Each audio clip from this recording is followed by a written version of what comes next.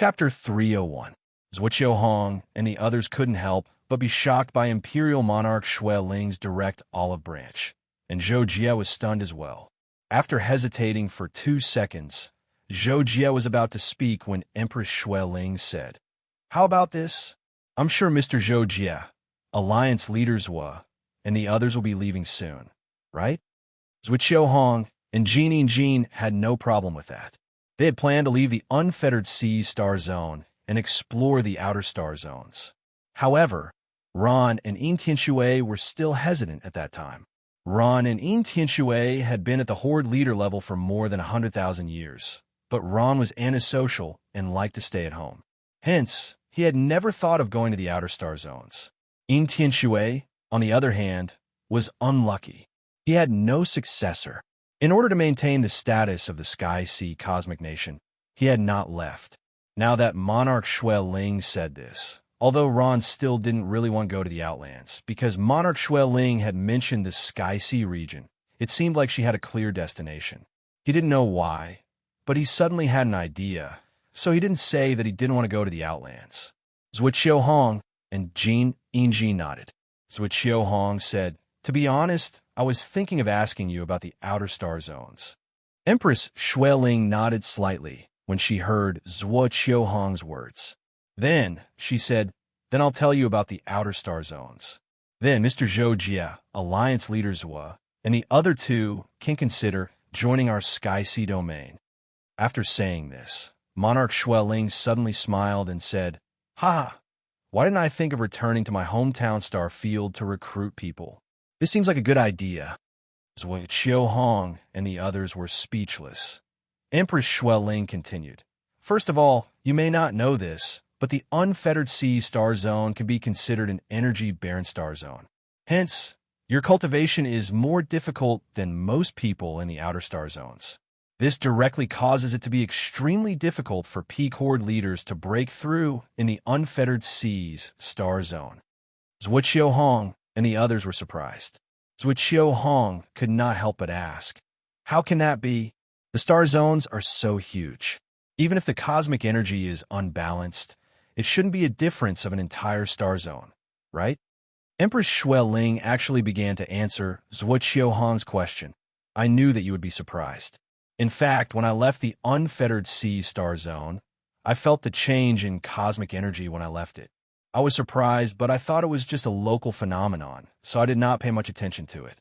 After a long time, when I arrived at the outer star zones and discovered that the cosmic energy concentration was higher in the outer star zones to the unfettered Sea Star Zone, that was when I realized I realized the reason why the energy concentrations energy was relatively lacking.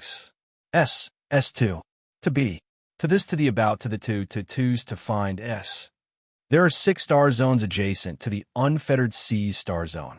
Between the Gubwa Star Zone, the North Star Zone, and the unfettered Sea Star Zone, it is said that there is a hidden world called the Myriad Ancient Sacred World. It is located below the surface of space, and it was created by a legendary Almighty. This Almighty should be in existence above the Imperial Emperor Realm. We call it the Universe Emperor Realm." Zhuo Hong and the others had reverent expressions on their faces. They were obviously shocked by the so-called Universe Emperor Realm.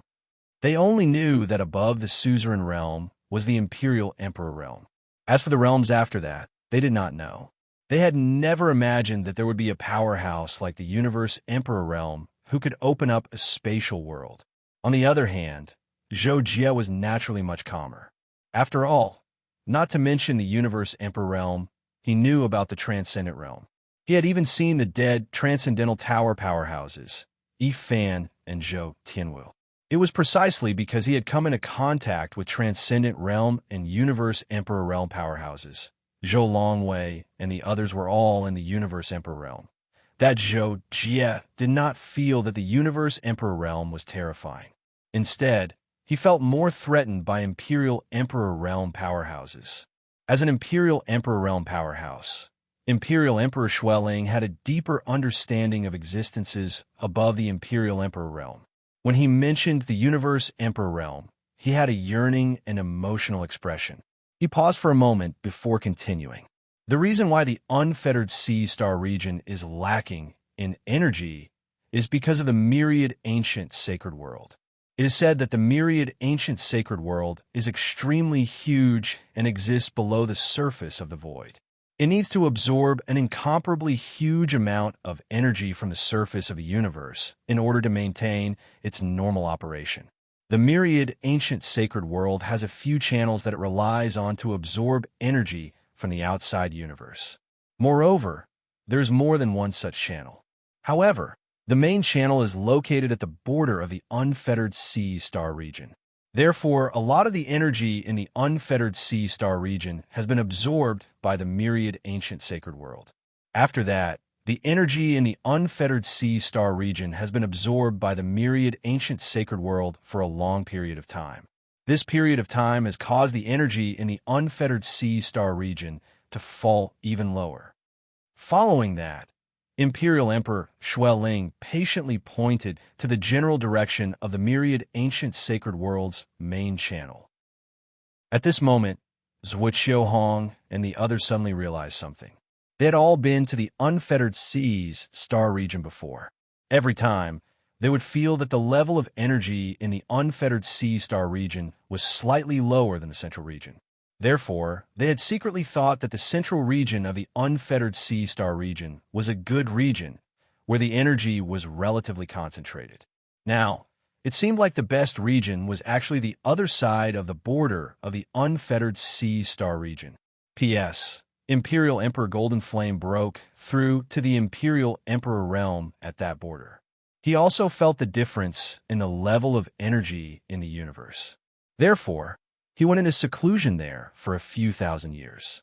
He was lucky enough to break through, but unfortunately, he died not long after he came out. Other than the unfettered sea star region, the Gubwa star region and the Noi star region have also been affected to varying degrees. However, the degree of influence is not even half of the unfettered sea star region. I have been to these two star regions, and they both have imperial emperors. Imperial Emperor Xueling casually added in the end.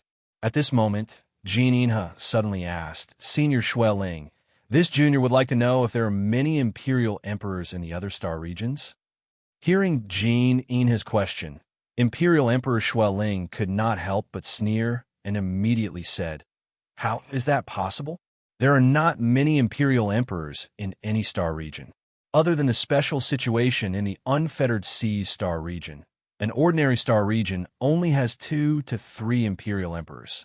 Yes, I mean those who have been hidden for hundreds of thousands of years, or even millions of years. Naturally, there is no need to consider them. Even if there are superpowers that cross star regions, there will at most be about 10 imperial emperors. Now, our Sky Sea region is considered the second superpower in the Nether Cloud Star region. It was founded by the first ruler of our Sky Sea cosmic nation. Including me, we have 3 imperial emperors. As for the first superpower, it is local and is not much stronger than us.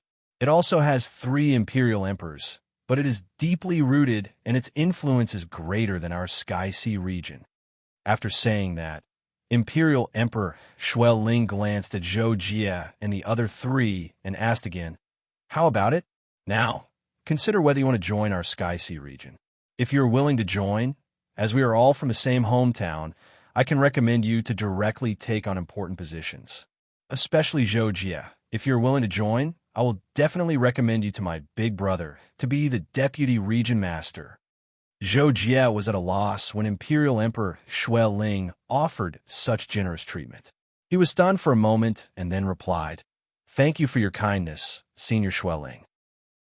However, this junior has just broken through to the Lord's 6th domain.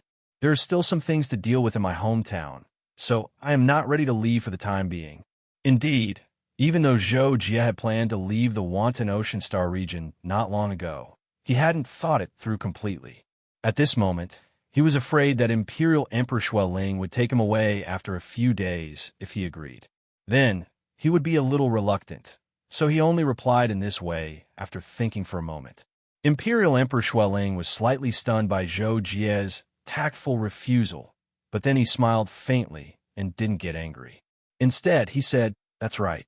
Little Zhou Jie is still young, so it's natural for you to be attached to your hometown. However, I can wait for you for 100 years. Within 100 years, once you have thought it through and want to join my Sky Sea region, you can come to the Sky Sea Cosmic Nation to find me. At that time, I will take you with me when I leave. That's great, Zhou Jie couldn't help but say when he heard this. Since an imperial emperor had spoken to this extent, it was naturally inappropriate for him to directly refuse. Seeing that Zhou Jie didn't refuse, Imperial Emperor Shui Ling smiled faintly and then asked for Zhuo Hong and the other two's opinions. In the end, Zhuo Hong and Gold Silver agreed on the spot and would leave with Imperial Emperor Shui Ling. As for Ron, like Zhou Jie, he would give him an answer within 100 years. After that, they chatted for a while. After Imperial Emperor Shui Ling left, Zhou Jie and the others didn't have much to talk about. Only Zhuo Hong expressed his wish that Zhou Jie would leave the unrestrained Ocean Star region with them when the time came. However, Zhou Jie recalled that he had previously planned to travel to the outer regions by himself, so he didn't directly agree that he would leave with Imperial Emperor Shui Ling when the time came. He only said that he would consider it again. Not long after, Zhou Jie returned to the Eastern Palace and first looked for Leng Shui. After not seeing each other for a few decades, Leng Shui was especially enthusiastic when she saw Zhou Jie, causing Zhou Jie to feel a little uncomfortable. However, not long after he sat down, he told Leng Shui about his plans to leave the unrestrained Ocean Star region soon. In the end, Leng Shui was extremely supportive of Zhou Jie's plans. She seemed as if she wished for nothing more than to leave the unrestrained Ocean Star region right away, and Zhou Jie didn't know whether to laugh or cry in his heart. When he saw Leng Shui's attitude, Zhou Jie decided not to leave the unrestrained Ocean Star region with Imperial Emperor Shui Ling. Instead, he would travel alone and wander the world before heading to the Sky Sea region. According to the thoughts in the depths of Zhou Jie's heart, as a human, the most important thing was to be free and unfettered. So, not long after that, Zhou Jie conveyed his plans to Imperial Emperor Shui Ling. Imperial Emperor Shui Ling replied and agreed to let Zhou Jie set off for the Sky Sea region by himself. Moreover, he even sent a command token to Zhou Jie, and he said that it was a token from the Sky Sea region. Chapter 302. After receiving Empress Shui Ling's response, Zhou Jie also informed Zhuo Hong of his plan to travel alone. Although Zhuo Hong was a little surprised, he more or less understood Zhou Jie's character, so he didn't say much. After that, Zhou Jie went to the Temple of the Stars to see Lu Haoran. He planned to drink with him one last time before he left. Speaking of which, there were no more than 5 people that Zhou Jie cared about and regarded as his relatives. Lu Haoran was one of them. After Qin Feng passed away, Lu Haoran became Zhou Jie's only brother.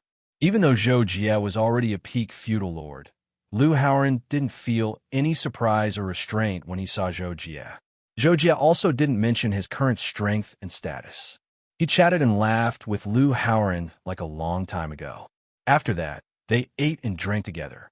After playing on the planet directly under the Temple of the Stars for a few days, Zhou Jie told Lu Haoran that he would be leaving the Wanhai Star region in a few years.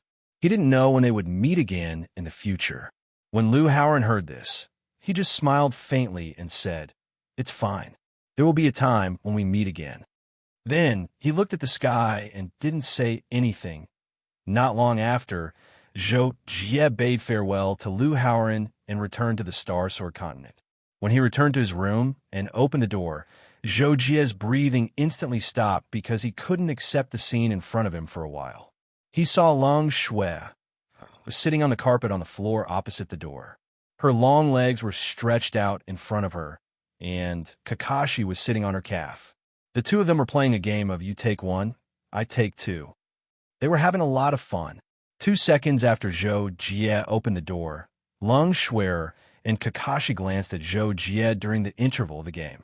"Lord Zhou Jie, you're back," Leng Shui said shyly when she saw Zhou Jie. "Jocko, you're finally back. It's so boring. When are we going to the outer realm to play?"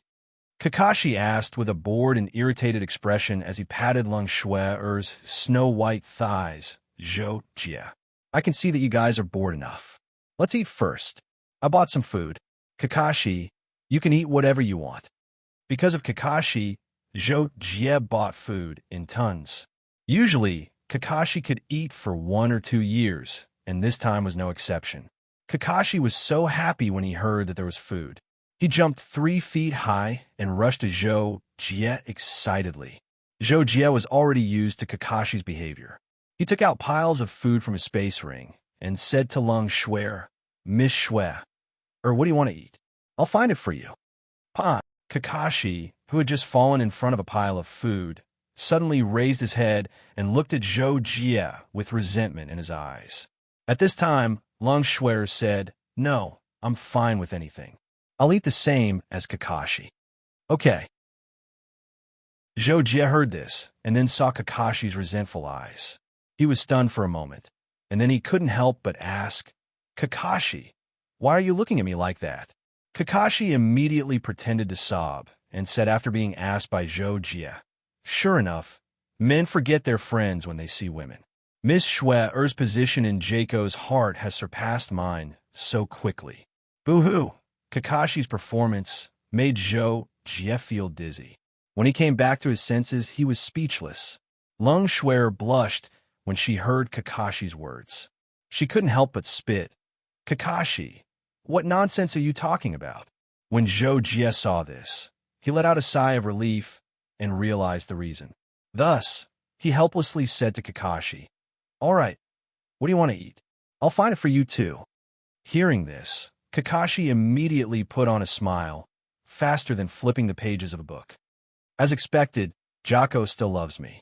Then I want to eat Li Xiao, liqueur heart candy, Mian Mian bar, crushed ice star steak, sauerkraut instant noodles, omitting a few hundred words below. Kakashi had been talking for more than a minute. Lung Shui couldn't help but open her mouth into an O shape.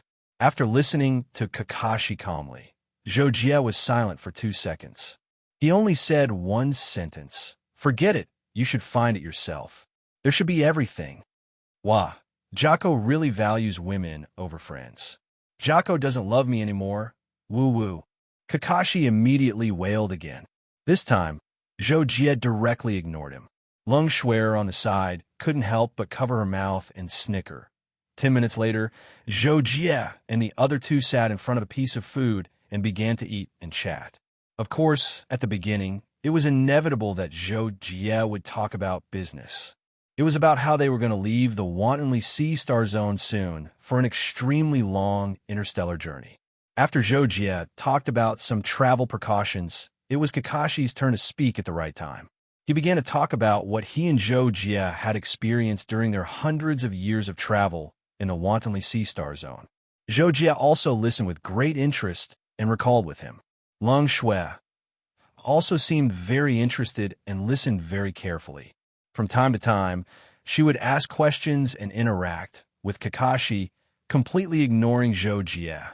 However, Zhou Jie didn't care about this. He smiled faintly as he watched Kakashi and Lung Shui having fun. He only felt very calm and serene in his heart, and such a feeling was really rare for him. 1.5 months later, Zhuqiu Hong came to tell Zhou Jie that he was leaving the wantonly sea star zone with Monarch Ling and going to the Sky Sea region. As for Ron, he finally chose to stay in the wantonly sea star zone. To him, breaking through to the Monarch realm was certainly a desire, but after knowing the major reason that limited his breakthrough, he felt that there was no need to take risks in the outer regions. He could also seek a breakthrough at the border of the wantonly sea star zone. After Imperial Monarch Ling and the others left, Zhou Jie was ready to make a move as well. It just so happened that Lung Shui had completed her farewell at this moment, so their group had nothing to worry about and could set out at any moment. Therefore, after another day of final planning, Zhou Jie decided to set off. Lung Shui and Kakashi couldn't wait any longer. The three of them boarded the Kaji and set off in the general direction of the Nether Cloud Star Zone. Monarch Ling naturally told Zhou Jie about the general location of the Sky Sea region in the Nether Cloud Star Zone, and Zhou Jie also told Kakashi about it. Therefore, before they set off, Kakashi had already planned the basic interstellar navigation route. The distance was about 2.4 million light-years. As the spaceship required an abundant amount of energy, it was estimated that they could reach it within 500 years, even without spatial teleportation. Of course, there were several interstellar teleportation portals in the Wanli Sea Star Zone. Naturally, they could teleport if they could, which could save them hundreds of years. In addition, according to Kakashi's plan, the first stop was a planet in the Wantonly Sea Star Zone, the Full Wind Planet. It was a planet famous for its unique cuisine. Back then, Kakashi and Zhou Jie had traveled for hundreds of years. Most of the time, they were still in the territories of the five top forces. It was only during the last period that they went to the unaffiliated domain. As for the part of the star zones that was opposite to the unaffiliated domain, the two of them had never been there before. This time, since they were on the way, they naturally wanted to broaden their horizons. Moreover, they were about to leave the Wantonly Sea Star Zone. On the Full Wind Planet, Zhou Jie and the other two ate a planet-exclusive delicacy. It was a creature called Spirit Essence. Its meat was very fresh and tender, and surprisingly, it was a little springy and smooth. It was indeed worthy of the title Planet Exclusive. Zhou Jie and the other two stayed on the Full Wind Planet for a total of 10 days. During this time, perhaps because of the battle with Sulfuri, Zhou Jie always felt that such a beautiful life was not easy to come by and was worth cherishing. At the same time, Zhou Jie could not help but think about what he was cultivating for, to become stronger. This was definitely true, but what was the point of becoming stronger? Zhou Jie suddenly had a thought. He believed that living in this world was ultimately for the sake of living and living freely. This required one to have enough strength to win everything one wanted. The stronger one was the more responsibility one had to bear. This was to protect the growth of others. Because all the beauty in this world couldn't be created by a single person. Only when the strong carried out protection for the weak could there be balance in the world, and only then could the beauty in the world exist eternally. After leaving the Full Wind Planet and setting off again, Zhou Jie could not help but enter the Six Paths realm for seclusion again. This was also the first time Zhou Jie entered the Six Paths realm since he broke through the sixth layer of the Overlord domain. This time, Zhou Jie first went to the third level of the Six Paths Pagoda to find Zhou Tianwu and told him about his recent departure from the unrestrained sea star field. In the end, Zhou Jie asked a question that he had been holding back for a long time. Senior Tianwu, I heard from Monarch Xueling that there is a hidden world in the unrestrained sea star field called the Myriad Ancient Sacred World. This junior would like to know, what realm is required to open up a world in the unrestrained sea star field? This Myriad Ancient Sacred World. Is it similar to the Zhou clan's sacred ground? The reason why Zhou Jie asked the second question was entirely because he thought that the terms sacred ground and sacred world were similar and had some doubts. In response, Zhou Tianwu replied, Your Highness, the myriad ancient sacred world that you mentioned might be a world outside the body of a universe Emperor Realm expert. Of course, it could also be created by a universe Emperor Realm expert independently. However, this so-called sacred world and the Zhou clan sacred ground are two different concepts. Your Highness must be clear that in the entire central cosmos and the seven-dimensional cosmos, there are only two true sacred grounds. One is the Zhou clan sacred ground, and the other is the AO clan sacred ground. This is because only an organization created by a Saint Realm expert can be considered a true sacred ground. In the past, there have only been two Saint Realm experts, so there are only two sacred grounds. Chapter 303. I see. Hearing this, Zhou Jie couldn't help but understand. But soon after, he felt his scalp go numb. Back then, he had heard about the destruction of the Zhou Holy Land from Kakashi, but he didn't pay much attention to it and didn't know how terrifying it was. Now that he heard about it from Zhou Tianwu, Zhou Jie couldn't help but feel a chill run down his spine. There were only two Saint Realm Masters in the world, and one of them had fallen. Didn't that mean that the other Saint Realm Master had dominated the world? Now, with his heaven-defying luck, he had obtained the inheritance of the Zhou Holy Land. However, he had also shouldered the responsibility of reviving the Holy Land. Thinking of this, Zhou Jie felt his scalp tingle and a chill run down his spine. He could not feel anything else. Zhou Tianwu seemed to be able to see through Zhou Jie's thoughts. At this time, he suddenly said, "Your Highness, you don't have to feel pressured. Although we all hope that the Zhou Holy Land can rebuild its glory, we also know that it's almost impossible. Not only because the Zhou Holy Land doesn't have a transcendent realm master, but also because of the fall of the old patriarch. A Holy Land without a Saint Realm Master is nothing more than a weak force in the eyes of the AO Holy Land."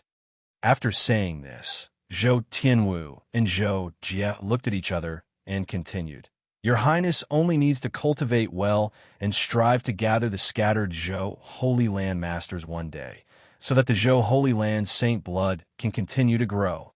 When Zhou Jie heard Zhou Tianwu's first sentence, he felt relieved. In the end, when he heard Zhou Tianwu's last sentence, he couldn't help but frown slightly with a strange expression. Zhou Jie felt that Zhou Tianwu's last sentence meant that he was going to give birth to a child. And I understand. Many thanks for Senior's consolation. Of course, Zhou Jie wouldn't say his strange thoughts out loud, so he could only reply seriously. After that, Zhou Jie stayed in the 6th Daos Pagoda for more than 3 months, mainly to practice the 4th stage of the Everlasting Saint Hand, seizing good fortune with Zhou Tianwu. After gaining some understanding of seizing good fortune, Zhou Jie went to Zhou Jie to learn a new spirit array, the 9 Rings Wave Array. It was a simple spirit array, mainly used for warning purposes. Zhou Jie then left the 6th Daos Pagoda and returned to the Kaji. But when he returned to the Kaji, Zhou Jie saw the scene before him. The spacious control room was decorated with all kinds of glowing energy crystals. The computer on the control panel was playing a moving dance song. Lung Shui was dancing in hot pants and a white short-sleeve shirt that exposed her navel. Kakashi was eating snacks at the side and appreciating it with shining eyes. "Oh my god, what's going on?" This was Zhou Jie's first thought when he saw this scene. What made Zhou Jie even more speechless was that Lung Shui and Kakashi didn't even look at him when he appeared. Well, it was mainly because Zhou Jie appeared in a dark place. After being stunned for a few seconds, Zhou Jie was too embarrassed to stop Lung Shui's dance. He just walked quickly to Kakashi. At this time, Kakashi seemed to have just noticed Zhou Jie. He turned to look at Zhou Jie and said, "Jocko, you're out of seclusion?" When Lung Shui saw Zhou Jie, she immediately stopped dancing. For some reason, her pretty face turned slightly red and she stood there motionless. Zhou Jie walked to Kakashi and looked at him helplessly. In the end, he couldn't help but spit out, "Not bad, Kakashi. I wasn't here for a few months, and you turned the control room into a dance hall. You even got Miss Shui to dance for you. You're really something." As soon as Zhou Jie finished speaking, the music on the computer stopped. When Lung Shui heard Zhou Jie say that to Kakashi, she thought that Zhou Jie was angry. She immediately said, "Lord Zhou Jie, please don't blame Kakashi. I suddenly wanted to learn this dance." When Kakashi heard Lung Shui's defense, he couldn't help but hurriedly say, Yes, Jocko. I told Miss Shui that this kind of dance is liked by all men. Jocko, you must like it too."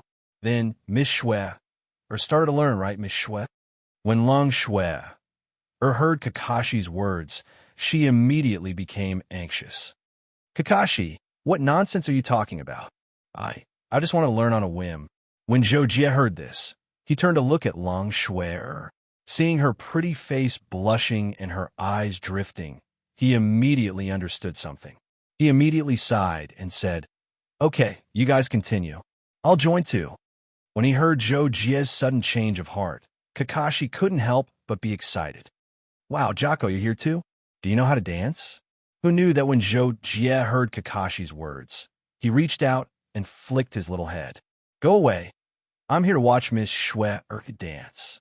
When Kakashi heard this, he he seemed to be stunned. Then, he suddenly said to Zhou Jie, "Jocko, you've changed."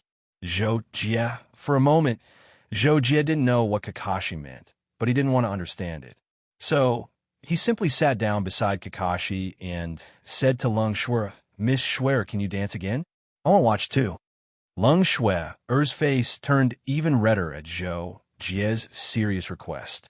But for some reason, she didn't know why, but she quickly retreated. She quickly nodded at Zhou Jie and said, "Well, if Lord Zhou Jie wants to watch, then I'll dance again." So, Leng Shui threw away all distracting thoughts. As the music started again, she began to fully immerse herself in the dance. Zhou Jie sat there and watched very seriously. Speaking of which, this was the first time in his life that Zhou Jie wanted to watch a beauty dance so much. That kind of pleasing feeling was really exciting. Fortunately, Zhou Jie's soul realm was high enough, so he could easily control himself in the face of such temptation. In the blink of an eye, nearly 100 years had passed. Kaji had completely left the wanton sea star field and entered this starless zone between the star fields. This so-called starless zone, of course, didn't really mean that there were no planets. It just meant that compared to the star fields, there were much fewer planets in both the number of habitable planets and the number of barren planets. Basically, there were only a few planets within 100 light years in diameter. And this kind of situation was almost impossible in the star fields. And precisely because there were no habitable planets in the starless zone, there was no tourism value. Therefore, since a few decades ago, Zhou Jie began a long period of closed-door cultivation and only came out recently. After coming out of closed-door cultivation, Zhou Jie was in a good mood because of the improvement in his strength. Leng Shui, and Kakashi were naturally very happy to see Zhou Jie come out of closed-door cultivation.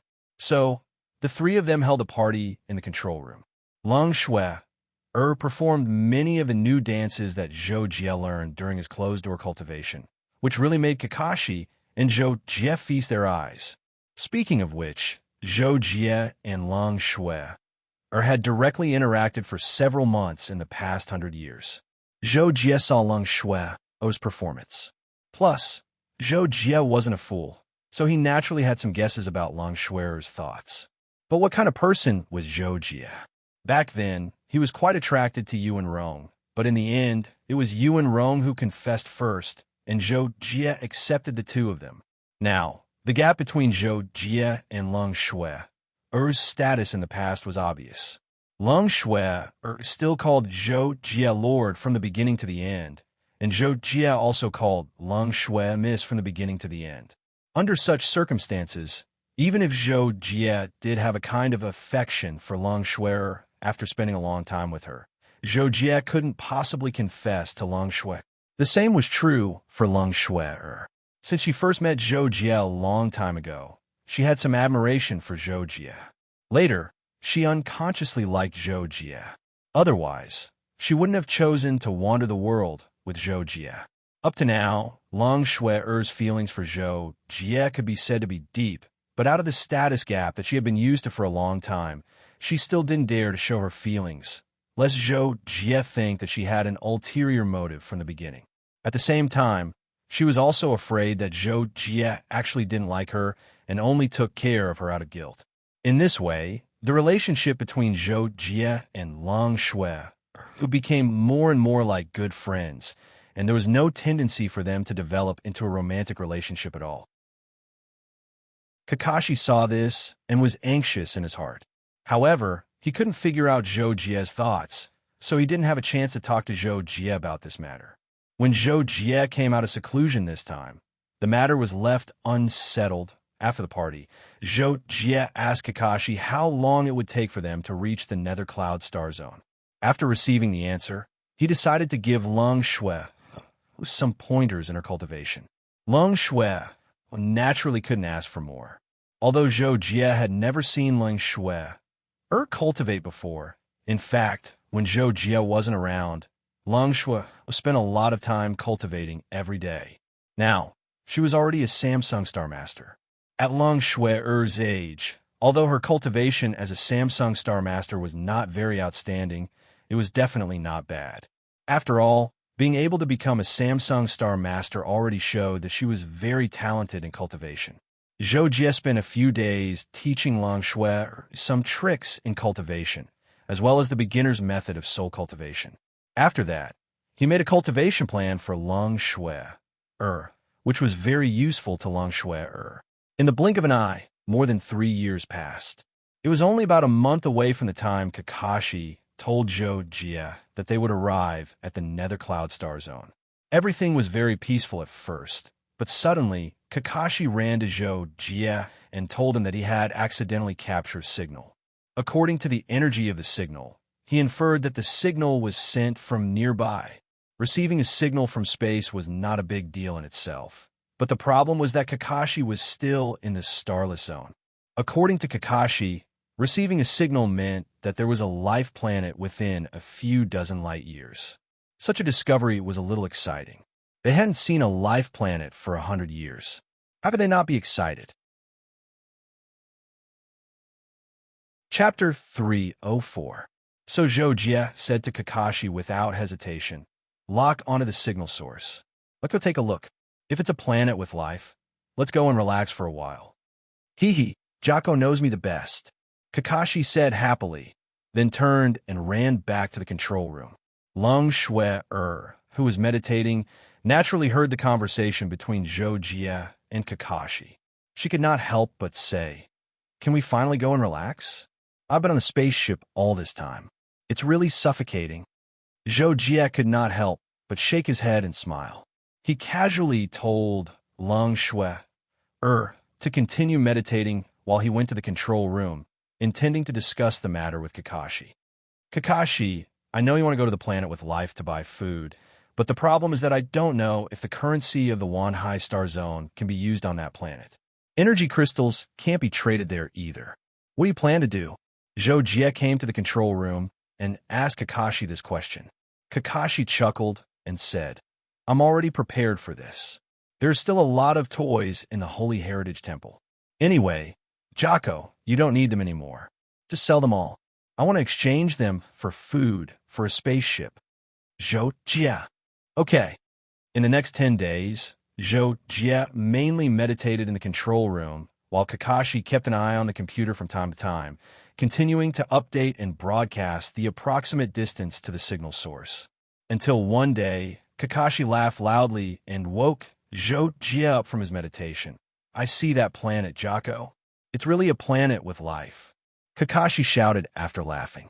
Zhou Jie hurriedly got up and went to the console screen. He saw a particle representing a planet on the screen, which was being enlarged by Kakashi. After zooming in, Zhou Jie saw that the particle was roughly the model of a life-bearing planet. There were hazy green and blue colors on the surface, but there were not many of them. Therefore, it could be concluded that this planet should be relatively barren. But in any case, it was still a planet with life. It could provide many things that Zhou Jie and the others needed. That was enough. Half an hour later, the Kaji slowly stopped above the atmosphere of the life-bearing planet. Kakashi was doing a deep analysis of the planet, roughly calculating the vegetation coverage and water storage of the planet. Don't ask why Kakashi was doing this. It was because he had nothing better to do. All right, let's get ready to go down. Zhou Jie was not interested in Kakashi's analysis of the planet at all. After calling Lang Shui over, he said to Kakashi, "Okay, Jocko." Kakashi immediately followed Zhou Jie and Lang Shui out of the spaceship. Zhou Jie put away the spaceship and wrapped Lang Shui, and Kakashi in an energy field. They plunged into the planet's atmosphere at a speed of more than 3 times the speed of sound. Of course, this was considered very slow for Zhou Jie's extreme speed. As they got closer and closer to the planet's surface, Zhou Jie found that the planet's atmosphere was still relatively thin, but it was also much denser. This was entirely due to the planet's strong gravity, which was more than 10 times the standard gravity. It was quite rare to find a life-bearing planet with such a strong gravity. After all, It meant that the life on this planet was born with extraordinary bodies. Fortunately, Zhou Jie and the other two were all above the Star Lord level. Kakashi's combat ability was weak, but his survival ability was better than Zhou Jie's, so such gravity was nothing to them. In the end, Zhou Jie landed on a barren ruin with Kakashi and Lung Shuer. It was not that Zhou Jie didn't want to find a good place to land, but Zhou Jie had just been flying thousands of meters above the ground, looking for a place where life gathered like a city. However, he found that there was nothing but wasteland below him, and most of them were ruins of buildings. He was quite surprised, so he decided to land randomly. Wow, what kind of planet is this? Why are there so many ruins of buildings? Is there a world war? Kakashi looked around after landing and couldn't help but murmur. Zhou Jie also frowned slightly at this, and his expression was solemn. He saw a broken wall not far away, and there were burn marks on it. However, judging from the combination of the large number of destruction marks, it didn't seem like it was destroyed by weapons like bombs, not to mention nuclear bombs and the like. Confused, Zhou Jie immediately said to Kakashi, "Kakashi, analyze the traces of destruction and see if you can restore the scene." "Okay, Jocko." Kakashi also felt that this scene was strange, so he nodded and agreed. His eyes quickly emitted blue light and scanned the surrounding ruins. Lung Shuer saw this from the side and was not surprised by Kakashi. After all, she had been with Kakashi for a long time and knew that Kakashi was an intelligent life form. Naturally, she was surprised at first, but she was used to it by now. After Kakashi scanned and analyzed for a while, he suddenly let out a puzzled sound. Zhou Jie hurriedly asked, "What's wrong?" Kakashi said, "Jocko, I've analyzed the scene and found that the destruction within a kilometer seems to be the result of the destruction of various weapons, including thermonuclear weapons, energy weapons, and some direct physical attacks. Also, I've roughly scanned the ruins further away and can basically confirm that the destruction came from the ground far away or from the sky. I think it might be caused by a battleship." Battleship? Zhou Jie heard this and couldn't help but be surprised. A battleship could naturally cause such large-scale destruction. It only needed the firepower of a B-class battleship to destroy an area of millions of hectares in a few minutes. P.S. Again, the grades of spaceships from high to low are F, G. The grades of battleships are the opposite. The highest is special grade S, the lowest is D, and the highest is a B-class battleship. But the problem was that they were now in the starless zone. Although it was understandable that such a planet would appear because it was close to the Nether Cloud star system, there was probably no other habitable planet within 100 light-years of this planet. And to build a B-class battleship on a single planet? That was not easy. Also, how could a man-made battleship of a native planet destroy their own planet so ruthlessly? At this time, Kakashi also told Zhou Jie, "Jocko, this planet doesn't even have an integrated network or satellite." That's even stranger. Zhou Jie couldn't help but frown when he heard this. After thinking for a few seconds, he still felt that it was inconceivable. He stopped thinking about the ruins in front of him and turned to Kakashi and Feng Luo. "Forget it. Let's not care about this for now. Let's go look for a city. We'll know once we find someone and ask." And so, Zhou Jie brought Kakashi and Feng Luo up into the sky and flew in a direction at more than 10 times the speed of sound. After flying like this for a few breaths, Zhou Jie finally found a fortress-like city based on his senses. The reason why it was called fortress-like was because the city had walls like an ancient city, but they were made of pure metal and had a huge energy shield. It looked as imposing as the Patrol Envoy Alliance base on Planet Glory War. However, Zhou Jie didn't even need to think about it. The city fortress in front of him definitely couldn't compare to Planet Glory War's base, but it was still pretty good. Zhou Jie and the other two landed outside the city wall.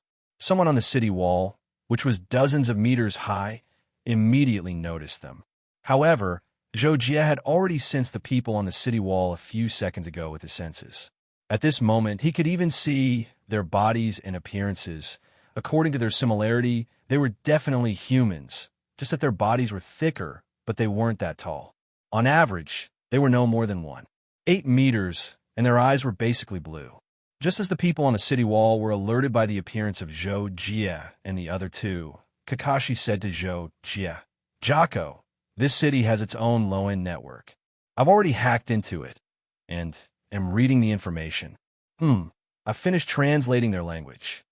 In just a few seconds, Kakashi learned a planet's language. Lung Shui, couldn't help but be dumbfounded.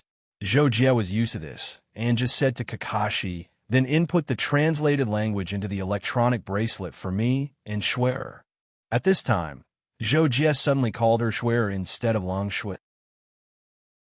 Although Lung Shui was a little surprised with their relationship, they could already call each other that, so everything seemed natural.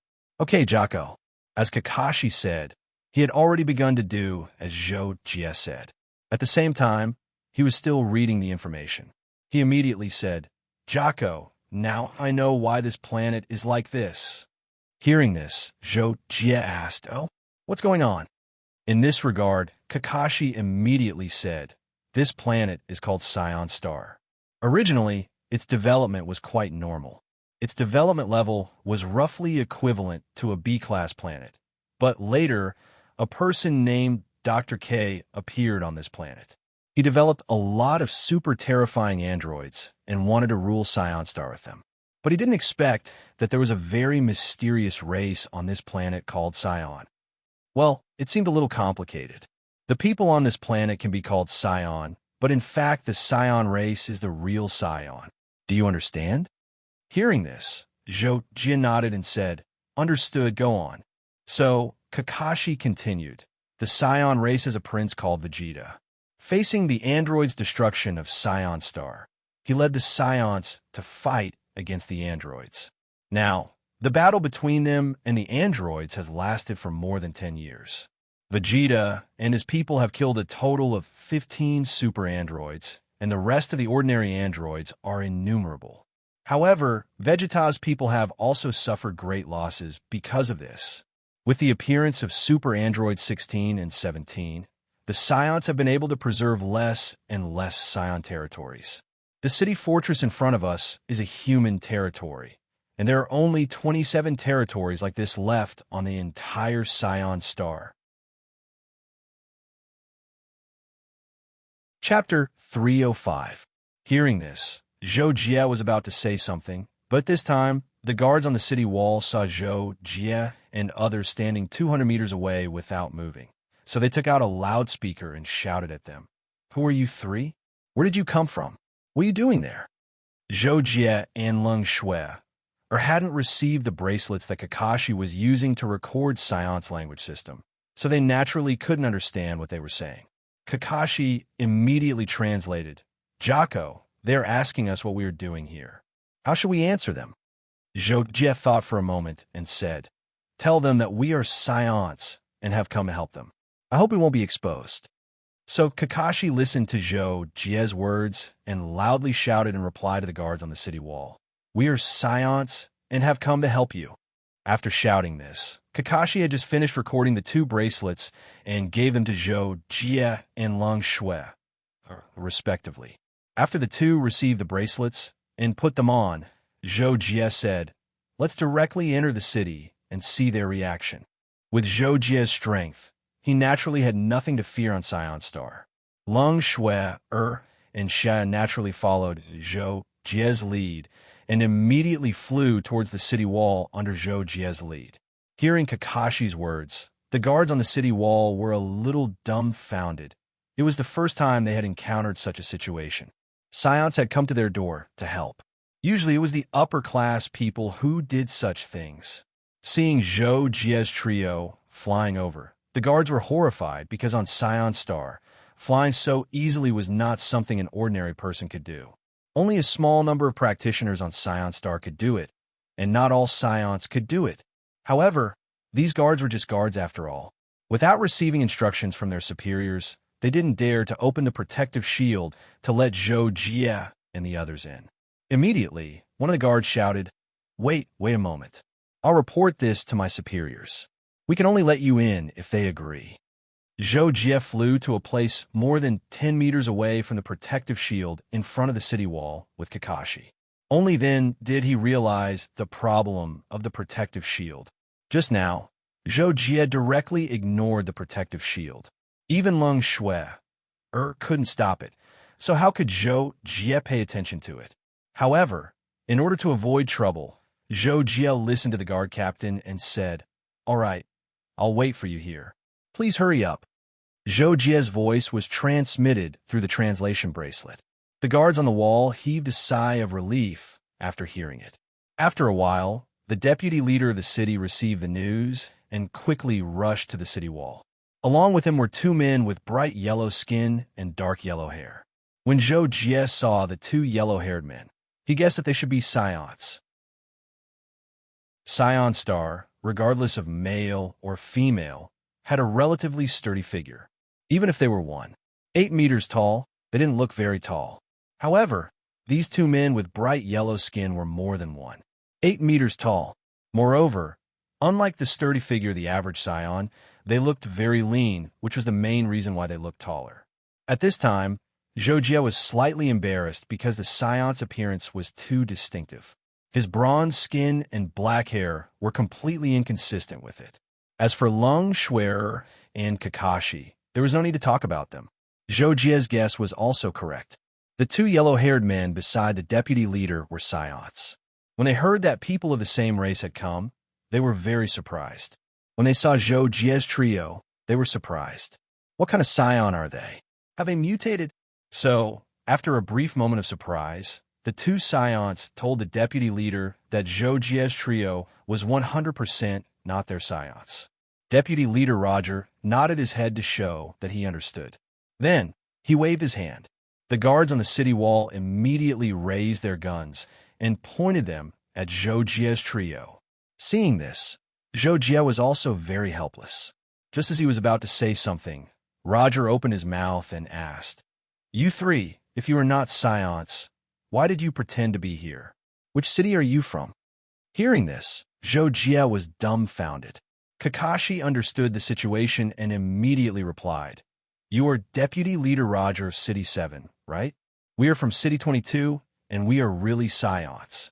However, it is honorary. Vegeta personally conferred it, but he didn't have time to tell you that we have received urgent information and came to support you." Hearing Kakashi's words, the deputy leader and the two Scions on the city wall were very surprised, especially the deputy leader. He couldn't help but wonder how Kakashi knew his identity. Also, if Kakashi's trio really came from City 22, then it was indeed possible that they were sent by Vegeta, because Vegeta was in City 22 at this time. The problem was that there was a special line between the cities, so how could they not receive the news? As if he knew what the deputy leader was thinking, Kakashi timely added, "The special line between you and City 22 has malfunctioned. It may take a few days for it to be restored. We have already sent someone to deal with it. You just have to wait." Hearing this, the deputy leader suddenly realized that the connection line had malfunctioned. Although this matter had never happened before, he could still accept the other party's explanation. Moreover, although Zhou Jie's trio looked a little special, they were definitely not androids. So, as long as they were humans, they had the responsibility to shelter them. So, after a short moment of thinking, the deputy leader finally opened his mouth and said, "So, it is like this. Then please come in. What important information did you bring? Come to the council hall and talk with the big leader." So, Zhou Jie's trio muddled through and entered City 7 and followed the deputy leader Roger and others all the way to the tallest tower in the center of the city, the council hall. The council hall was built underground. After entering the underground, Zhou Jie noticed that there were buildings under the ground of the entire city. It was just like an underground city or a reflection of the city above. Zhou Jie's trio, along with Roger and the two Scions, waited for less than 2 minutes in the council hall before another 6 people arrived. After a few simple words with Roger, they took their seats. After taking their seats, they began to size up Zhou Jie's trio, their gazes somewhat curious. Big Leader Piss was the last to arrive. He was wearing a thick black battle armor. His figure was extremely tall and sturdy. and his cultivation was also not bad. Zhou Jie could see at a glance that he was about the level of a 4-star lord. In addition, Roger was at the level of a Samsung Star Lord, and the two scions were also about the same. It was not strange for a planet to have so many Star Lord level experts, especially on a supergravity planet like Scion Star, where cosmic energy was abundant. Basically, any random adult would have the strength of C-class, so even Lung Shuer was not surprised. After everyone arrived, Roger naturally first introduced Zhou Jie's trio, and then it was Zhou Jie's turn to speak. Zhou Jie directly threw the blame to Kakashi. After all, he was the one who deceived them, and only he could continue to cover up the lie.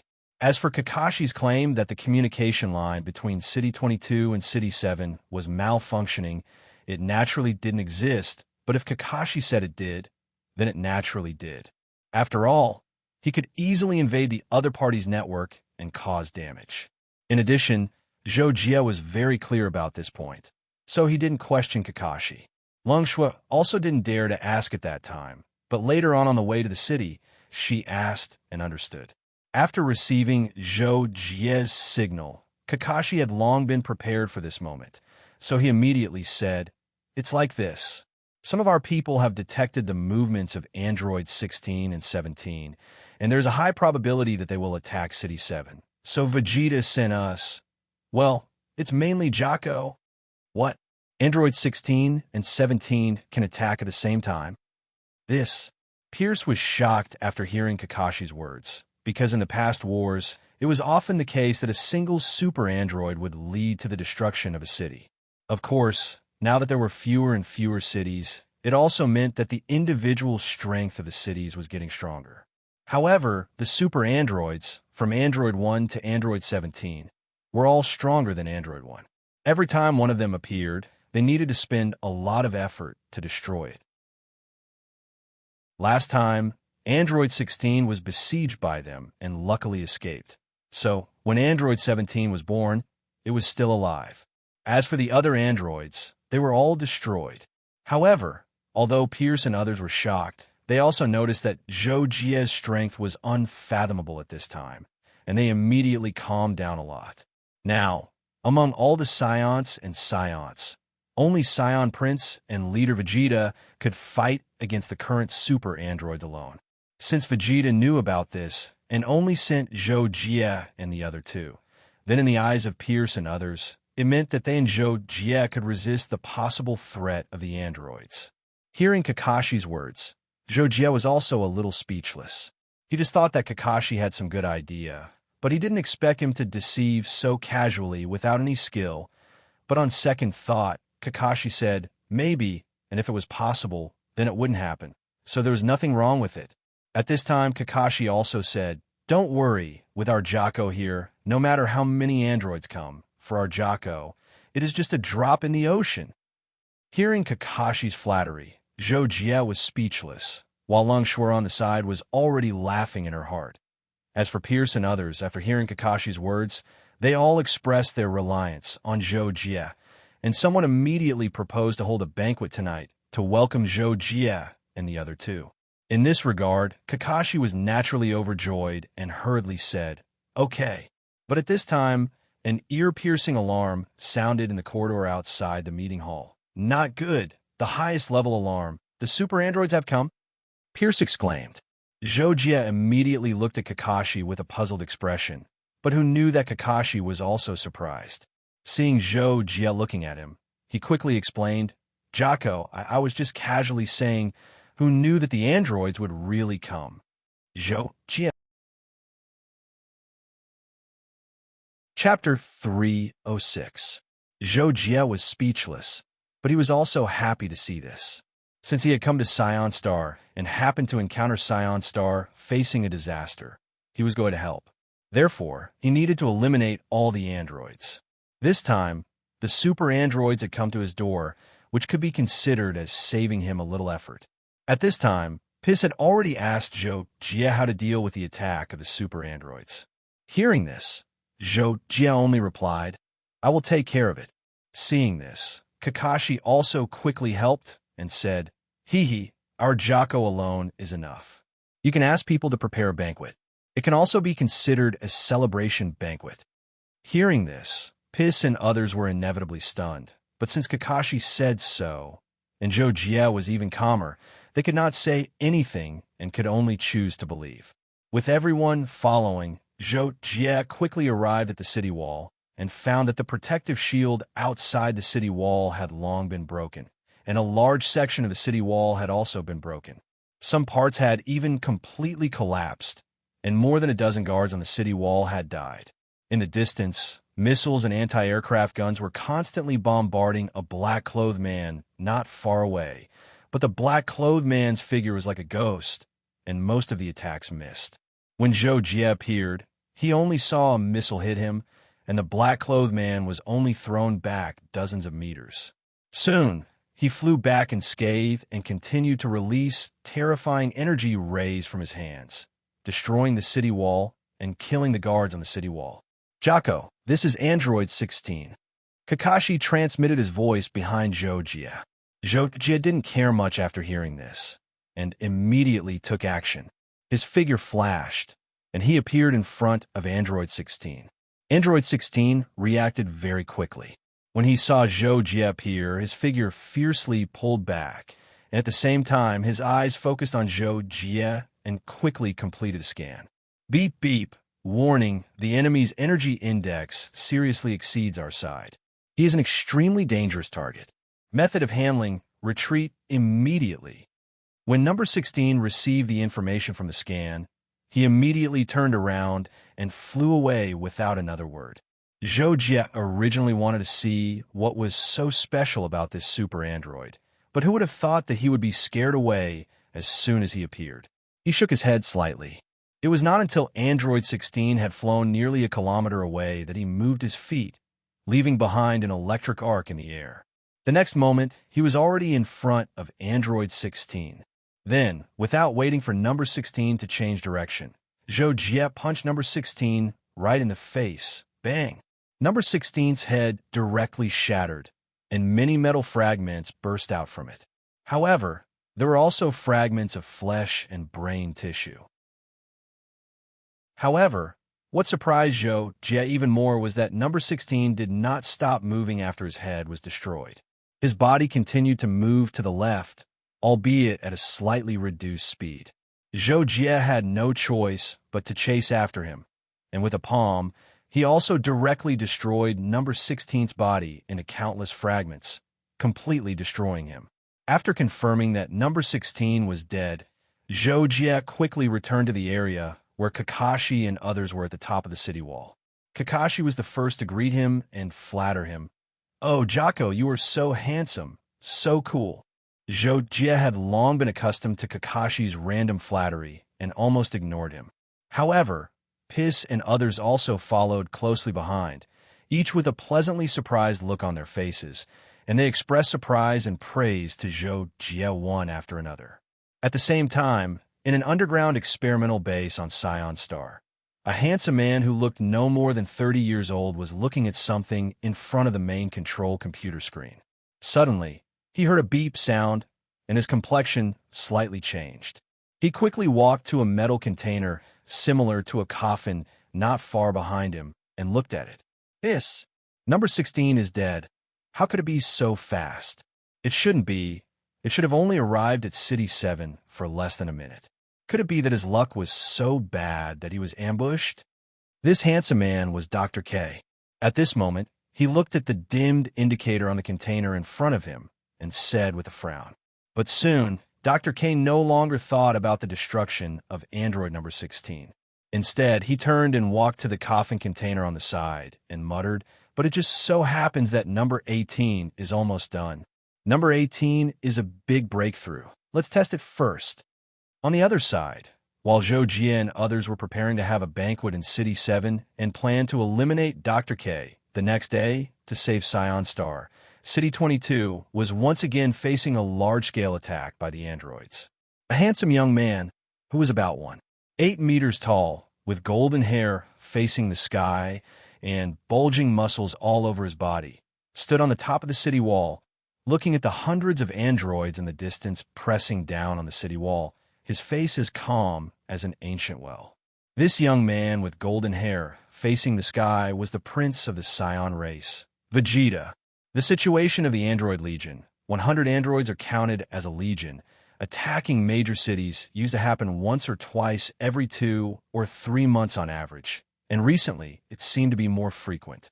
Therefore, Vegeta was not surprised by the sudden attack of the Android Legion this time.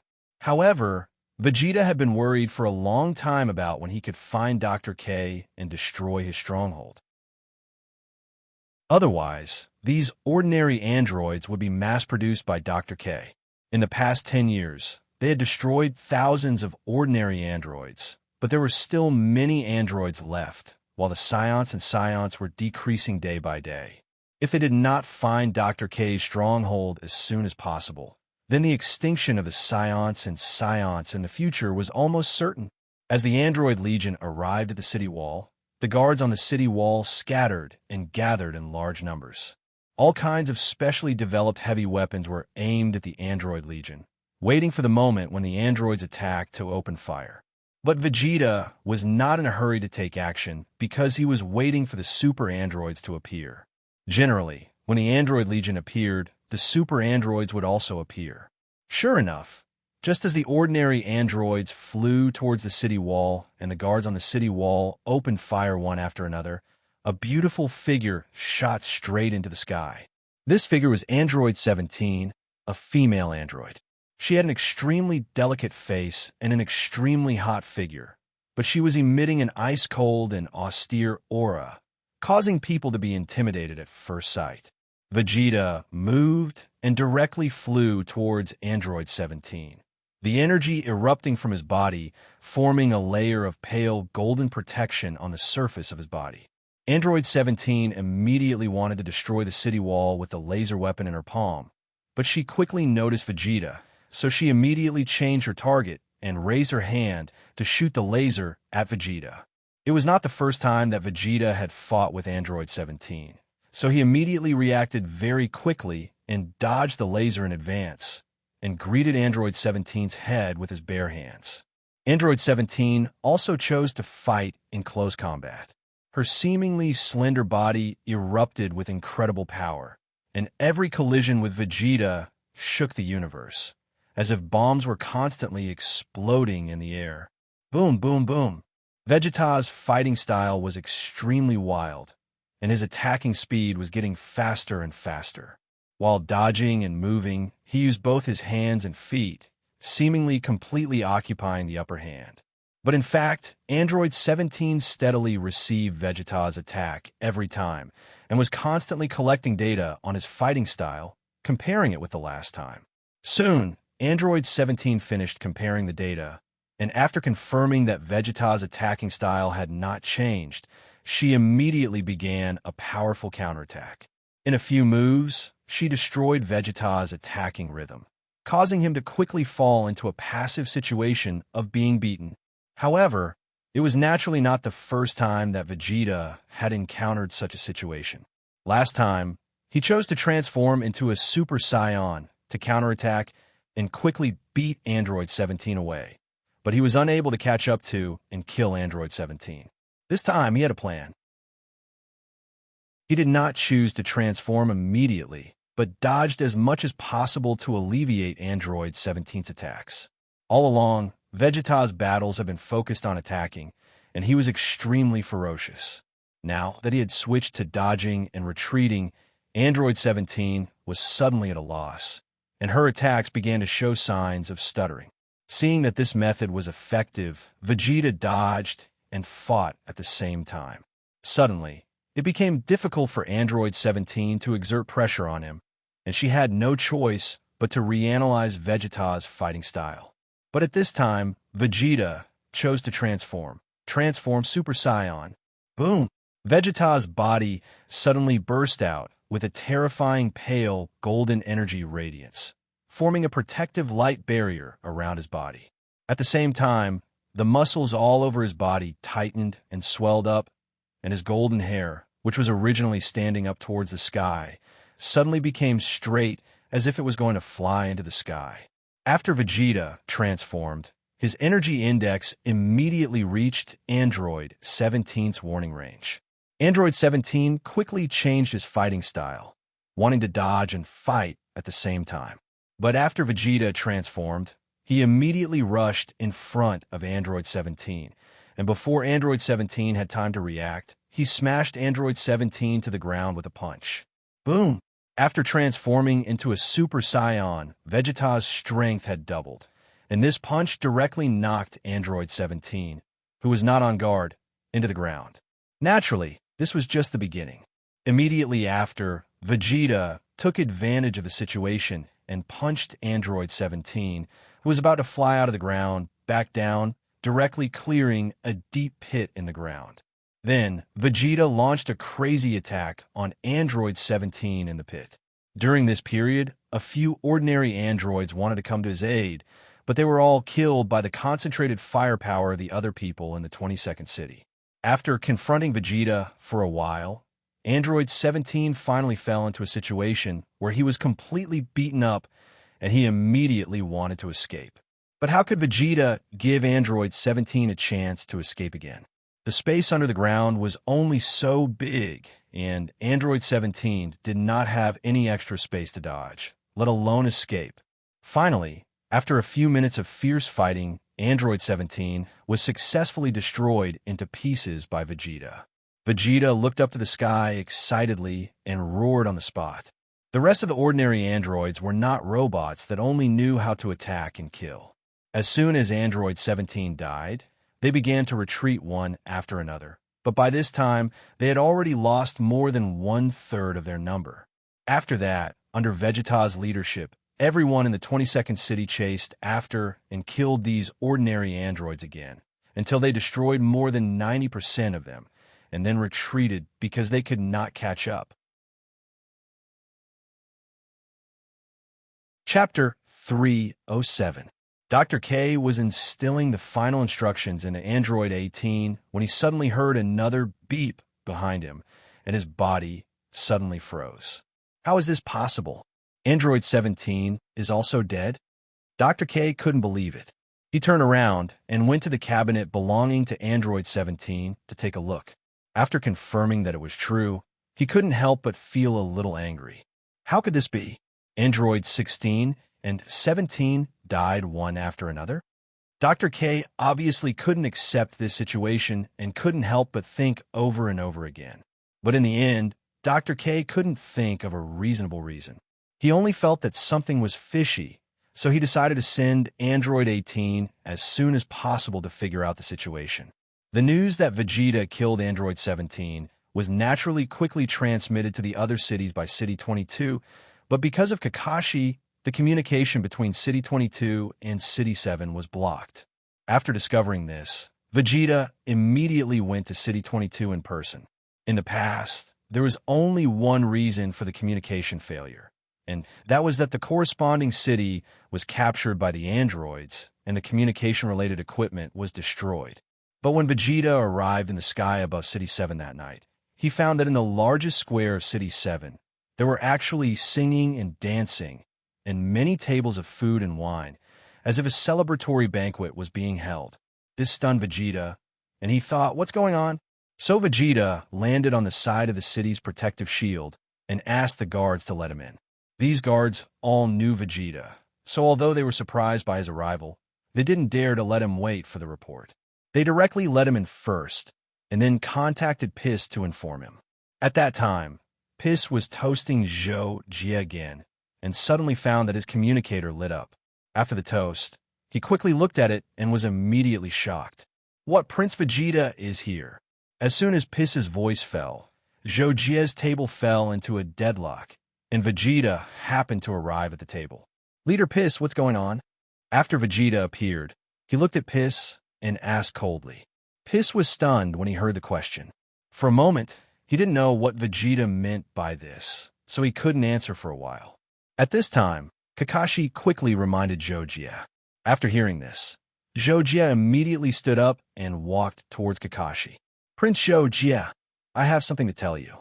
Let's talk in private. When Vegeta saw Zhou Jie standing up to talk to him, he was puzzled. He was about to ask, "Who are you?" But Zhou Jie didn't give him a chance. He immediately teleported with Vegeta to an open space on the edge of the square. After Vegeta was carried by Zhou Jie to complete the transfer, he was so shocked that his eyes almost popped out of their sockets. He looked at Zhou Jie with eyes full of shock. Who the hell are you?" Vegeta subconsciously asked loudly, but his voice was isolated by Zhou Jie and did not reach the ears of the people at the banquet not far away. Zhou Jie thought for a while and decided to tell the truth. He immediately said to Vegeta, "Prince Vegeta, you don't have to be nervous. I'll tell you the truth. I'm from a distant planet, the so-called alien. When I first came here, I found that many places on this planet were destroyed by war. I found it strange, so I learned about the history of your planet and learned about your situation. Therefore, I decided to help you deal with Dr. K. Well, when I came to the city today, I met Android 16, and I've already dealt with him. In addition, we will go and eliminate Dr. K tomorrow. You don't have to worry about the threat of androids in the future." After listening to Zhou Jie's words, Vegeta fell into a huge shock and couldn't react for a few seconds. But when Vegeta finally reacted, Zhou Jie continued, "By the way, you need to pretend that we know each other. I'm your good friend. In order to avoid unnecessary trouble and continue to enjoy the banquet." Zhou Jie explained some things to Vegeta. In the end, Vegeta accepted Zhou Jie's explanation because Zhou Jie's strength was really incredible. In Vegeta's view, there was no need for such a strong person to deceive him. He could only accept all of Zhou Jie's requests. Then Vegeta and Zhou Jie returned to the original table side by side. At this time, Piss said to Vegeta, "Prince Vegeta, we are," but Vegeta had already understood the whole story, so he waved his hand and said, "Okay, I've already heard it from my friend." "Oh," Piss nodded, then thought of something and asked, "Then why did Prince come here?" In this regard, Vegeta explained, City 22 was also attacked by the androids. I killed City 17 and successfully repelled the androids. I was worried about the situation here, so I came to take a look. Vegeta's explanation was naturally because he knew the cause and effect of the arrival of Zhou Jie and the other two, so he took the opportunity to help cover up the lie. Then, naturally, Vegeta was warmly invited by Piss and the others to take a seat and enjoy the celebration banquet together. During this time, Vegeta thought of what Zhou Jie had just said to him, so he told Piss and the others that he had grasped the general location of Dr. K's stronghold. Tomorrow, he and Zhou Jie would go to Dr. K's stronghold and wipe them out in one fell swoop. The next day, Zhou Jie prepared to deal with Dr. K as he was told, but before he left, Vegeta came over and asked to go with him as a witness. Zhou Jie thought about it and agreed to Vegeta's request. So, Zhou Jie and the other two, along with Vegeta, went out of the city to take action. Not far from the city, Zhou Jie asked Kakashi to begin scanning Scion Star. In terms of perception, Zhou Jie could now cover almost half of Scion Star with a thought, but it was only limited to the surface. If he were to explore underground, the range would be much smaller, and it would be more cost-effective for him to use Kakashi. Kakashi's detection ability was definitely better than Zhou Jie's. Although it would consume a lot of his energy, with the purple crystal, this consumption was nothing at all. So, Vegeta saw Kakashi pressing his palms on the ground and squatting there for a long time with his eyes closed. Just as he was puzzled and wanted to ask Zhou Jie, Kakashi suddenly opened his eyes and said with shining eyes, "I found Jocko. I found a very special place underground. It should be there. Follow me." This immediately startled Vegeta, because he really couldn't understand how Kakashi found Dr. K's stronghold so easily. They'd spent more than 10 years and still couldn't find it. Vegeta didn't have time to think too much, as Zhou Jie had already said, "Let's go." Then, the group quickly flew in a direction under Kakashi's lead. About an hour later, Kakashi, Vegeta, and others stopped at the foot of an active volcano. Puxius active volcano, Dr. K, is hiding here. No wonder we couldn't find it before, Vegeta said, in surprise at this time. At this time, Zhou Jie had also sensed an underground building more than 500 meters underground in front of him. Now, he was 100% sure that Dr. K was in it. But what surprised Zhou Jie was that there was a mysterious and subtle fluctuation in the underground building, which weakened his perception to less than 0.100 from time to time. If it weren't so close now, Zhou Jie wouldn't have been able to sense the underground space more continuously. This made Zhou Jie admire Kakashi's detection ability. You guys wait for me on the surface. Kakashi, you just follow me down. At this time, Zhou Jie said to Lung Xuer and Vegeta in an unquestionable tone.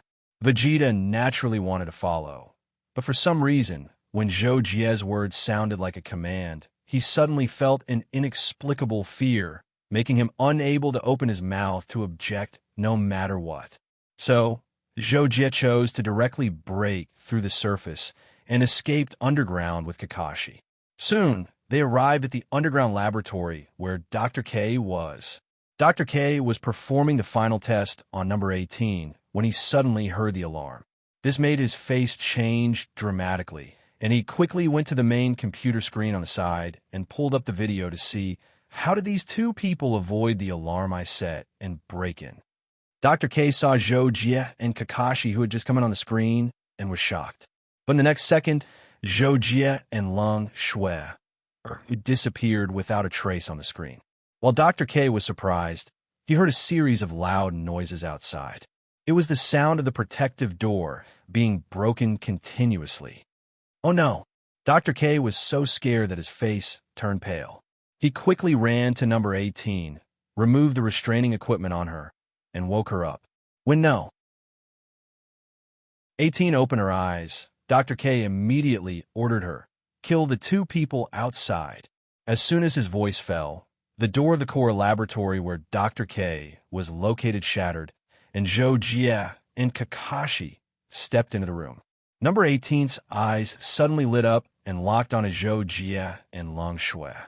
Dr. K took the opportunity to hurriedly escape to the back door.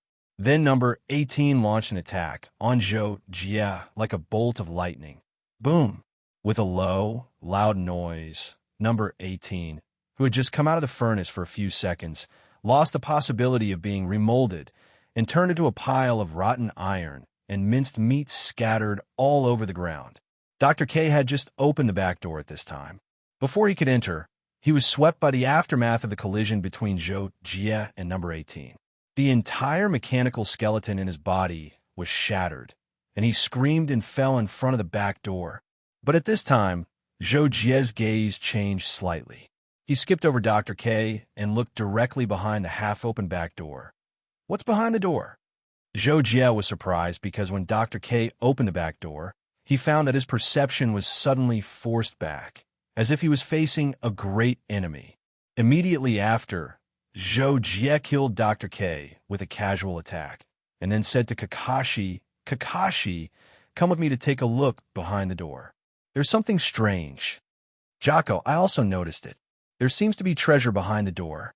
Kakashi nodded excitedly. This slightly surprised Zhou Jie. Then, the two of them came to a secret room behind the door. They saw that it was very empty, and there was only a strange machine connected to a pitch-black ball. Chapter 308. What is this? Zhou Jie saw the black round stone and asked Kakashi subconsciously. This?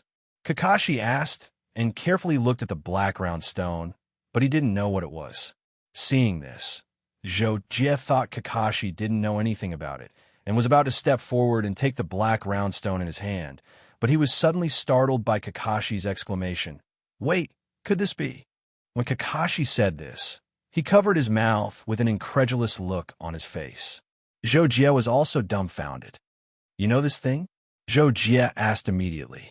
This time, Kakashi nodded but didn't answer immediately. Instead, his eyes emitted blue light to scan the black round stone, and then he confirmed, yes, this is actually a Cosmos Stone. A Cosmos Stone, Jocko. Cosmos Stone? I've never heard of it, explained. Seeing Kakashi's surprised look, Zhou Jie realized that the black round stone in front of him was an incredible treasure, but he didn't know its value, so he naturally had to ask. So Kakashi explained, Jako, this Cosmos Stone, to put it simply, is a divine stone in the universe, born naturally from the laws of the universe and extremely rare.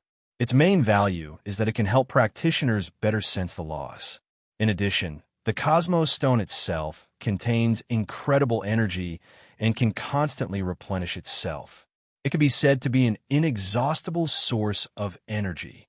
By the way, the Cosmos Stone has another function that most people don't know, and that is it can change according to the fluctuations of a certain space around it, emitting different energy fluctuations so it can be used to search for treasures. At the same time, the fluctuations it emits can interfere with perception, and it can also be used to cover one's aura, Kakashi added. After listening to Kakashi's introduction, Jie couldn't help but nod, admitting that the Cosmos Stone was indeed a good treasure. After all, just from the perspective of a continuous supply of energy, its value was close to infinite. Then, Jie asked Kakashi, "Can we just take it away?" "Yes, as long as it's not in a state of extreme lack of energy. The Cosmos Godstone is very stable. If it's in an extreme lack of energy, it will spontaneously attract energy to form a vortex, replenishing its energy limit as quickly as possible," Kakashi replied. "Okay," Jie answered, then stepped forward and took the Cosmos Godstone. So heavy, Jie was shocked by the weight of the Cosmos Godstone and couldn't help but exclaim. It turned out that the Cosmos Divine Stone was only the size of a fist, but it weighed more than 10 tons. Even though Jie could easily pick up a 10,000-ton object, there were too many errors in his judgment of how much strength he should use. This caused Jie to change his strength several times from the moment he exerted his strength to the moment he picked up the Cosmos Divine Stone. Seeing this, Kakashi continued, "The material of the Cosmos Godstone is also very unusual.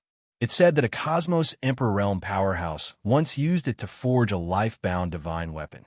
He used a total of 9 Cosmos Godstones, and the divine weapon forged in the end was unparalleled and indestructible. 9 Cosmos Godstones. Cosmos Emperor Realm powerhouses are really generous. The value of a single Cosmos Godstone is comparable to an Imperial Lord artifact, right?" Jie asked with interest. Unexpectedly, Kakashi replied, "It's not just that. A single Cosmos Godstone is enough to make late-stage Imperial Lords fight to the death. The value of a top-grade Imperial Lord artifact is comparable to a single Cosmos Godstone.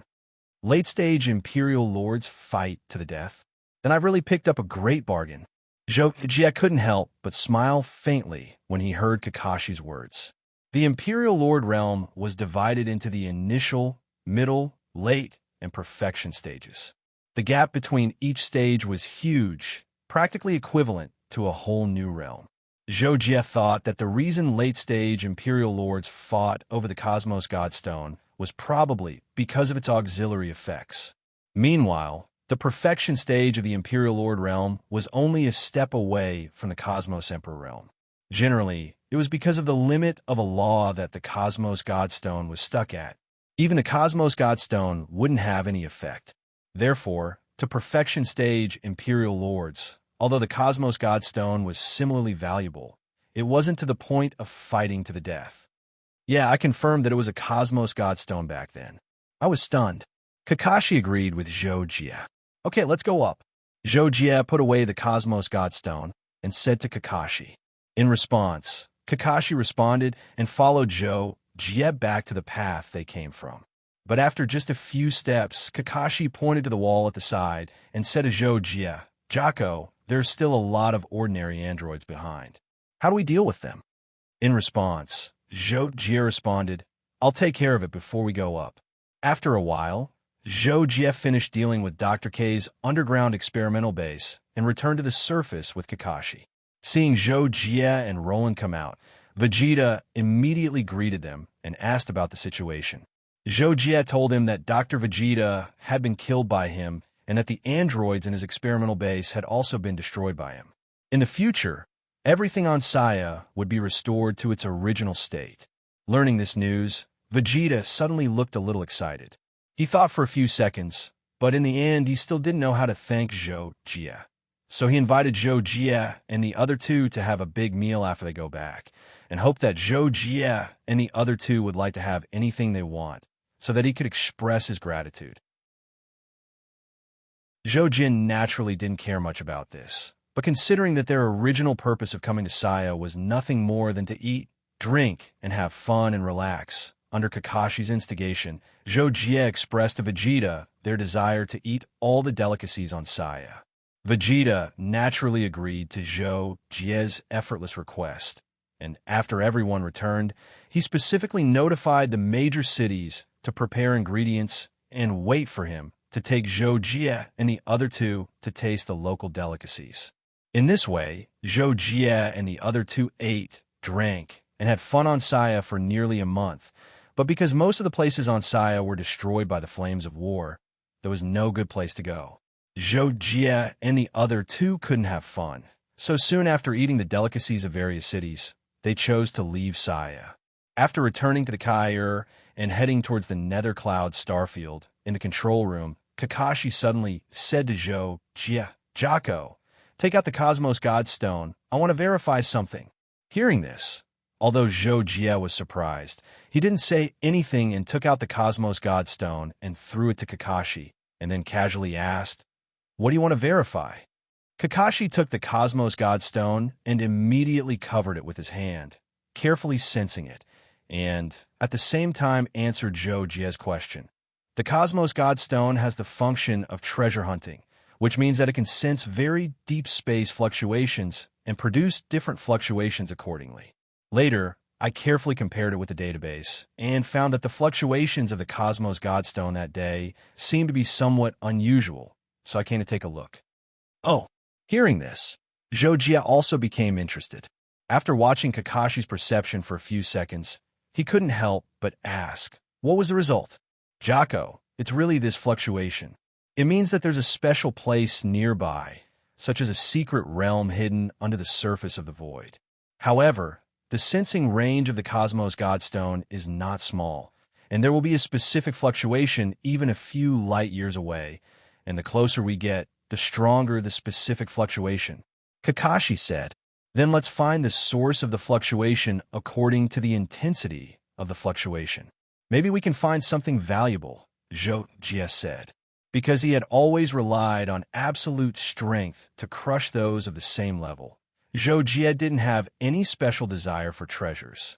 Even if an Imperial Lord weapon was only an Imperial Lord weapon in his eyes and was far less important than any of his friends and family. Out of curiosity, Zhou Jie still decided to find the source of the fluctuation of the Cosmos Godstone. Just like that, Kakashi held the Cosmos Godstone and sensed the intensity of the specific fluctuation. He piloted the Kai at a moderate speed and constantly headed towards the source of the fluctuation of the Cosmos Godstone. More than half a year passed in the blink of an eye, and the Kai finally stopped in a shattered star area. "Jocko, it's not easy to pilot the Kai to find the source at this location, but the source is probably within a few hundred kilometers. Let's look outside the spaceship," Kakashi suggested. Zhou Jie agreed and informed Lung Shui. The three of them got off the spaceship and began searching nearby, wanting to find the source of the fluctuation of the Cosmos Godstone. 10 minutes later, Zhou Jie and the other two stopped beside a cosmic gravel that was dozens of meters long and wide. They looked at the dark void in front of them that was emitting an inward suction force and looked at each other for a moment. "Should we go in?" Zhou Jie subconsciously asked with a voice transmission. Although with his personality, he would most likely go in. Now that he had Lung Shui with him, he needed to ask for her opinion first. Kakashi naturally understood the meaning of Zhou Jie's question, so he did not say anything in the darkness and only looked at Lung Shui. Lung Shui was stunned for a moment before realizing that Zhou Jie was actually asking her, so she replied, "I'm not afraid. Jocko, why don't we go in and take a look?" Unknowingly, Lung Shui's way of addressing Zhou Jie had changed. "Okay." Zhou Jie nodded slightly, but out of caution, he did not rush in. Instead, he first injected energy into the void in front of him to explore. Zhou Jie originally thought that this energy would be quickly twisted by the power of space. But to his surprise, this energy actually continued to extend into the void and continuously transmitted waves of information, indicating that the void vortex in front of him was actually quite calm. Let's go in and take a look. Faced with such a situation, Zhou Jie finally stopped worrying and took the lead to enter the vortex. Behind the vortex was a bright white passage that made Zhou Jie's scalp tingle, establishing a void passage under the surface of the void. How incredible was this method? Leng Shui and Kakashi were also shocked by the existence of the passage. If not for the vacuum environment, Zhou Jie would definitely have heard their involuntary exclamations. Chapter 309.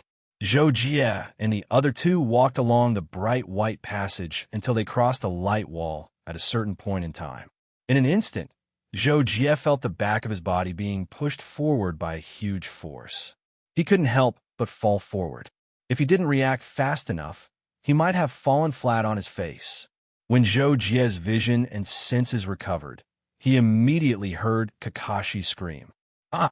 Zhou Jie looked towards the source of the sound and saw Kakashi lying there with his face pressed down and his legs slightly off the ground. However, when he saw Kakashi like this, Zhou Jie's first thought wasn't to care about Kakashi. He wouldn't fall anyway. Instead, he looked towards Leng Shui, who wasn't far away. Leng Shui, was also lying on the ground.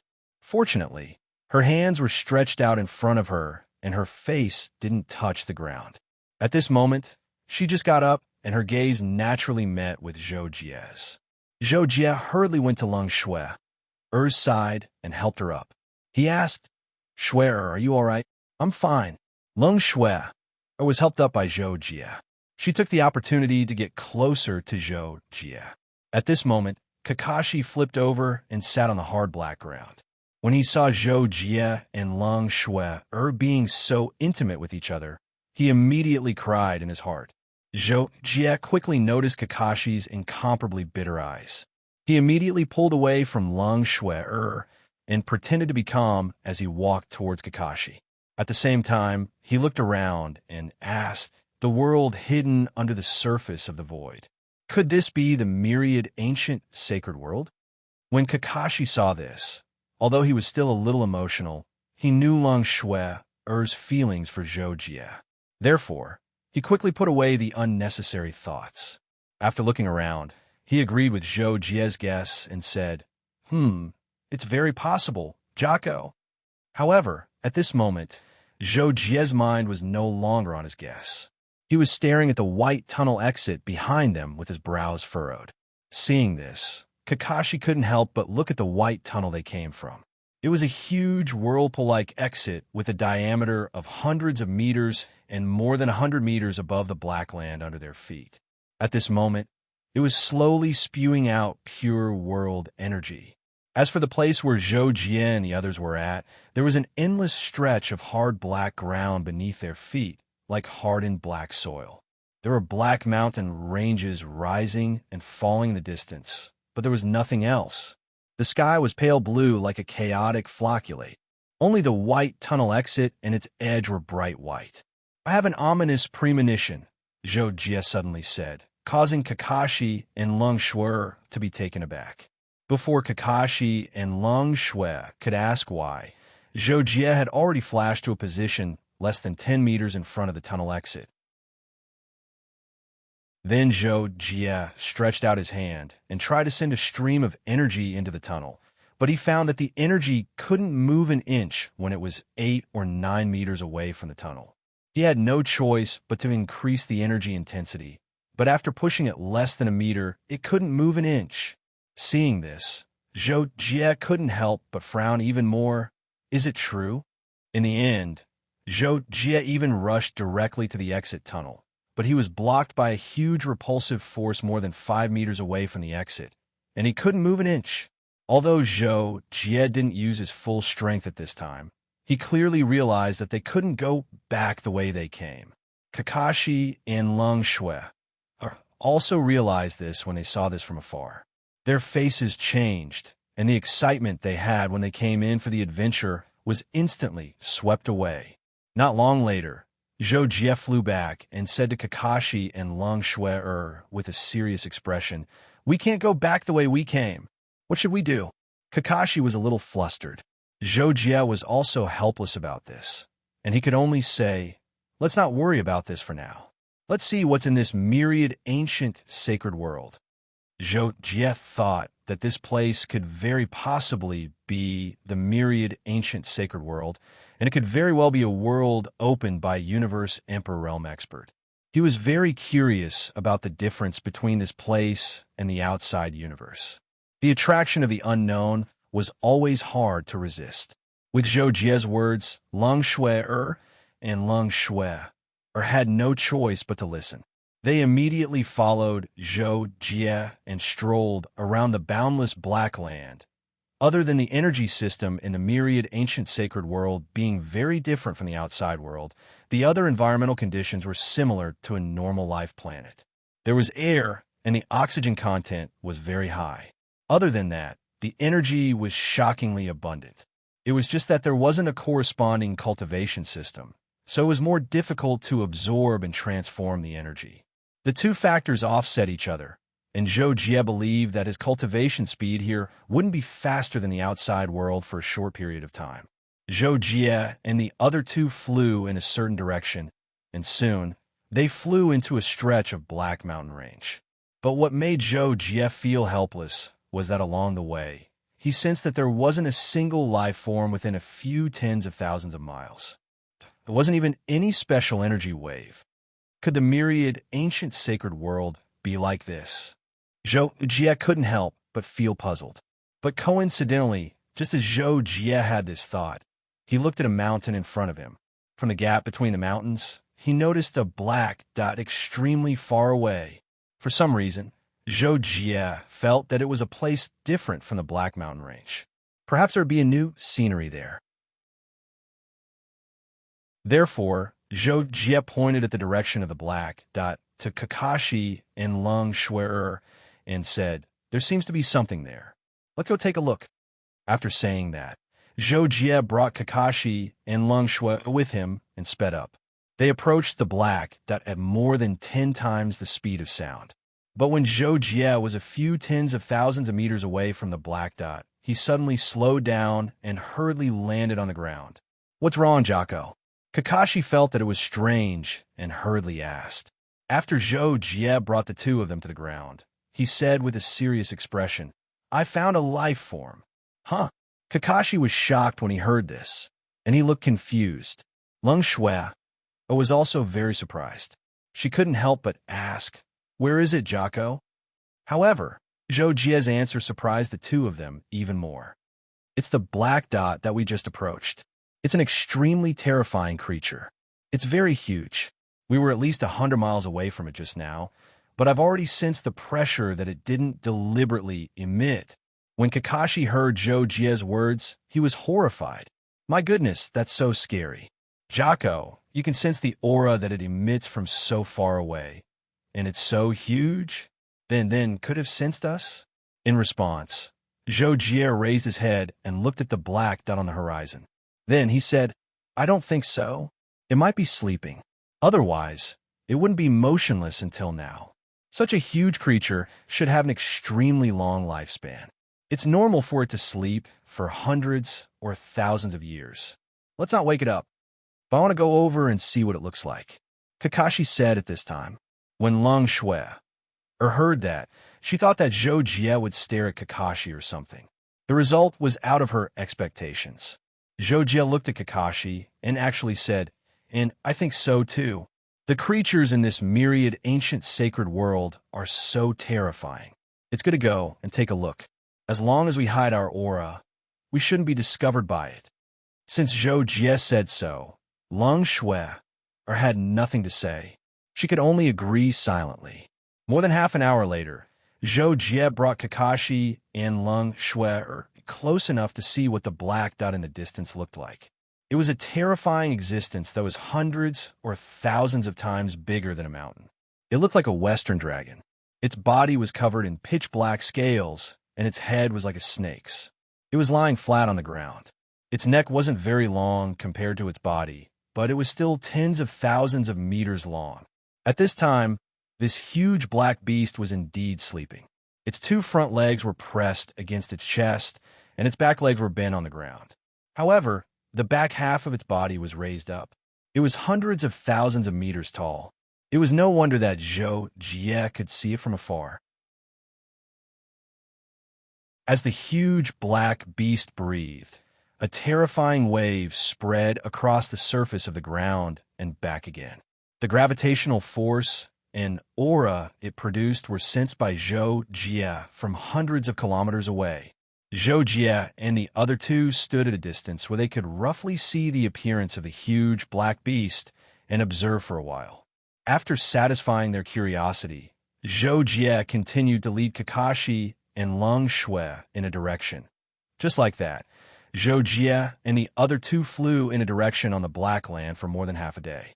The surrounding scenery almost didn't change significantly, and they didn't see any signs of other creatures. However, just when Zhou Jie and the other two were a little numb, Zhou Jie suddenly noticed some changes in the light in the horizon ahead. There seems to be a change over there. Zhou Jie immediately told Kakashi and Leng Shui about this discovery.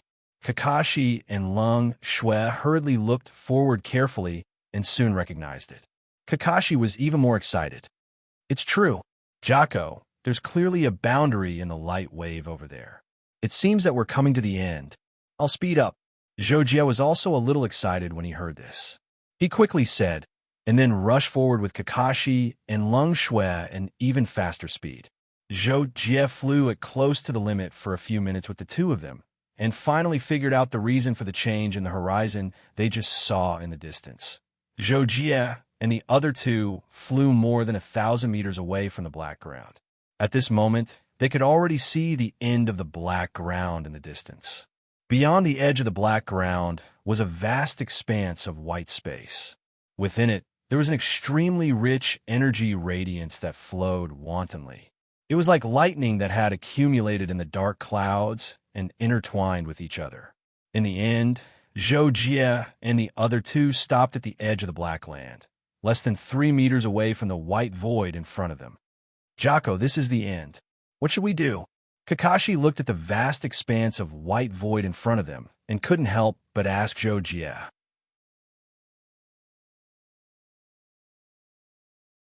Chapter 3:10. Zhou Jie sensed the white void in front of him and found that it was full of chaotic energy and cyclones. It was extremely oppressive and lethal. Anyone below Lord Tier would not be able to withstand it for long. I'll go down and take a look first. Wait for me here. I'll be back soon. Zhou Jie said out of consideration for Leng Shui's safety. Jocko, be careful. Leng Shui immediately said worriedly. Okay. Zhou Jie responded and leaped into the white void in front of him. Immediately, he was trapped in the pressure of the powerful energy cyclone. However, with Zhou Jie's strength, he could easily resist it. If this was the only threat in this space, then he had nothing to worry about. Zhou Jie first flew forward for 1,000 meters and found that there was nothing else in the white void. He then flew down.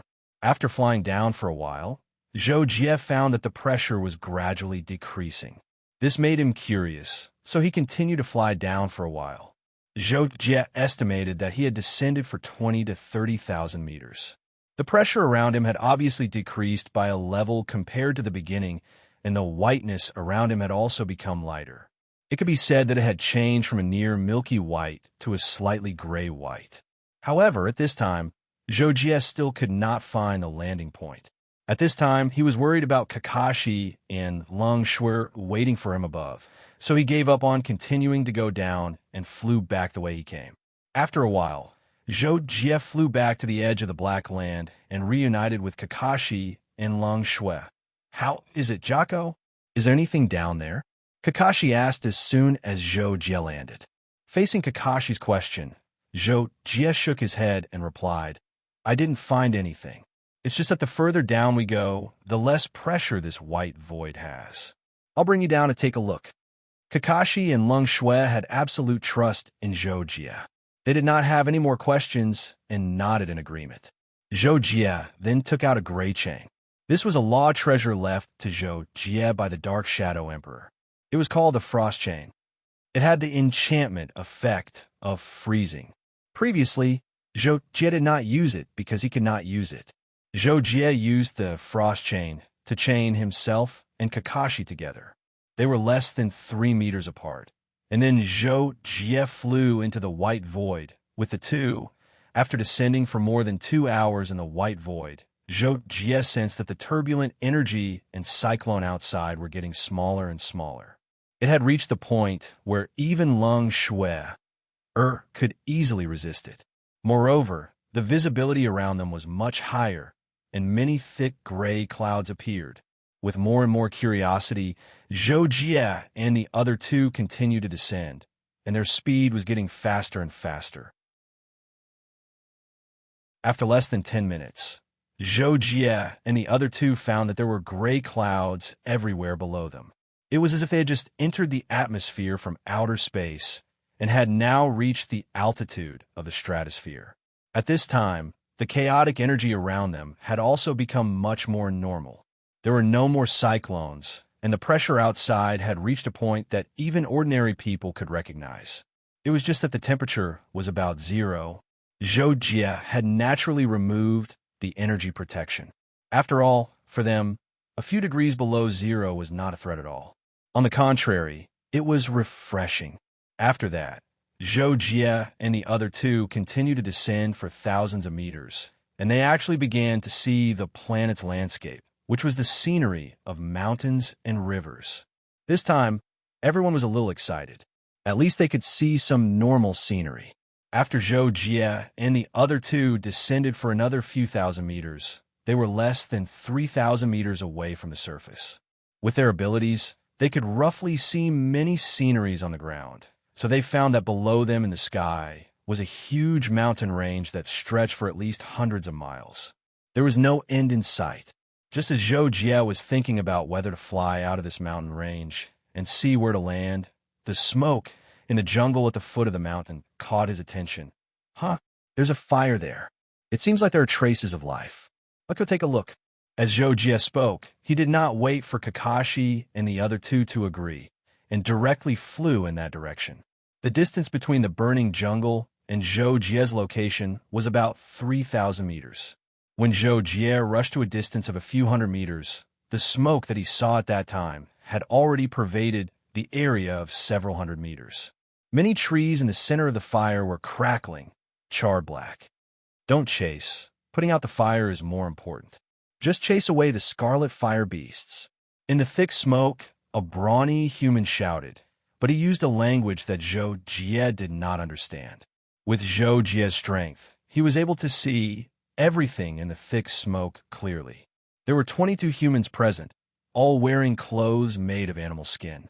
Each of them was burly, with an average height of 9 meters. Judging from the energy in their body and the chi in their dantian, their average cultivation level was above C class. Among them, the one who shouted just now seemed to be the leader.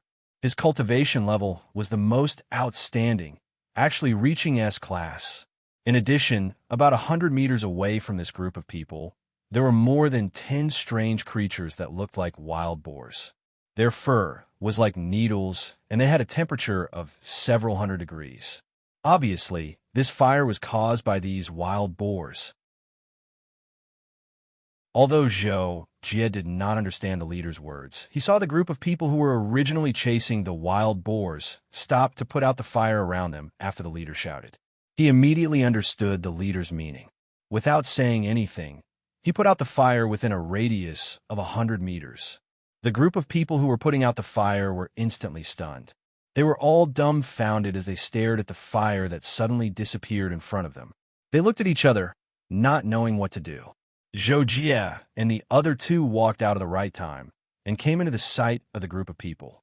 When the leader saw this, he hurriedly walked over to Zhou Jie and the other two, shouting along the way, "Where did the three of you come from?" In the end, Zhou Jie and the other two did not understand the leader's words at all. Thus, Zhou Jie thought for a moment, then led Kakashi and the other two towards the leader, saying, "I don't understand what you're talking about." When he said this, Zhou Jie also used hand gestures to help express that he did not understand the other party's words. When the leader saw this, and Zhou Jie's words that he did not understand, he immediately understood. He was stunned for a moment, then changed to using hand gestures to communicate with Zhou Jie and the other two. In the end, after a long time, Zhou Jie and the other two also understood the meaning of the leader's question. They used hand gestures to express that they were from a faraway place and that they hoped to go home with them. Later on, the leader also understood that Zhou Jie wanted to go back with them, but this made him feel a little troubled. The origins of Zhou Jie and the other two were unknown. Recently, the creatures in the mountains have been restless frequently, and even the red fire beast that did not belong to this mountain range had passed by this place. There must be a lot of strange things going on. So he was afraid of the consequences of letting Zhou Jie and the other two go back with them. However, Zhou Jie more or less saw through the leader's concerns. So he took out 2 throwing knives that he had used hundreds of years ago and handed them to the leader, saying that this was a meeting gift for them. The leader took the 2 throwing knives from Zhou Jie, and for a moment, he was a little puzzled as to why Zhou Jie would give him 2 throwing knives out of nowhere. However, when he tried to twist the middle part of the throwing knives, he found that the throwing knives were surprisingly good material. So his eyes immediately lit up, and he happily received them. As the saying goes, gifts blind the eyes. After the leader received the throwing knives, he gave Zhou Jie a few friendly, silly smiles and motioned for Zhou Jie to follow them. Thus, Zhou Jie and the other two followed this group of people and walked for more than an hour. Only then did they see a relatively wide, muddy road full of footprints at the foot of the mountain on the other side. At the end of the muddy road was an ancient village surrounded by wrought tan fences. The reason it was called an ancient village was because even as knowledgeable as Zhou Jie was, he had never seen such an ancient village. If it were compared to the Mechanic King planet, the buildings in this village would have to be at least 1,000 years back in the history of the Mechanic King planet. Zhou Jie and the other two followed the leader to the gate of the village, and they saw a wooden sign with characters hanging on the wooden door frame. It seemed to be the name of the village, but Zhou Jie and the other two did not know the characters of this world, so they did not know what it meant.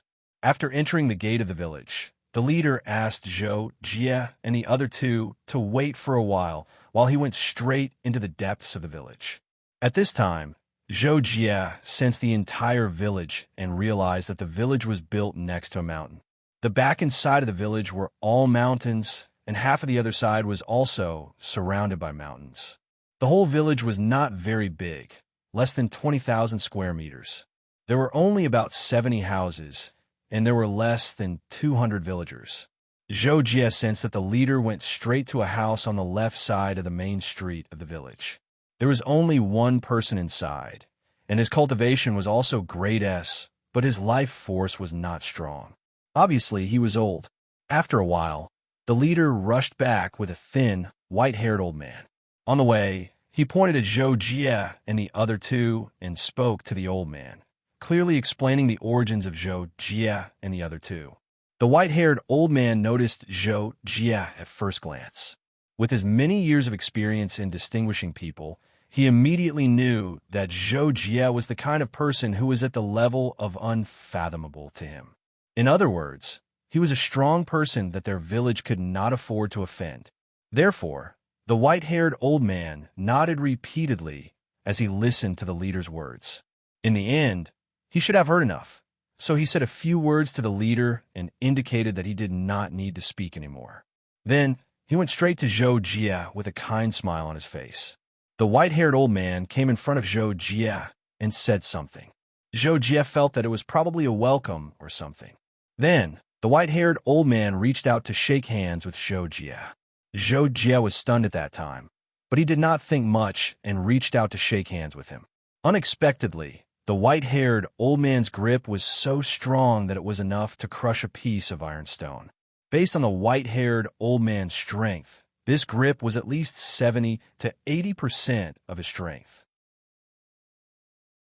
Although Zhou Jie was slightly surprised by this, he considered it to be a matter of course. He smiled faintly and silently accepted the white-haired old man's grip, not resisting at all.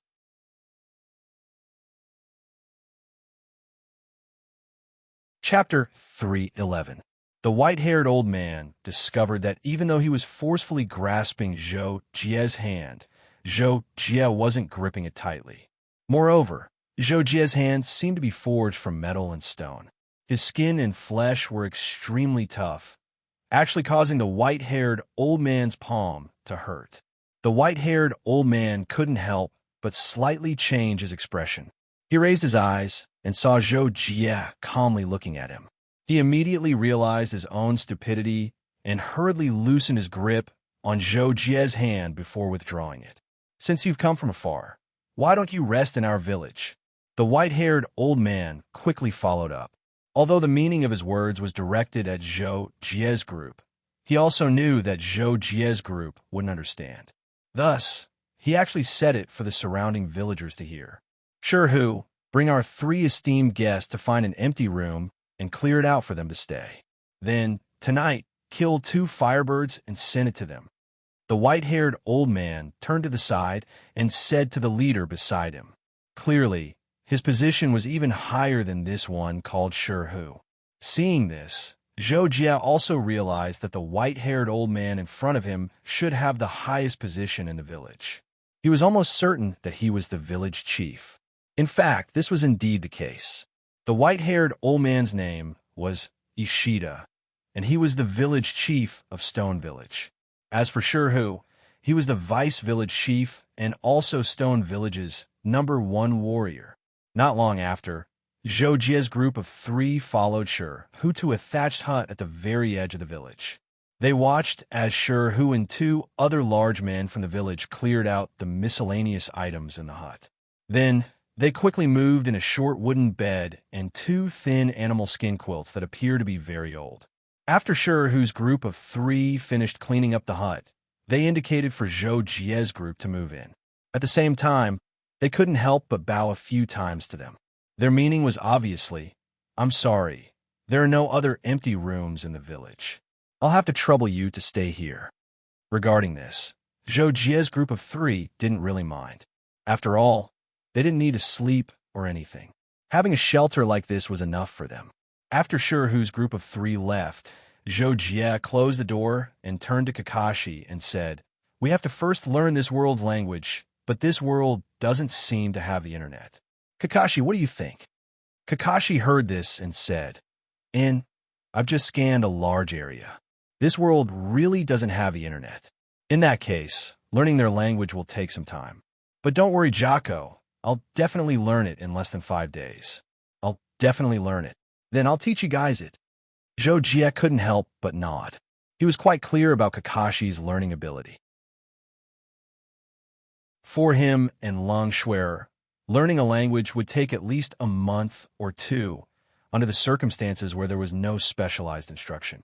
However, Kakashi's brain power was stronger than a supercomputer in many aspects. Learning a language was a piece of cake for him. That's the only way. Then, there's no time to lose. You should go and interact with the villagers and learn their language as soon as possible. Zhou Jie said, "Okay." Kakashi answered and excitedly opened the door and rushed out. After Kakashi left, only Zhou Jie and Long Schwerer were left in the hut. The atmosphere suddenly became a little awkward. "Let's drink something," Zhou Jie suggested after some thought. Then, he took out a few bottles of drinks and alcohol from his space ring. In the evening, Kakashi skipped back into the hut. When he saw Zhou Jie and Long Schwerer sitting on both sides of the bed and looking at him in cultivation posture, he smiled at them and said, "This baby is back." Seeing this, Zhou Jie knew that Kakashi's mission was completed well. He immediately jumped off the bed and asked, "How's your learning?" "Everything is going well. Their language isn't difficult. I've just learned it from 2 teenagers. I've probably learned more than 1,000 words. I think I'll be able to communicate with them starting tomorrow," Kakashi replied. Zhou Jie was very satisfied with this. As the saying goes, everything is difficult at the beginning. With Kakashi's learning ability, it was already incredible that he could learn more than 1,000 words in a few hours. At least, if it were him, he definitely wouldn't be able to do it. After that, Zhou let Kakashi teach the two of them the words he learned. However, not long after Zhou and Long Shui learned, they noticed someone approaching the door with a pot of food. Zhou quickly went to open the door and saw Shi, who's standing at the door. He was holding the pot with one hand and was about to knock on the door with his other hand. Oh, what a coincidence. Here, this is your dinner. I hope you like it. Although Shi knew that Zhou couldn't understand him, he still smiled warmly and handed a pot of steaming firebird soup to Zhou. At this moment, Kakashi walked over and said, "Thank you," to Shi. He used their language, which immediately gave Shi a shock. "You know how to speak our language?" Shi looked at Kakashi and asked in surprise. Kakashi also understood Shi's question. He smiled and replied, "I just learned it from 2 kids from your village." Hearing Kakashi's answer, Shi couldn't help but be even more surprised. After being stunned for 2 seconds, he gave Kakashi an awesome hand sign and nodded repeatedly. Awesome, awesome. After sending Shi off, Zhou and the other 2 gathered together and ate the so-called firebird soup. This firebird soup was stewed with a bird creature and animal milk. It could be said to be ingenious, and the taste was surprisingly good. The taste of the meat didn't destroy the rich milk taste. The milk was sweet and the meat was tender. It could be said to be the best. Wow, this thing is so delicious, Jocko. After Kakashi finished his portion, he suddenly looked at Zhou eagerly. Zhou was enjoying the delicious food when he was suddenly interrupted by Kakashi. Naturally, he understood that Kakashi wanted his portion too, but he was a little reluctant at the moment, because it was really delicious. Seeing this, Long Shui, who ate the slowest, immediately put her portion in front of Kakashi. "Here, Kakashi, eat mine. I'm full." "Oh, Sister Shui is the best." Seeing this, Kakashi's eyes lit up with excitement. He wanted to snatch the bowl in Long Shui's hand. But this time, Zhou stopped Kakashi's action with lightning speed and handed his bowl to Kakashi. "Eat mine. Don't keep taking little Shui's." Kakashi was stopped by Zhou. His big black eyes looked at the 2 bowls in front of him. Then, he said to Zhou with some grievance, "Jocko, yours doesn't have as much as Sister Shui's." When Zhou heard this, he was speechless. But he took a breath and looked at Kakashi and asked, "Do you want to eat?" When Zhou asked this, he was very calm and didn't seem to have any intention of threatening. But Kakashi saw this and quickly took the bowl from Zhou. He quickly said, "Eat. I think Jaco's bowl is just right. You can't eat too much. Lose weight, lose weight." Zhou Long Shui, in the blink of an eye, Zhou and the other 2 stayed in Stone Village for 5 days. At this time, Kakashi had already learned the local language and was busy with many people in the village, especially the children in the village. Zhou and Long Shui also had a basic grasp of Stone Village's language. There were no obstacles in their daily communication with the villagers. On this day, Zhou was giving some simple pointers to a few children practicing martial arts at the village entrance. Looking at their high-spirited appearance, a smile unconsciously appeared on his face. But at this time, Zhou sensed that Shi and the others appeared at the end of the small road facing the village entrance. The village's daily routine was to form a team and go out hunting to supply the villagers with meat. Immediately, Zhou couldn't help but feel a little strange. He had been in the village for 5 days, and this was the second time he saw Shi and the others come back from hunting. But according to Kakashi's understanding, they often had to run more than 10 li to hunt. Every time they left after breakfast, they would only come back at 2 or 3 in the afternoon. But this time, it hadn't even been 3 hours since they left. It was just about lunchtime, so why did they come back?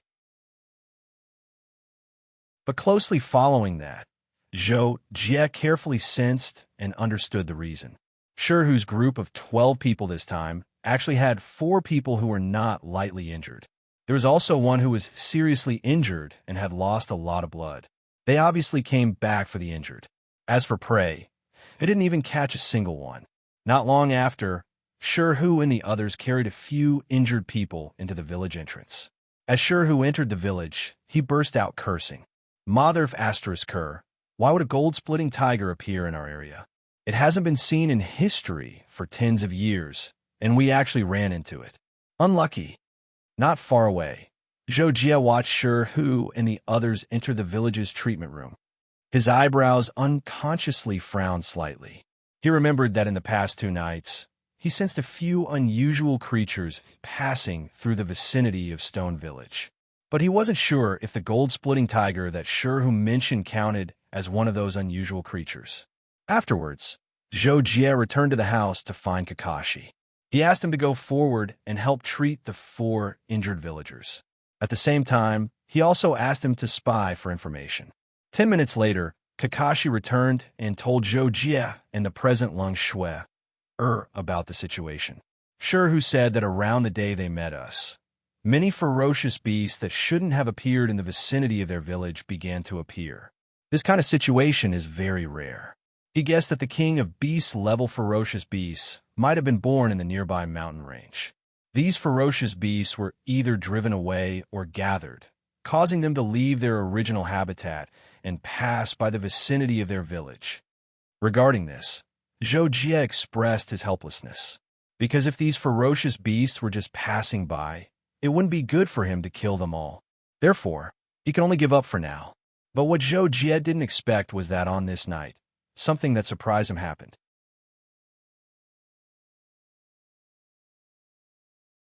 Chapter 3:12. That night, Zhou Jie and Lung Shui were meditating while Kakashi was hibernating to replenish his energy. Suddenly, the earth shook slightly. Zhou Jie immediately opened his eyes and spread out his perception. Therefore, Zhou Jie saw that about 2,000 meters away from Stone Village, there was a giant over 300 meters tall walking past with large strides. As the distance between it and Stone Village rapidly shortened, the ground shook a lot more violently. Lung Shui and Kakashi were also alerted. What's going on, Jocko? Lung Shui felt that the ground was shaking a little and immediately asked Zhou Jie. Kakashi's eyes also lit up at this time and looked at Zhou Jie. Kakashi's body senses were also activated when he replenished his energy, so he could sense the changes in the vibration. Don't panic. There's a giant passing by Stone Village. Its target is not Stone Village. Zhou Jie immediately told Kakashi and Lung Shui, what he knew. Giant? What does it look like? Why is it making such a big commotion? Kakashi asked curiously. To this, Zhou Jie replied, it's a few hundred meters tall. Its whole body seems to be covered in gray rocks. Its head is almost spherical. And that's it. Hearing Zhou Jie's description, Kakashi couldn't help but think for a second and then said, oh, it's quite big, but it disturbed this baby's sleep. I really want to teach it a lesson. Zhou Jie, Lung Shui also sensed that stone giant at this time, but her perception was far inferior to Zhou Jie's. She could only sense the giant's overall outline.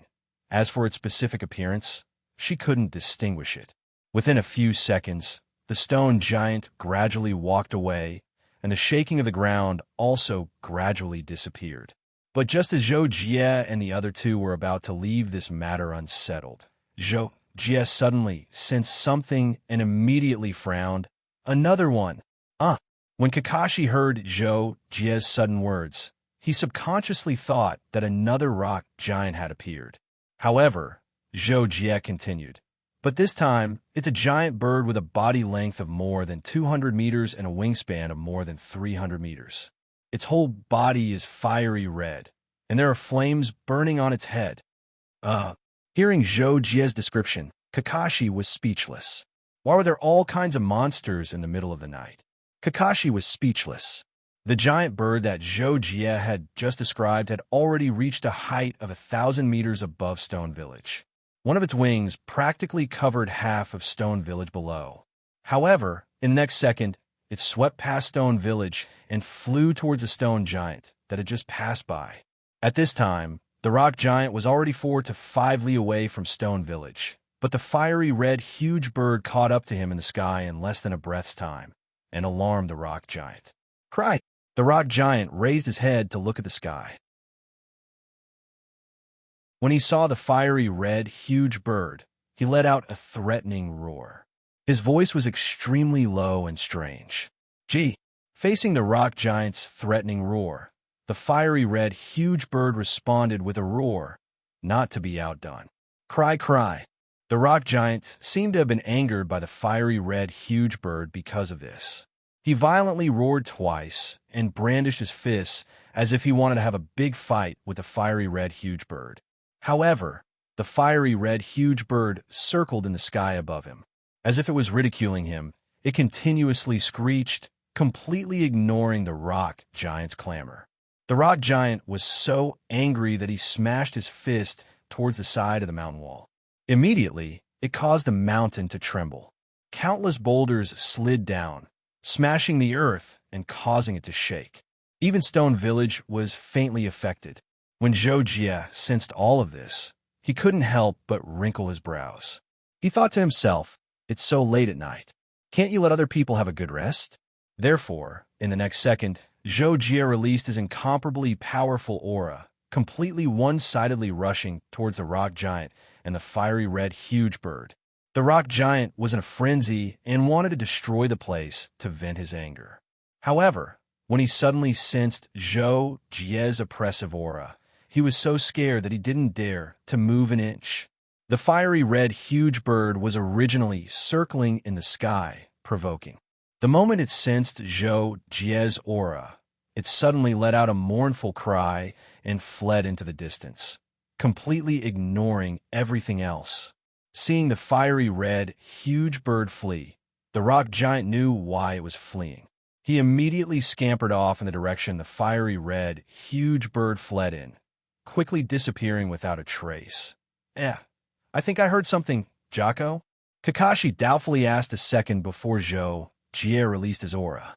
After Zhou Jie released his aura to scare away the two giant beasts, he said very calmly, "Okay, it's fine." Although Zhou Jie deliberately released his aura to not affect Kakashi and Roland, the two of them weren't ordinary people.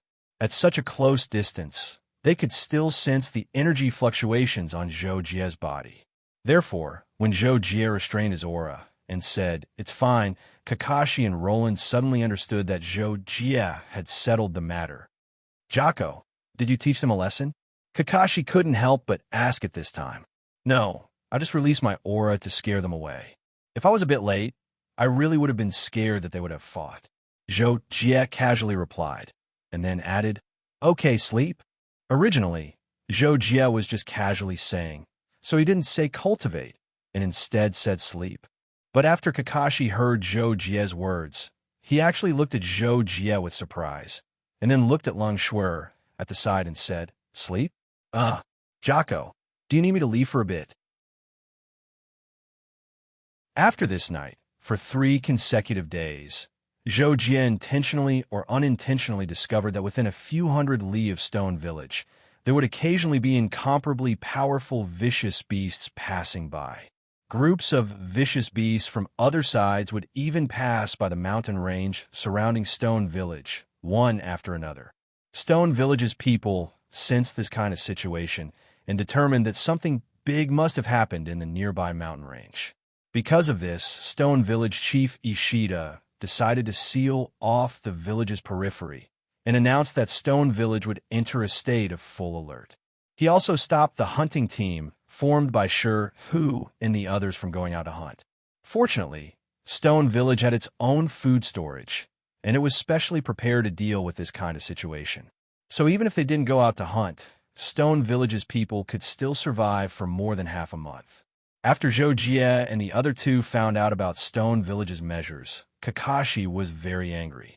It was mainly because those vicious beasts made Stone Village's people not dare to go out to hunt, and their food suddenly became a lot worse. The food supply was limited, and Kakashi, who usually went door to door to beg for food, was unable to do so now. Jocko, what are those vicious beasts doing? Why don't we go take a look? It would be best if we could chase them away. That way Stone Village's villagers can go out to hunt. That night, Kakashi suggested to Zhou Jie, as if he was thinking for Stone Village. But how could Zhou Jian not know that Kakashi was only doing this so that he could continue to unbridled freeloading? But knowing was one thing. Zhou Jie himself had long wanted to find out what exactly happened in the vicinity that caused such a big commotion. At that moment, Kakashi suggested, and after Zhou Jie slightly thought about it, he also pretended to reluctantly agree.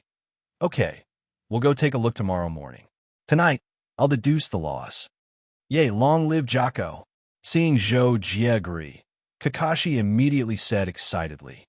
2 days ago, Stone Village was located at the edge of the 100,000 Mountains, Mountain Country. Mountain Country was a huge dynasty built on one side of the 100,000 Mountains outer mountain range as a barrier. It covered over 9 million square kilometers and had a total of 47 cities. It was founded by the Mountain Emperor and now had a history of over 1,000 years. Mountain Country's imperial city. The Mountain Emperor, Yukaiji, was tasting wine in the rear hall of the king's palace. Suddenly, a yellow turban guard walked over and knelt down on one knee beside Yukaiji, reporting, "My lord, there's an urgent report from the 100,000 Mountains saying that a large number of ferocious beasts have gathered in the central area. It seems that a rare treasure has appeared." Oh.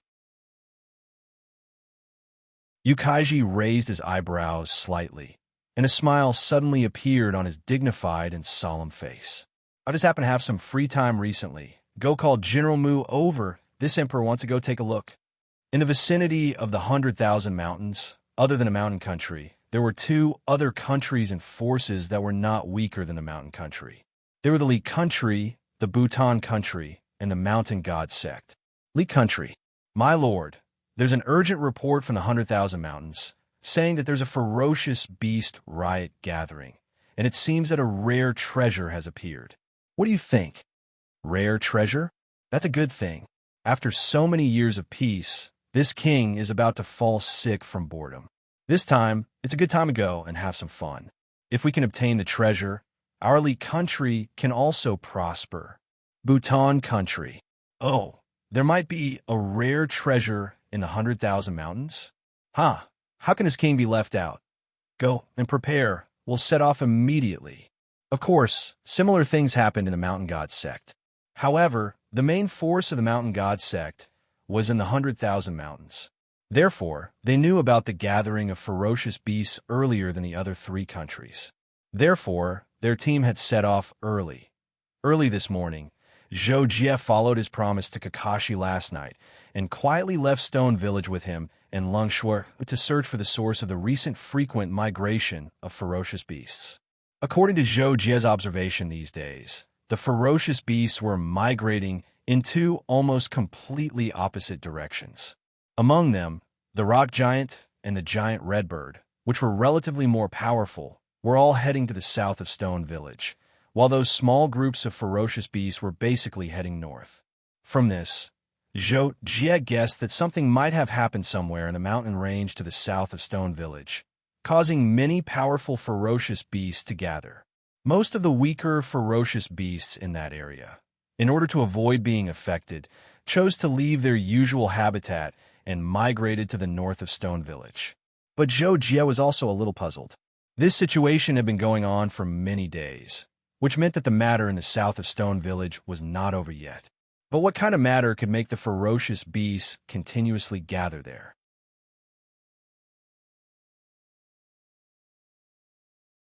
Chapter 3:13. Zhou Jie naturally chose the south side of Stone Village, where the powerful ferocious beasts were. He led Kakashi and Lu Zilong into the sky above the forest.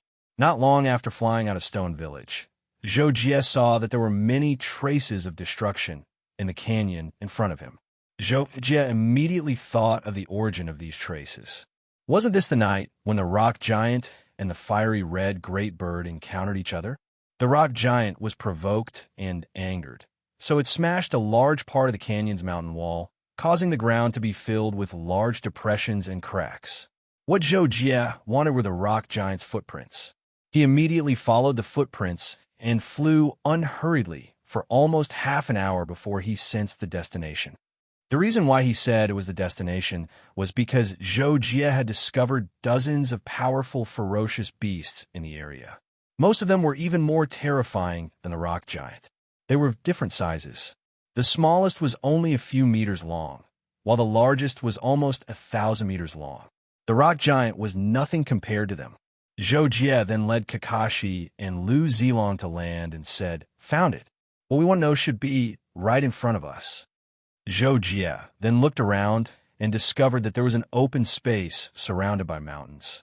It was long and narrow, but the widest part was still hundreds of meters wide, and the narrowest part was still more than 100 meters wide. As long as they climbed any of the mountains in front of them, they would be able to see the entire open space.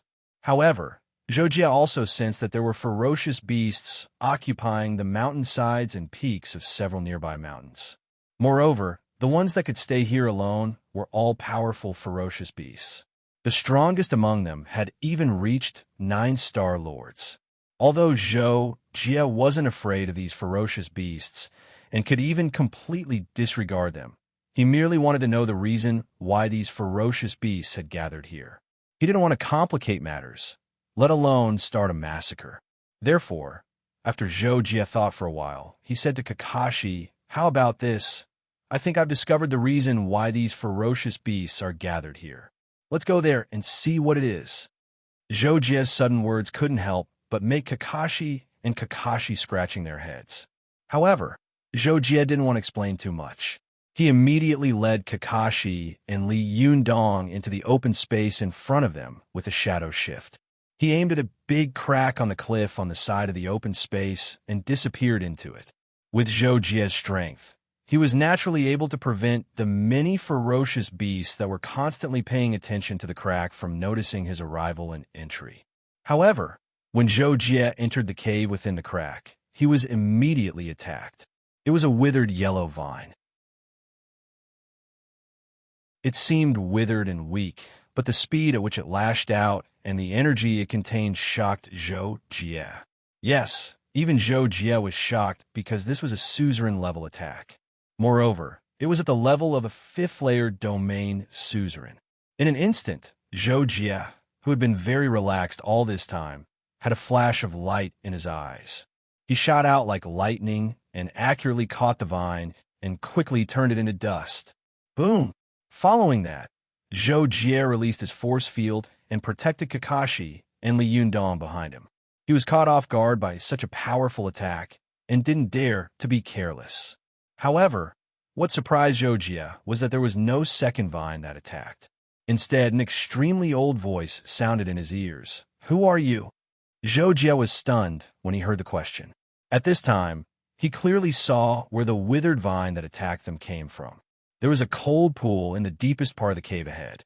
The cold pool was close to the inner wall of the mountain, and a withered old vine crawled over half of the wall.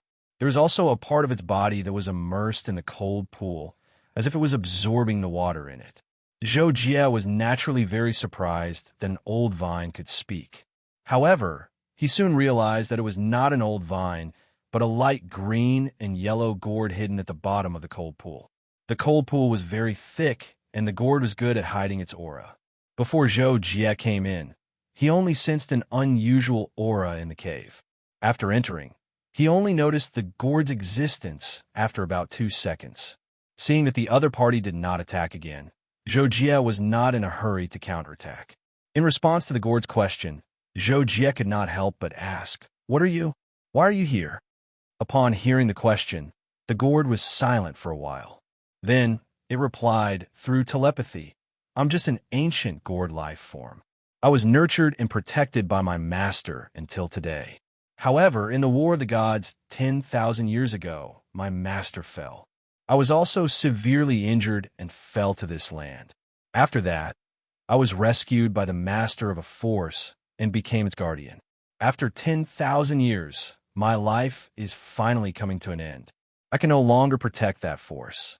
In order to avoid being implicated by the enemy, I left that force and came here to end my own life." Zhou Jie and the other two were quite shocked when they heard the gourd story. They did not expect that the gourd in front of them had not only cultivated into a spirit, but also lived for 10,000 years. However, after learning that the gourd was waiting for death here because it was dying, and Zhou Jie also confirmed this when he probed its aura, he could not help but feel a little emotional. Although this matter had nothing to do with him, Zhou Jie still felt a little pity for the gourd because they were fated to meet. Therefore, Zhou Jie nodded slightly and said, "I see. Then I'm sorry to disturb you. But what about those ferocious beasts outside?" The gourd answered patiently, "That's because when I was guarding that force, I made a few enemies. One of them is as strong as me. When he knew that I was about to die, he wanted to kill me personally. However, due to some reasons, he could not come to this lower realm during this period of time. So, he could only send these little guys to deal with me." After saying this, the gourd seemed to realize something and said, "Ignore them. As long as I'm still alive, these ferocious beasts outside can't deal with me. After I die, if they want to eat my corpse, then let them. The dead don't matter." Hearing this, Zhou Jie could not help but fall silent. He did want to help the gourd chase the ferocious beasts away. However, if he chased them away now, they might come back later. If he killed them all, Zhou Jie felt that it was too cruel, so he could not do it. Now that the gourd told him to ignore the ferocious beasts, he still wanted to do something about it. However, after thinking about it for a few seconds, Zhou Jie thought it through and said to the gourd, "It's not right for a powerhouse like you to become food for these ferocious beasts after death. How about this? I'll come back when you're about to die and bury you. Do you have a place in mind?" Hearing this, the gourd was silent for a moment. In the end, it thanked him and said, "Thank you, stranger. After I die, my essence will gradually dissipate. You only need to guard my corpse for 1 day. After that, let me be buried in this cold pond." "Okay, that's settled then," Zhou Jie agreed. However, he did not ask when the gourd would die. After all, that would be too rude. Based on Zhou Jie's intuition, the gourd would live for about half a month. He just needed to come back a few days in advance, and there should be no problem. The gourd finally thanked Zhou Jie. After that, Zhou Jie replied, "It's fine." Then, he led Kakashi and the gourd out of the cave. Just like when he entered, Zhou Jie did not disturb the ferocious beast when he came out. He quietly appeared in the forest thousands of meters away from the cave. "Oh, so it's all because of that rattan. It can even talk. I thought it was some kind of treasure." Kakashi could not help but complain as soon as he came out. He must have been very excited to go all out. Who would have thought that it would end so quickly? He could not accept it. In response, Zhou Jie could only shake his head helplessly and said, "Okay, we've learned everything we need to know. Let's go back." Unexpectedly, not long after Zhou Jie and the other two left, a team of 7 people was looking at the gathering place of the ferocious beasts at the top of a mountain further north. The leader of the 7 people was the mountain emperor, Yukaiji. At this time, a man in a scout's camouflage uniform suddenly leaped up from the foot of the mountain and landed beside Yukaiji. He knelt down on one knee and said, "My lord, I've found a village called Stone Village ahead. Other than that, I haven't found any traces left by other forces." After hearing the report, Yukaiji nodded slightly and said, "Then we might be the first to arrive, or the first to arrive other than the mountain god sect. Have you checked that stone village?" The scout was stunned for a moment. He immediately lowered his head and replied, "My lord, that stone village has been sealed off. There are also people on guard at the entrance of the village. I only sensed for a while and did not find anything special." Hearing this, Yukaiji pondered for a moment and said, "Go to that village again. I suddenly thought that it might be a stronghold of the mountain god sect. Investigate it thoroughly." "Yes," the scout immediately responded. At this time, a handsome young man walked up from behind Yukaiji and volunteered to go to Yukaiji. "Godfather, let me go. I'll enter the village as a visitor. As long as they let me in, nothing fishy in the village can escape my eyes. If they don't let me in, it'll be even more suspicious. Anyway, I'll definitely investigate it thoroughly." After hearing his son's words, Yukaiji could not help but nod slightly. He agreed with satisfaction and said, "Okay, then you go.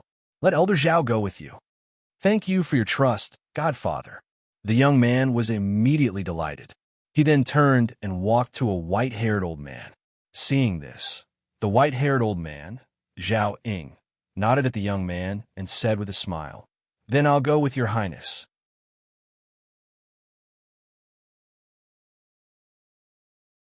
Chapter 314. When Zhou Jie's group returned to their residence in Stone Village, no one noticed that they had just left. The entire Stone Village was as peaceful as before. Besides, so boring.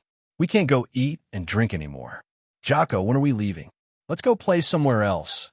Kakashi shouted as soon as they returned to the house, looking unhappy. Zhou Jie thought about it carefully. The main reason they stayed in Stone Village temporarily was to learn the language of this world. Now that they had learned the language, there was indeed no need to stay any longer. Moreover, it was not good for them to eat and live in Stone Village for free. However, considering that they had to take care of the Gourd's funeral, Zhou Jie thought about it and said, "Well, Kakashi is right. It's not good for us to stay in Stone Village like this. However, those beasts are still waiting for the Gourd to die. We have to wait until the Gourd dies and the beasts disperse, then bury the Gourd and ensure that Stone Village is safe before we leave. However, there's no need for us to stay in Stone Village for free anymore. They don't have much food to begin with. Why don't we go say goodbye and live in the cave where the Gourd is?" However, as soon as Zhou Jie finished speaking, Kakashi hurriedly stretched out his small hand in front of him and stopped him. "Wait, Jocko, let's stay here for a few more nights. There's no food in that cave. Just thinking about it makes me sad, Zhou Jie." In the end, Zhou Jie could not say anything to Kakashi, so he could only agree to stay in Stone Village for a few more days. However, before leaving, he would give Stone Village some treasures as the lodging fee. Then, Zhou Jie began to think about what treasures he could leave for Stone Village. Of course, spaceships and other technological products were out of the question. In addition, the treasures left by the Dark Shadow Monarch required at least a Star Lord to use. Otherwise, it would be a waste of treasures. As for the things he exchanged with Zhuqiu Hong, he could not give out the remaining nuclear bombs and a few Casa Spirit pills. This gave Zhou Jie a headache. In the end, it was Long Shui, who found out about Zhou Jie's idea and took out a pearl treasure that could light up and start fire. It was suitable for the villagers of Stone Village to use. Therefore, Zhou Jie took it and told Long Shui, that he would compensate her with a treasure in the future. The reason Zhou Jie said to wait was mainly because he did not know what he would give Long Shui at the moment. As the first valuable thing he gave Long Shui, Zhou Jie felt that he had to carefully consider it. In the open space at the entrance of Stone Village, a group of Stone Village children were playing there as usual, talking and laughing. There were two adults who were on guard duty in the distance. When they were bored, they would often watch the children play. Suddenly, two people appeared on the path facing the entrance of Stone Village. One was old and one was young. Their appearance was so sudden that the two adults who were on guard duty did not know when they passed through the obstacles set up on the path. This old man and young man who suddenly appeared at the entrance of Stone Village was naturally Elder Zhao and Yu Kaiji's adopted son, Lin Xie. Seeing Lin Xie and old Zhao approaching the entrance of the village, the two adults who were on guard duty immediately walked to the entrance for both sides. One of them shouted from 10 meters away, "Who are you? What's the matter?" Lin Xie heard the question and walked up to the fence. He answered with a smile across the fence of Stone Village. "Hello. We're here to travel in Sherwan Mountain. We encountered a ferocious beast today and ran away with our friends. We happened to see your village just now, so we're here to disturb you. Is that okay?" What Lin Xie said put the two villagers on guard in a difficult position. They were now in the middle of closing the village, so the food supply in the village was limited. Moreover, Zhou Jie and the other two were still living there. Now that two more people had come, they could not help but worry about the food in their village. However, as Kind Mountain residents, they were too embarrassed to reject them. Feeling helpless, the two villagers could only ask Lin Xie to wait for a while. They had to ask the village chief, Ishida, before they could answer. At that moment, Zhou Jie and Leng Shui walked out of the house at the edge of the village and looked at Lin Xie and Yu Kaiji from afar. Are there outsiders here? Leng Shui came out with Zhou Jie, who suddenly stood up. She could not help but be surprised to see Lin Xie and Yu Kaiji. She did not expect outsiders to come to the village deep in the mountains. Aside from them, it was a coincidence. Zhou Jie noticed Lin Xie and Yu Kaiji when they approached Stone Village. He came out to check on the situation by instinct and did not have any other thoughts. However, hearing Leng Shui's confusion, Zhou Jie could not help but analyze Lin Xie and Yu Kaiji. These two people are not ordinary. They're both Star Lords, and their abilities are above yours. Huh? When Leng Shui heard Zhou Jie's sudden words, she was even more surprised. Although she knew that her strength was nothing, it was still a little strange that two outsiders who were stronger than her suddenly appeared in this mountain. However, at that moment, Zhou Jie said, "Forget it. It's none of our business. Let's go back." Leng Shui had nothing to say at that moment. She could only follow Zhou Jie back to the house. On the other side, a few minutes later, after seeing Lin Xie and Yu Kaiji, Ishida sensed that their abilities were unfathomable. He groaned secretly, but dare not stop them from entering the village. He could only ask someone to open the door to welcome them. The 9 kids who were playing at the village entrance stopped playing and watched Lin Xie and the rest enter the village. One of the kids, who looked like he was just over 10 years old, suddenly scoffed and said to his friends, "There are 2 more outsiders here. Won't we have to share our food with them again? Why should we?" Although the kid was not loud and the kids were more than 10 meters away from the village entrance, Lin Xie and old Zhao, who had just entered, could still hear them. Lin Xie was fine, as he only glanced at the kids with a smile. However, old Zhao was different as he came with Lin Xie. Lin Xie was His Highness, so he was like Lin Xie's guard. Naturally, he would not ignore those who offended Lin Xie. He then looked at the kid coldly, and a terrifying aura was released. The aura was not only aimed at the kid, but also at the other kids. The kids' faces turned pale, as if they were being strangled. They felt so uncomfortable that they were suffocating. "Uncle Zhao." Lin Xie noticed that and spoke calmly. He was reminding Lin Xie to watch his actions and to punish those who offended him.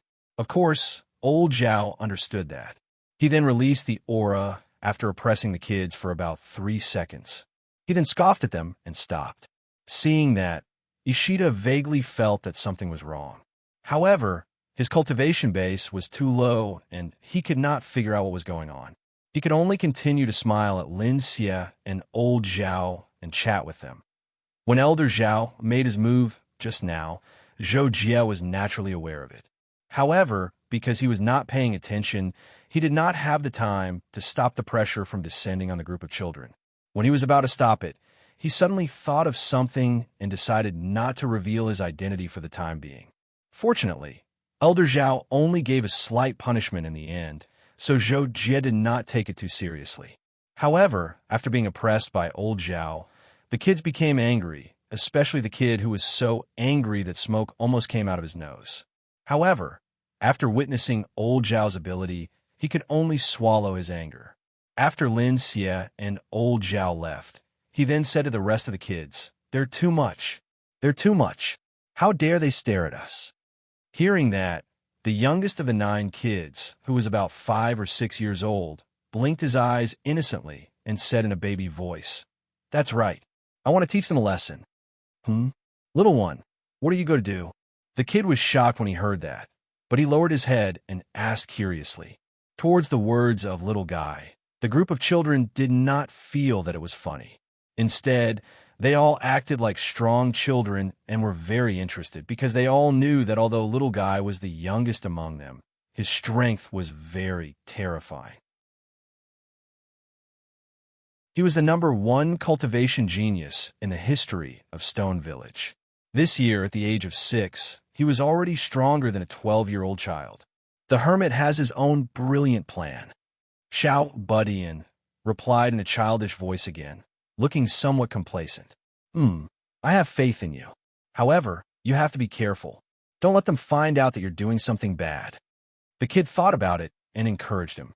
The rest of the kids supported the little one, and some of them even wanted to take revenge on old Zhao and old Zhao. However, the little one rejected them. "It's okay. I can do it alone. Wait for my good news."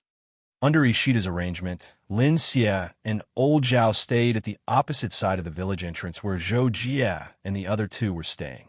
Since they were only there to investigate the situation, they only planned to stay for one night. Soon after they settled down, the little one carried a jar of wild fruits that the village chief had asked someone to give them. He quietly went to the back of a house and placed the jar by the wall. He then took off his pants and peed on the wild fruits in the jar. In the house where Lin Xie and the other man were, they were carefully observing the residents in the village with their senses. Initially, both of them were wondering why Zhou Jie's room had blocked their senses. All of a sudden, their attention was attracted by the little one's behavior. Soon, the little one carried the jar of wild fruits and knocked on the door of Lin Xie and old Zhao's house. Creak! The door opened, and old Zhao appeared at the door with a gloomy face. He stared at the little one coldly. The little one had no idea that old Zhao knew what he was doing. He then pretended to be innocent and held the jar in his hand. He said in a clear voice, "This is the wild fruit that the village chief asked me to give you. It's very fresh. Take it and eat it." Bang! As soon as the little one finished speaking, a terrifying aura descended.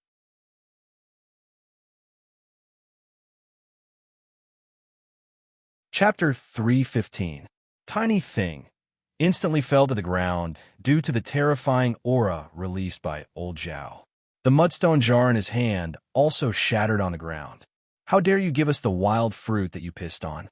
You must be tired of living." Old Zhao shouted at Tiny Thing, but he had already isolated the area, so his voice could not be heard. Whoosh! Following that, old Zhao slapped Tiny Thing with a red flame burning in his palm. He was planning to turn Tiny Thing into ashes, leaving nothing behind.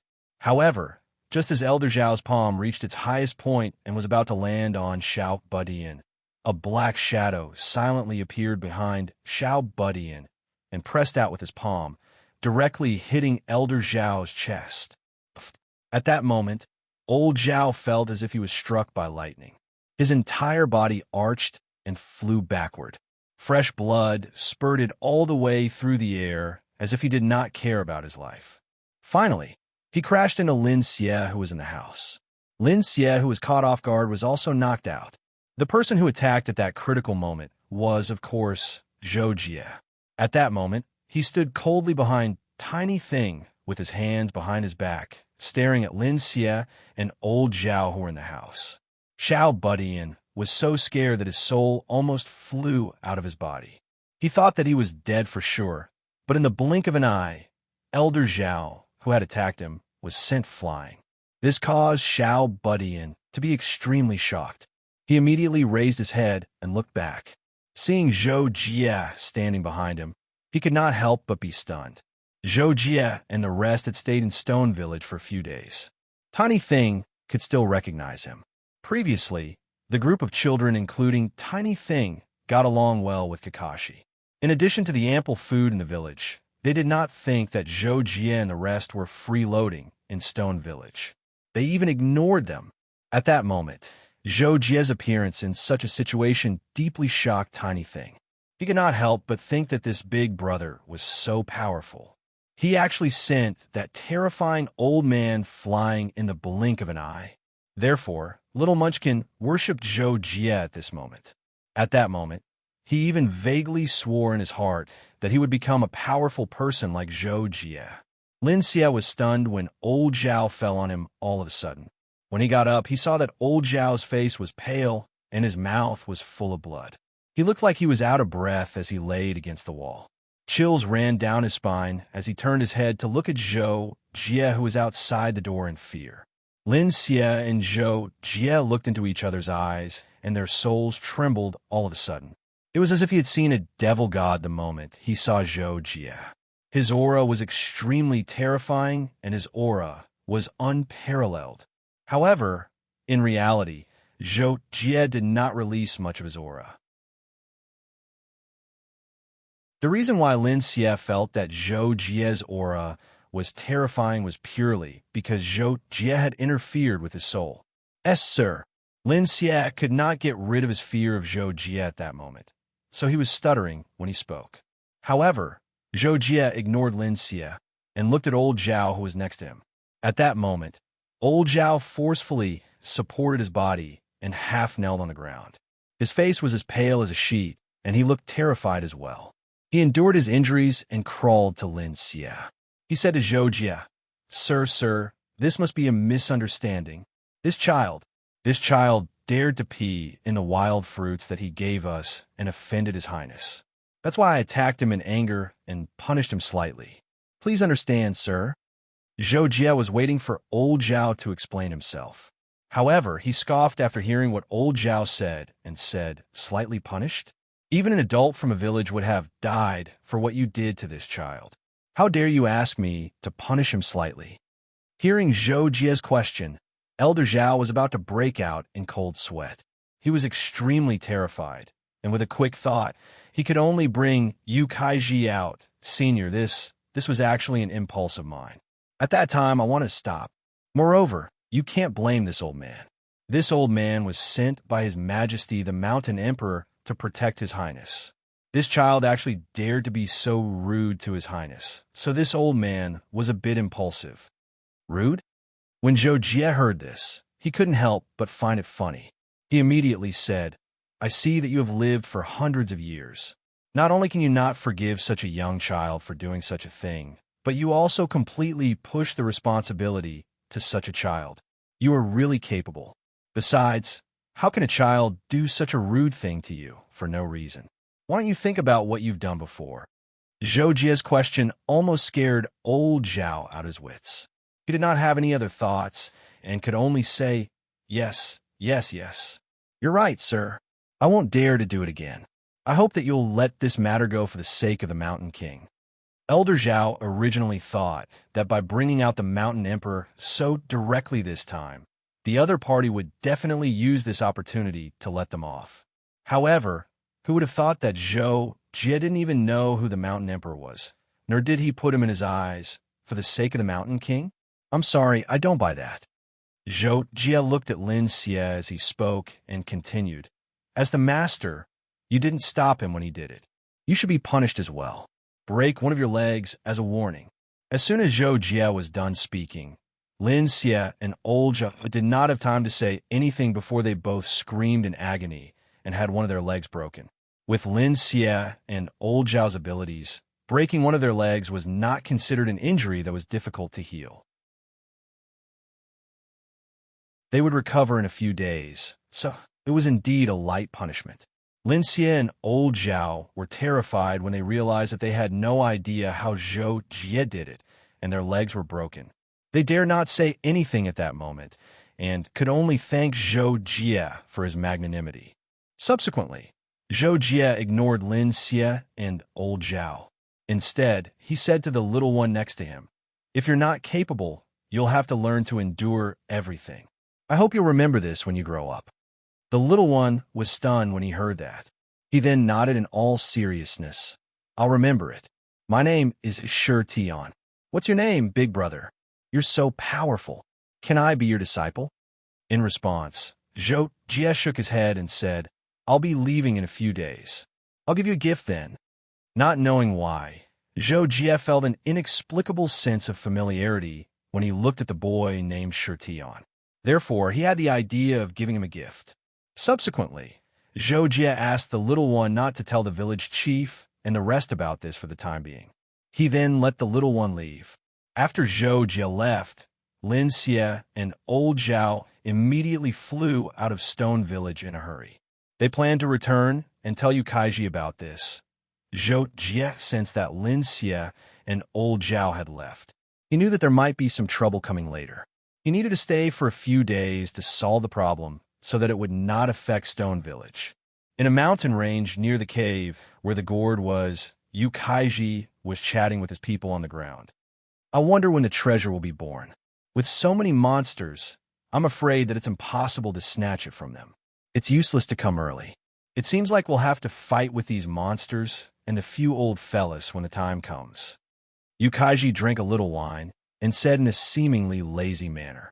At that moment, the scout far away flew into the discussion circle where Yukaiji and the rest were. He said in a hurry, "Master Monarch, His Highness and Master Zhao are back." When Yukaiji heard the report, he sensed Lin Xie and old Zhao's aura.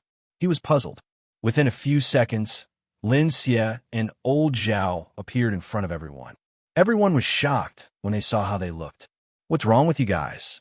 Yukaiji stood up and asked immediately. He looked furious. Lin Xie and old Zhao then told Yukaiji about what happened in Stone Village. After Yukaiji finished listening, he immediately frowned. He thought to himself, to be able to defeat Elder Zhao so easily and break their legs, this person's strength is probably not below mine.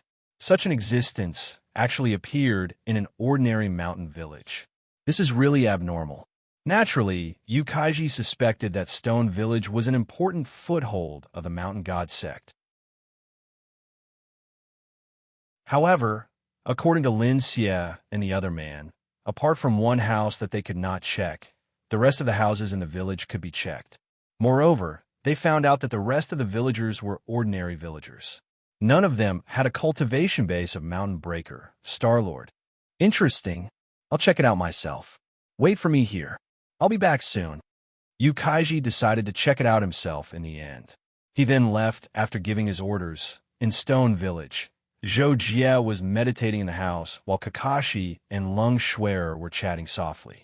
Zhou Jie had told Kakashi and Lung Xuer about saving the Tiny Tot earlier.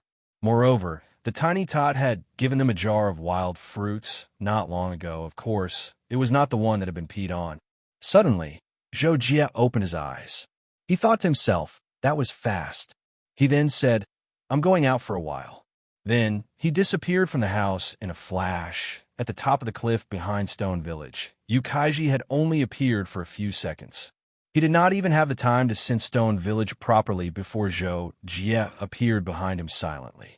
When Zhou Jie stood behind Yukaiji for about a second, Yukaiji's body suddenly stiffened.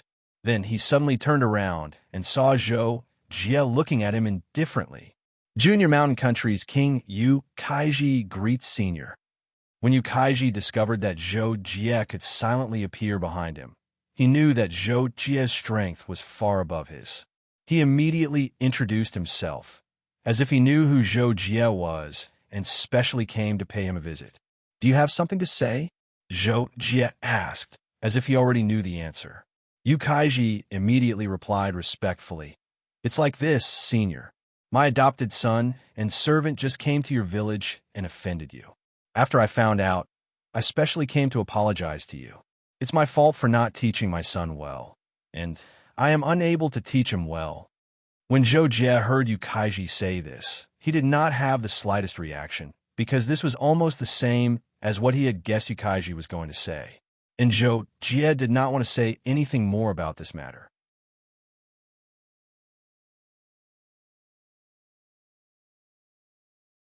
Chapter 316. Therefore, Zhou Jie directly ignored the Lin Xie duo and asked Yukaiji, "Why are you here?" Yukaiji was still waiting for Zhou Jie to say something like forgiveness, but he never expected Zhou Jie to directly ask such a question. He was stunned.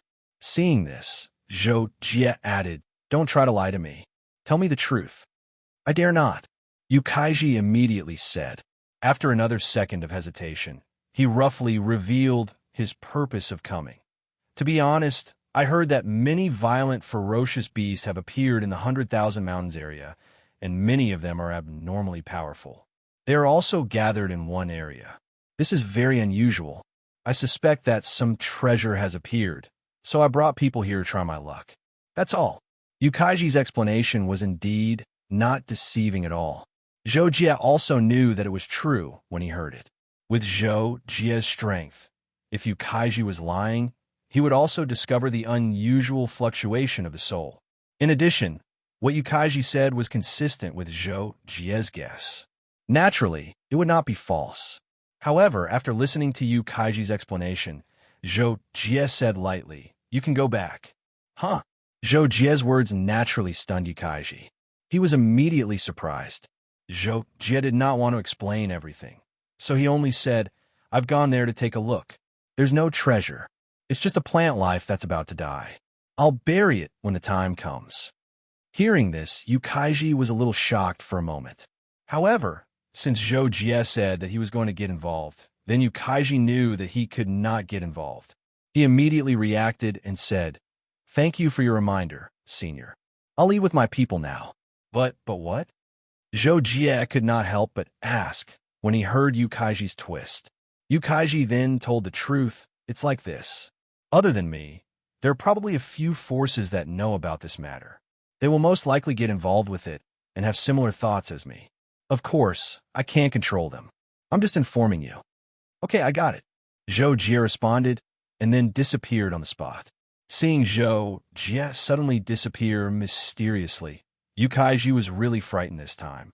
He thought to himself, with such a mysterious method of appearing and disappearing, even the legendary Shattering Void tier elites were nothing more than this, right? Thus, Yukaiji did not dare to disobey Zhou Jie's words. He immediately left quickly, planning to call Lin Xie and the others to evacuate with him. However, he was still reluctant to let Yukaiji return to Mountain Country. Thus, he only planned to evacuate a little further, but still have the chance to watch those ferocious beasts in action. This way, at least his trip would not be in vain. After that, Zhou Jie and the others stayed in Stone Village for 7 days, and then chose to leave.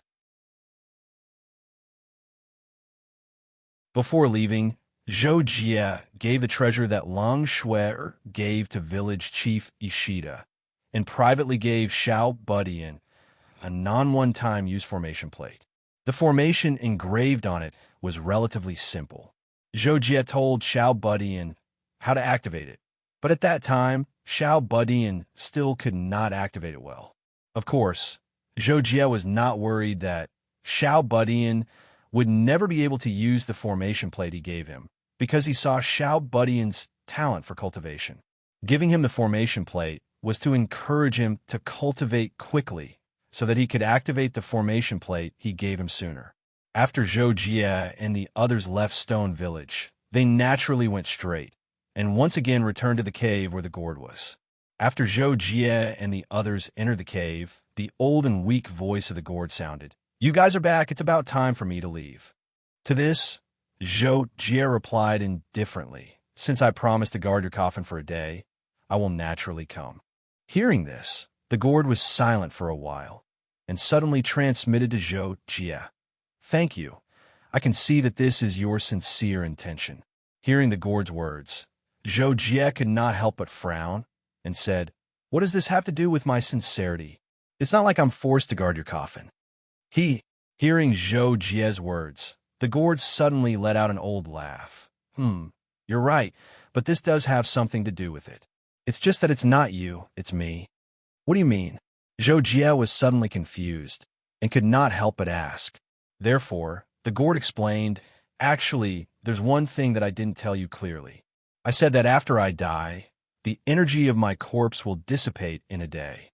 This is actually something that I did on my own initiative, so that those beasts or other people will not be able to take the seed that I left behind after I die." "Seed?" Zhou Jie suddenly realized something and asked subconsciously. The gourd continued, "Actually, after I die, I can turn the energy of my body into a seed. It's like my embryo, and as long as the conditions are right, it will grow into my next generation. However, I've made too many enemies, and many of them know that I'm about to die. In order to avoid implicating the forces that I'm guarding, I chose to come here. I know that if I do that, I won't be able to protect the seed that I condense after I die, so I can only choose to dissipate my body and not leave the seed behind. Otherwise, my seed will most likely be eaten by them, like the inner core of a dire beast, to increase their cultivation. Of course, I won't do something like helping my enemies." At this point, Zhou Jie completely understood what the gourd was trying to say. However, when he thought of what the gourd said at the beginning, he could not help but ask, "So what you're trying to say is that you want me to help you preserve the seed and give birth to the next generation? Do you trust me?" Hearing Zhou Jie's question, the gourd smiled and said, "It doesn't matter if you trust me or not, but seeing that you're willing to guard my coffin for me, I've decided to give you the seed that I leave behind after I die. Even though I don't have to say that, as long as I leave the seed behind, it will naturally be yours. With your strength, those dire beasts outside won't be able to take it from you. After you obtain my seed, you will need to nurture it, because nurturing it is very difficult. If I don't tell you, you won't be able to do it. Moreover, I don't have any concept of having children, and after the seed grows up, it won't be mine. As such, you can use my seed for your own cultivation. I see that you're not far from the Emperor Heaven realm. Perhaps my seed will be able to help you break through." The gourd said. Hearing this, even though Zhou Jie did not know what the Emperor Heaven realm was, he knew that it was equivalent to the Emperor realm. Since the gourd had said such a thing, it meant that its seed was indeed a precious treasure. Moreover, Zhou Jie had the Cosmos Godstone to help him cultivate. As such, obtaining the gourd seed would be of great help to him in shortening his cultivation time, and it would even allow him to break through to the Imperial Emperor realm in a short period of time. Facing such a temptation, Zhou Jie could not help but be tempted. However, this was given to him by the gourd with its death, and before the gourd died, Zhou Jie could not show any joy. As such, he did not show any joy, and after a moment of silence, he said, "This is your own decision, but since you're willing to give the seed to me, I still have to thank you. If you have any last wishes, you can tell me, and I'll do my best to help you complete them." In reality, when the gourd left the seed to Zhou Jie, it had also asked Zhou Jie to help it protect the faction that it had guarded for 10,000 years after its death. However, thinking that this was impossible, the main reason was that the faction had already begun to disperse, and Zhou Jie could not protect it completely. As such, the gourd gave up on this idea. As such, when Zhou Jie asked it to state its last wishes, the gourd fell silent for a few seconds before saying, "No need. I'll leave everything to the heavens." "All right then, I'll guard the entrance for you." Zhou Jie did not say anything more and intended to end the conversation. Just like that, Zhou Jie and the other two chatted near the entrance of the cave. At the same time, Zhou Jie paid attention to the movements of the ferocious beasts in all directions. He also sensed the forces of the Li Kingdom, the Bhutan Kingdom, and the Mountain God sect. He originally wanted to come out and ask the human forces to leave, but on second thought, it was not necessary. When the time came, he only needed to intimidate everyone and the ferocious beasts, and they would naturally retreat. However, when Zhou Jie and the other two guarded near the entrance of the cave until the afternoon of the second day, a terrifying movement shocked Kakashi and Lung Shuer. Zhou Jie's expression also changed. Dong, dong, dong. It was as if the earth was being beaten like a drum, causing the entire ground to faintly tremble. The oppressive and terrifying sound seemed to converge from all directions at the entrance of the cave, continuously beating on the eardrums of Zhou Jie and the other two. The tremors became more and more intense. At this time, Zhou Jie had already sensed the source of the tremors. It was caused by a terrifying creature. This creature was a rock giant. It was terrifyingly huge, bigger than any creature Zhou Jie had ever seen. Its height was more than 20,000 meters. It must be known that the largest life form Zhou Jie had ever seen was Safuli, which was only 10,000 meters tall. Compared to the rock giant that Zhou Jie had sensed at this moment, it was like a small child in the presence of a great magician. One of the rock giant's legs was comparable to that of Safuli. For such a terrifying giant, all the mountains in the 100,000 mountains were not even as tall as its waist. When it walked from 10,000 meters away, it caused the ground to tremble around Zhou Jie. It only took 3 or 4 steps to get within 1 kilometer of Zhou Jie and the other two, scaring the wild beasts that had been entrenched in the surroundings for many days into fleeing, not caring about anything else. However, this was not the end. Zhou Jie soon discovered that after the rock giant stopped, the ground continued to tremble. From the other side of the rock giant, there was another terrifying creature walking forward. It was a huge ape over 10,000 meters tall, with fangs that were several hundred meters long. Although it was nothing compared to the 20,000 meters tall rock giant, Zhou Jie discovered that its aura was not the slightest bit inferior to the rock giant. Just as Zhou Jie was wondering what was going on, the sky outside the cave entrance suddenly darkened. Zhou Jie hurriedly sensed towards the sky and was immediately amazed.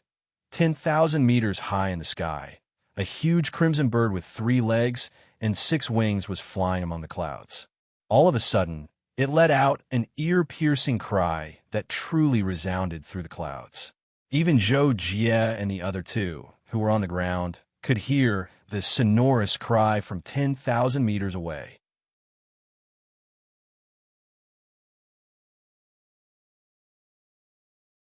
Chapter 317. Zhou Jie hurriedly formed an energy shield to block out the sound and vibration. Although it could not hurt Kakashi and Long Shui, Zhou Jie instinctively chose to protect them. However, at this time, Zhou Jie felt the voice of the gourd, so he immediately received it. Oh no, I didn't expect my old enemy to invite these beings. It seems that I can't keep my seed. You should leave now. Where do they come from? To the gourd's surprise, Zhou Jie asked it this question in such a calm manner. In response, the gourd could only answer, "They're from the beast god realm, which is above the Empyrean like me. I think you're also from the Empyrean, right? I don't know if you have heard of their names. The giant that seems to be made of stone is called the sky giant. The bird is called the 3-legged golden crow. As for the ape, it is even more terrifying. It is called the celestial demonic ape. You should have heard of it." Zhou Jie heard the gourd's words and felt a little helpless. Heard of it? He had been here for less than a month. The so-called Empyrean was nothing, let alone the celestial demonic ape. Heard of it. However, Zhou Jie could not tell the gourd that he did not belong to this world. He could only say, "I'm sorry. I've been training hard all year round. I don't know anything about the Empyrean, nor have I heard of the names of the 3 beings outside." Zhou Jie's answer stunned the gourd. It thought to itself, "You haven't heard of it? You don't even know what the Empyrean is. This is really..."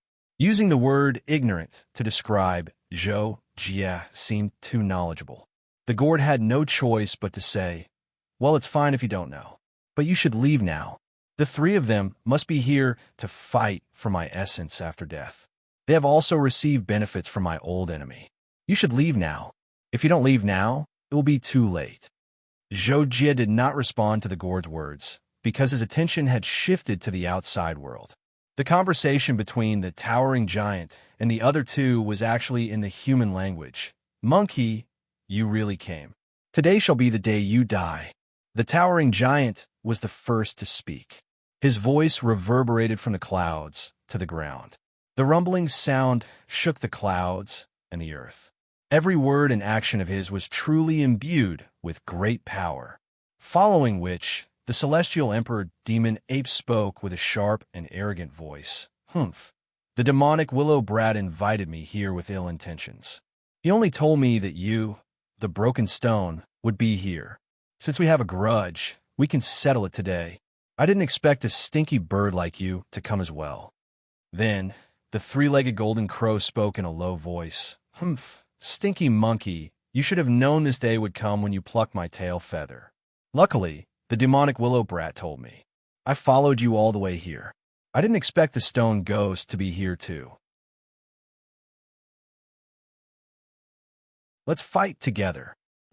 Shameless boasting. Even if the 2 of you join forces, I am not afraid. You are still worried that if you can't kill me today, you will be hunted down by me and my wife in the future. The celestial emperor demon ape was not afraid at all. Seeing the celestial emperor demon ape so arrogant, the towering giant was enraged. He roared, "Monkey, I will kill you today, even if I have to risk my life. Stinky monkey, you will die today." The 3-legged golden crow also threatened. In an instant, 3 shocking auras exploded in the outside world, causing the heaven and earth to be sublimated. The wind and clouds changed, the mountains shook, and countless plants were turned into dust. The terrifying mixed pressure spread out, causing the expressions of the king of Lee Kingdom and the other two forces who were still hiding nearby to change drastically. They immediately chose to retreat from the scene. Yukaiji and the others, who were watching from a distance, felt their hearts tremble. After coming back to their senses, they chose to distance themselves from the battle that was about to erupt. "They don't seem to have come for you," Zhou Jie said to the gourd at the entrance of the cave. The gourd immediately replied, "You can't say that. Once the enmity between them is over, there will definitely be survivors. When that time comes, it will devour my essence, which will be greatly beneficial to them. As for the celestial emperor demon ape, I heard of its might when I followed Master in the 9 heavens. It is said to be invincible below the Emperor Heaven Realm, and it can even escape from some Emperor Heaven Realm experts. However, it loves to cause trouble and has caused a lot of trouble. The reason it has been able to survive until now is mostly because its wife is not to be trifled with. Even if the two of them work together, Emperor Heaven Realm experts would not dare to casually offend it. My old enemy probably dislikes this celestial emperor demon ape for some reason, so he wants to get rid of it. That's why this is happening today. Is that so?" Hearing this, Zhou Jie couldn't help but ponder, but then he said, "However, if these 3 guys start fighting, I'm afraid you won't be able to hide here. In a while, just the aftermath of the battle might kill you." Hearing Zhou Jie's words, the gourd replied, "So what? I'm already about to die, but why haven't you left yet? Could it be that you want to sit back and reap the rewards?" Sit back and reap the rewards? When he heard this, Zhou Jie's heart moved as well. However, he did not have this thought at all, so he quickly dismissed it. "No, I have my own plans." Thus, Zhou Jie said after a short hesitation. After that, Zhou Jie said to Kakashi, "Protect Shuer? I'm going out for a while."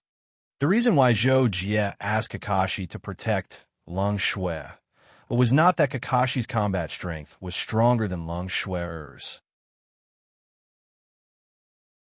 It was just that Kakashi's body contained the Imperial Monarch's laws, and those below the Imperial Monarch realm were unable to injure him. Kakashi and Lung Shui were unable to stop Zhou Jie's actions. Even though they were somewhat worried, they still allowed him to leave without worries. Coincidentally, when Zhou Jie flew out of the cave, the 3 giants finished their confrontation and were about to attack. However, when they suddenly saw Zhou Jie's aura soaring into the sky, they immediately stopped. All of them could not help but look at Zhou Jie. To the 3 king-level beasts, Zhou Jie's size was simply unimpressive. However, Zhou Jie's aura was actually on the same level as theirs, so they had no choice but to take Zhou Jie seriously. "Human cultivator, why are you here?" Earlier, Zhou Jie had been hiding his aura, so the 3 giants did not pay attention to him. Now that Zhou Jie exposed his strength, the giant was the first to lower its head and ask. However, even if the giant lowered its head was far above the clouds and could not be seen with the naked eye. Zhou Jie could only rely on his perception to know its movements. Upon hearing the giant's question, Zhou Jie asked in return, "The 3 of you are all here for the gourd in the cave?" The giant was asked in return and could not help but feel a little displeased. After all, beasts like them were generally much stronger than human cultivators of the same level of cultivation. It was also more experienced. Normally, it would look down on Zhou Jie, but in the current situation, if Zhou Jie interfered, it would change the situation. Therefore, after a moment of displeasure, the giant answered Zhou Jie's question first. "Yes and no. I'm mainly here to kill this monkey." At this time, the 3-legged golden crow's voice sounded in the sky. "I'm also here for this stinky monkey. Human, if you're willing to join forces with us to kill this stinky monkey, we can give you the essence of the gourd after its death. I think Brother Tong Tian won't be reluctant to part with it. Right?" Of course not. When the giant heard the 3-legged golden crow's suggestion, he agreed without hesitation. Then he asked Zhou Jie, "Human, what do you think?" This time, without waiting for Zhou Jie to reply, the celestial emperor ape, who was still arrogant just a moment ago, was really afraid that Zhou Jie would join forces to deal with it. Then, it would really not be able to resist, so it made a prompt decision and chose to not care about its face, directly turning around and fleeing. Boom! The Celestial Emperor Ape's movement was as fast as lightning. In the blink of an eye, it had already traveled dozens of miles. Seeing this, the giant and the three-legged golden crow hurriedly chased after it, completely ignoring Zhou Jie. When Zhou Jie sensed that the Celestial Emperor Ape had escaped, his expression completely changed in the next second, because he discovered that the Celestial Emperor Ape was escaping in the direction of the Stone Village. If it accidentally stepped on the Stone Village, then how could the people of the Stone Village survive? As a result, a scene that stunned the giant and the three-legged golden crow appeared. When they moved to chase after it, Zhou Jie's entire person flashed on the spot and turned into a shocking streak of lightning, chasing after the Celestial Emperor Ape with a speed that even surpassed the three-legged golden crow. Then, a loud shout sounded between heaven and earth. "Stop!" That tone left no room for doubt. It was simply as overbearing as a madman, making the giant and the three-legged golden crow completely unable to believe that a human cultivator actually dared to yell at the Celestial Emperor Ape so loudly. One had to know that that was the Celestial Emperor Ape, a top-notch existence even in the beast god realm. It had roamed unhindered for 10,000 years, and it was hard to find a match among the ferocious beasts, let alone a mere human cultivator. The Celestial Emperor Ape had once torn apart a human cultivator at the later stage of the Shattering Void tier, equivalent to the 5th to 6th level of the Suzerain tier, with its bare hands. At that time, it had shocked the human elites for a long time, and also created its name of Demonic Ape. And after the Celestial Emperor Ape heard Zhou Jie's sound transmission, it was also quite surprised, and it turned into anger in an instant. It was a dignified overlord of the beast god realm. When had it ever been yelled at like this by a human cultivator below the Emperor Heaven tier? This was simply intolerable. What else could be tolerated? But just as this thought flashed through the Celestial Emperor Ape's mind, it felt a terrifying pressure coming from behind. The speed was so fast that it did not even have time to feel fear in its heart before the attack that was full of pressure descended from behind. It was an incomparably dazzling sword light. In fact, it was activated by a sword formation formed by 6 swords, instantly triggering the tide-like energy between heaven and earth with an unstoppable momentum. 6 pulses divine sword. The Celestial Emperor Ape hurriedly turned around to face it, and it did not even have time to take out its weapon. Under the attack of its 2 hands, its entire huge body was thrown away by the torrential sword light, and finally, it crashed into the mountains at the side with a loud bang.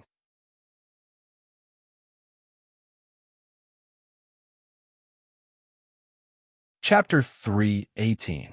What? Seeing that the Celestial Emperor Ape was sent flying by Zhou Jie, the giant and three-legged golden crow exclaimed in unison. Zhou Jie's strength was beyond their imagination. After the Celestial Emperor Ape crushed the 2 mountains, it quickly got up, its face filled with shock and anger. It was actually secretly injured by a human cultivator. This was a great humiliation. "Human, how dare you sneak attack me? You're asking for it." The Celestial Emperor Ape roared at Zhou Jie, no longer caring that it was 1 against 3. It wanted to regain the face it had just lost to Zhou Jie. The towering giant and the three-legged golden crow had already caught up. The latter flew in the sky behind the Celestial Emperor Demon Ape to prevent it from escaping, while the former faced the Celestial Emperor Demon Ape with Zhou Jie, ready to attack at any time. Zhou Jie was still calm in the face of the Celestial Emperor Ape's roar. He was so anxious to attack just now because he wanted to prevent Stone Village from being destroyed by the Celestial Emperor Ape. He had already successfully hit the Celestial Emperor Ape's position.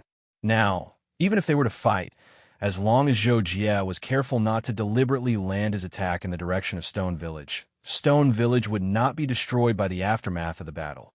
Although with the strength of a peak Lord tier master, the aftershock of a powerful attack could destroy houses tens of thousands of meters away. However, that was under the circumstance of using an area of effect attack. Generally speaking, when experts of the same level fought, no one would use an area of effect attack because it would disperse the attack's energy and not cause enough damage to the enemy.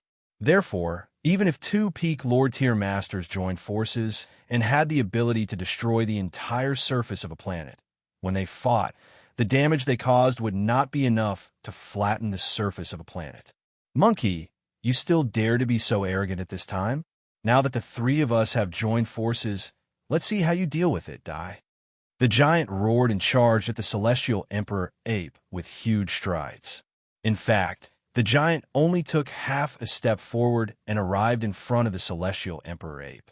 His fist broke through the clouds in the sky and smashed down on the celestial Emperor Ape's head, which was also in the clouds. The celestial Emperor Demonic Ape was enraged. A terrifying purple energy erupted from its body, and its fist collided with the towering giant's fist.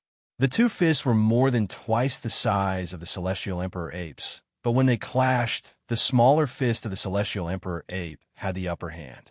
Boom! The heavens trembled, and this collision shattered the clouds. The towering giant couldn't help but take half a step back, while the celestial Emperor Demonic Ape maintained its posture of punching until the end.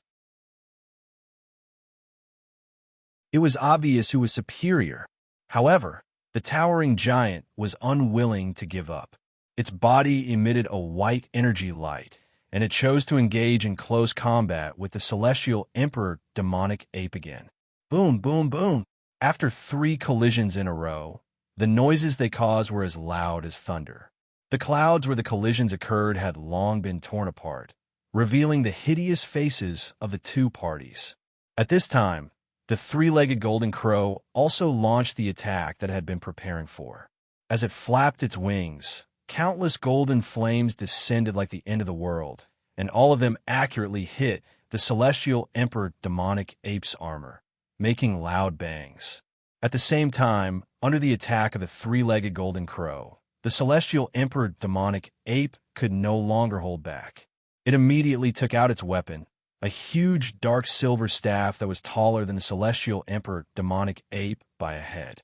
When it was swung, the wind and thunder roared, and the power was so terrifying that it could tear the sky apart. Screech! Seeing that the celestial Emperor Demonic Ape had taken out its weapon, the 3-legged golden crow took the initiative to attack.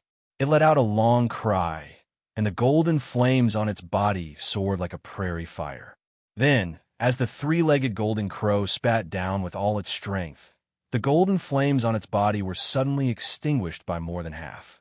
A bright golden bird flew out of its mouth, but compared to the 3-legged golden crow's huge body, it was actually hundreds of meters long and wide.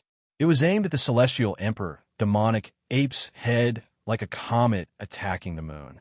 Of course, the celestial Emperor Demonic Ape would not use its body to take the attack of the 3-legged golden crow. In the face of the towering giant's simultaneous attack, it roared and raised its staff from bottom to top. It actually knocked away the foot of the towering giant first, and then collided with the bird of the 3-legged golden crow above its head. Boom! The bird that condensed the power of the 3-legged golden crow's flames was blown up by the staff, and the explosion immediately created a scene of destruction. The red and golden flame waves spread out like ripples in the sky. At the same time, the temperature between heaven and earth rose rapidly. The corresponding trees on the surface of the ground within a kilometer of the center were directly scorched, and even some places were set ablaze. Even the villagers of Stone Village, tens of thousands of meters away, soon felt the rapid change in the air temperature. Although the celestial Emperor Demonic Ape had blown up the attack of the 3-legged golden crow, it was also slightly injured. Its whole body sank hundreds of meters into the ground, and its weapon smashed into the waist of the mountain beside it. It directly smashed the entire mountain, causing the mountain to collapse and the earth to crack. Zhou Jie, who was thousands of meters away, couldn't help but frown. Although he had just considered joining forces with the two giants to deal with the celestial emperor demonic ape, he still hadn't made up his mind and still wanted to think clearly. However, now that he saw the destruction of the battle between the three giants, if he didn't join in and end the battle as soon as possible, thousands of mountains and the 100,000 mountains would be destroyed by them. Therefore, Zhou Jie decided to attack the celestial emperor demonic ape at this moment to end the battle as soon as possible, and then he would be able to obtain the gourd seed and end a grudge. 6 Meridians Divine Sword Go. At that moment, Zhou Jie activated the 6 Meridians Divine Bracelet again and used the Sword Formation Mystery to attack the celestial emperor demonic ape. The strength of his attack was not inferior to that of the celestial emperor demonic ape and the other two giants. The celestial emperor demonic ape had just finished a fierce collision, and it was just when its old strength was exhausted and it was difficult to generate new strength. Facing Zhou Jie's sudden and powerful attack, the celestial emperor demonic ape, who had suffered a loss before, suddenly felt all the hair on its body stand up. It forcibly gathered its strength and waved its staff to meet Zhou Jie's sword formation killer move. Thump! This time, the 6 Meridians Divine Sword was knocked away by the staff. But the celestial emperor demonic ape also trembled violently and took half a step back in disbelief. The reason why the celestial emperor demonic ape was so shocked was that it had never seen a human cultivator of the same level who could exert an attack that could even shake it directly, let alone an attack that came from a controlled flying sword. How terrifying the control of one's soul was to be able to do that. But it was far from over, because the 6 Meridians Divine Sword just now was not the limit of Zhou Jie's attack. Now, Zhou Jie's attack of such intensity could only be classified as super ordinary attack. Yes, super ordinary attack, as the name suggested, was equivalent to ordinary attack, not ultimate skill, let alone a killer move. And the most important feature of ordinary attack was that it could be easily launched consecutively. Therefore, 6 Meridians Divine Sword. Whoosh! The 6 swords that had been knocked away by the celestial emperor demonic ape staff instantly reassembled the sword formation and attacked the celestial emperor demonic ape again. What? How is this possible? The celestial emperor demonic ape turned pale with fright when it saw this. Such a powerful flying sword attack. Zhou Jie was actually able to launch it consecutively. This was really shocking and unacceptable to it. Although the celestial emperor demonic ape was a top-notch existence among shattering void-tier beasts, its true strength was still quite a bit weaker than Zhou Jie's. The celestial emperor demonic ape's strength was slightly weaker than Suffix before he reached the monarch tier, but Zhou Jie was not much weaker than Suffix at that time. It could be said that he had reached the limit below the ordinary monarch tier. The level of Holy Sun naturally surpassed the ordinary limit, but don't forget that Zhou Jie's cultivation had yet to reach the consummate level of Overlord tier. The celestial emperor demonic ape was naturally far from being his match. As for the two sky-reaching giants, they were only on the level of Zhou Qiuhong. And what made the celestial emperor demonic ape feel even more terrible was that at the same time that Zhou Jie launched the 6 Pulses Divine Sword for the second time, the sky-reaching giant and 3-legged golden crow also launched a ferocious attack at it again. Just to deal with the attacks of these two, it had to be prepared to be injured. What more when Zhou Jie's attack was added in? The celestial emperor demonic ape was completely unable to withstand it. But even though it knew that it could not withstand it, in order to survive, the celestial emperor demonic ape had to do its best to block it. Thus, it roared again and activated all the energy in its body. It directly leaped out of the sunken pit in the ground and swept out with its staff to meet Zhou Jie's and the sky-reaching giant's attacks head-on.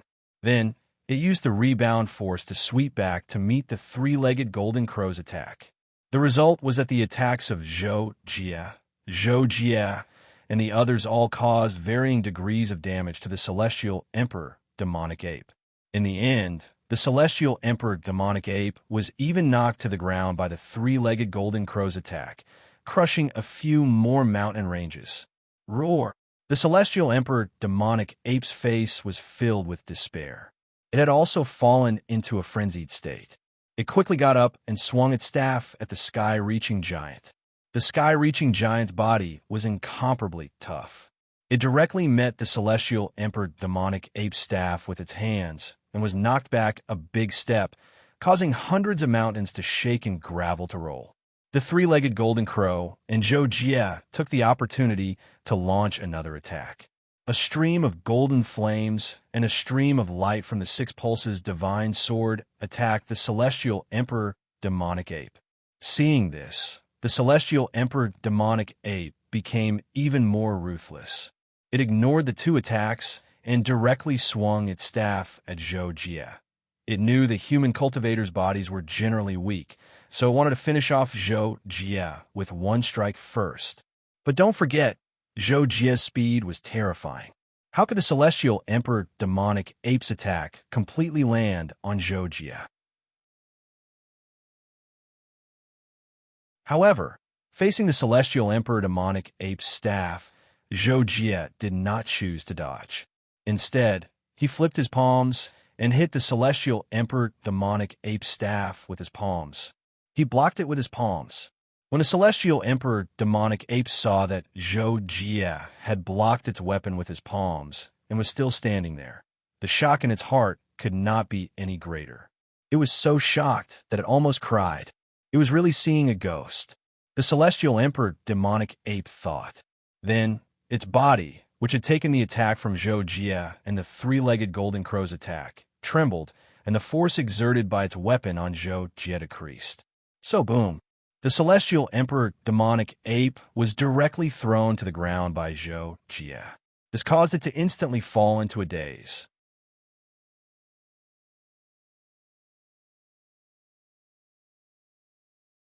Chapter 319. After knocking down the celestial emperor monster ape with both hands, Zhou Jie immediately controlled the six swords to unleash the flying sword ultimate kill. The three-legged golden crow was also shocked when it saw this, but it was mainly surprised. It immediately followed Zhou Jie and took advantage of the situation to attack the celestial emperor ape again. The celestial emperor monster ape was completely stunned after being knocked down by Zhou Jie. It could not accept that it was defeated by a human cultivator who was less than 1/1,000,000th of its size with pure strength. Therefore, when Zhou Jie and the three-legged golden crow's attacks came one after another, the celestial emperor monster ape could not react in time. It could only barely avoid its vital parts and take the two attacks with its body. The three-legged golden crow's little bird was still fine.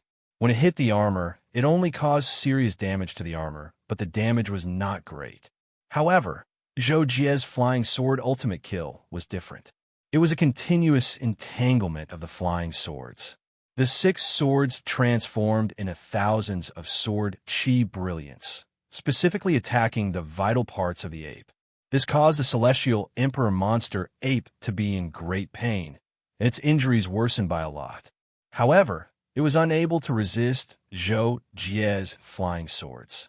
At this moment, the celestial emperor monster ape was in despair. It knew that if this continued, even if it used all its trump cards to escape, it would have no chance of escaping from the three giants. However, with its pride, it could not beg for mercy. Besides, begging for mercy was absolutely useless. Roar. Human, just you wait. My wife will avenge me. The celestial emperor monster ape struggled to resist Zhou Jie's flying sword ultimate kill.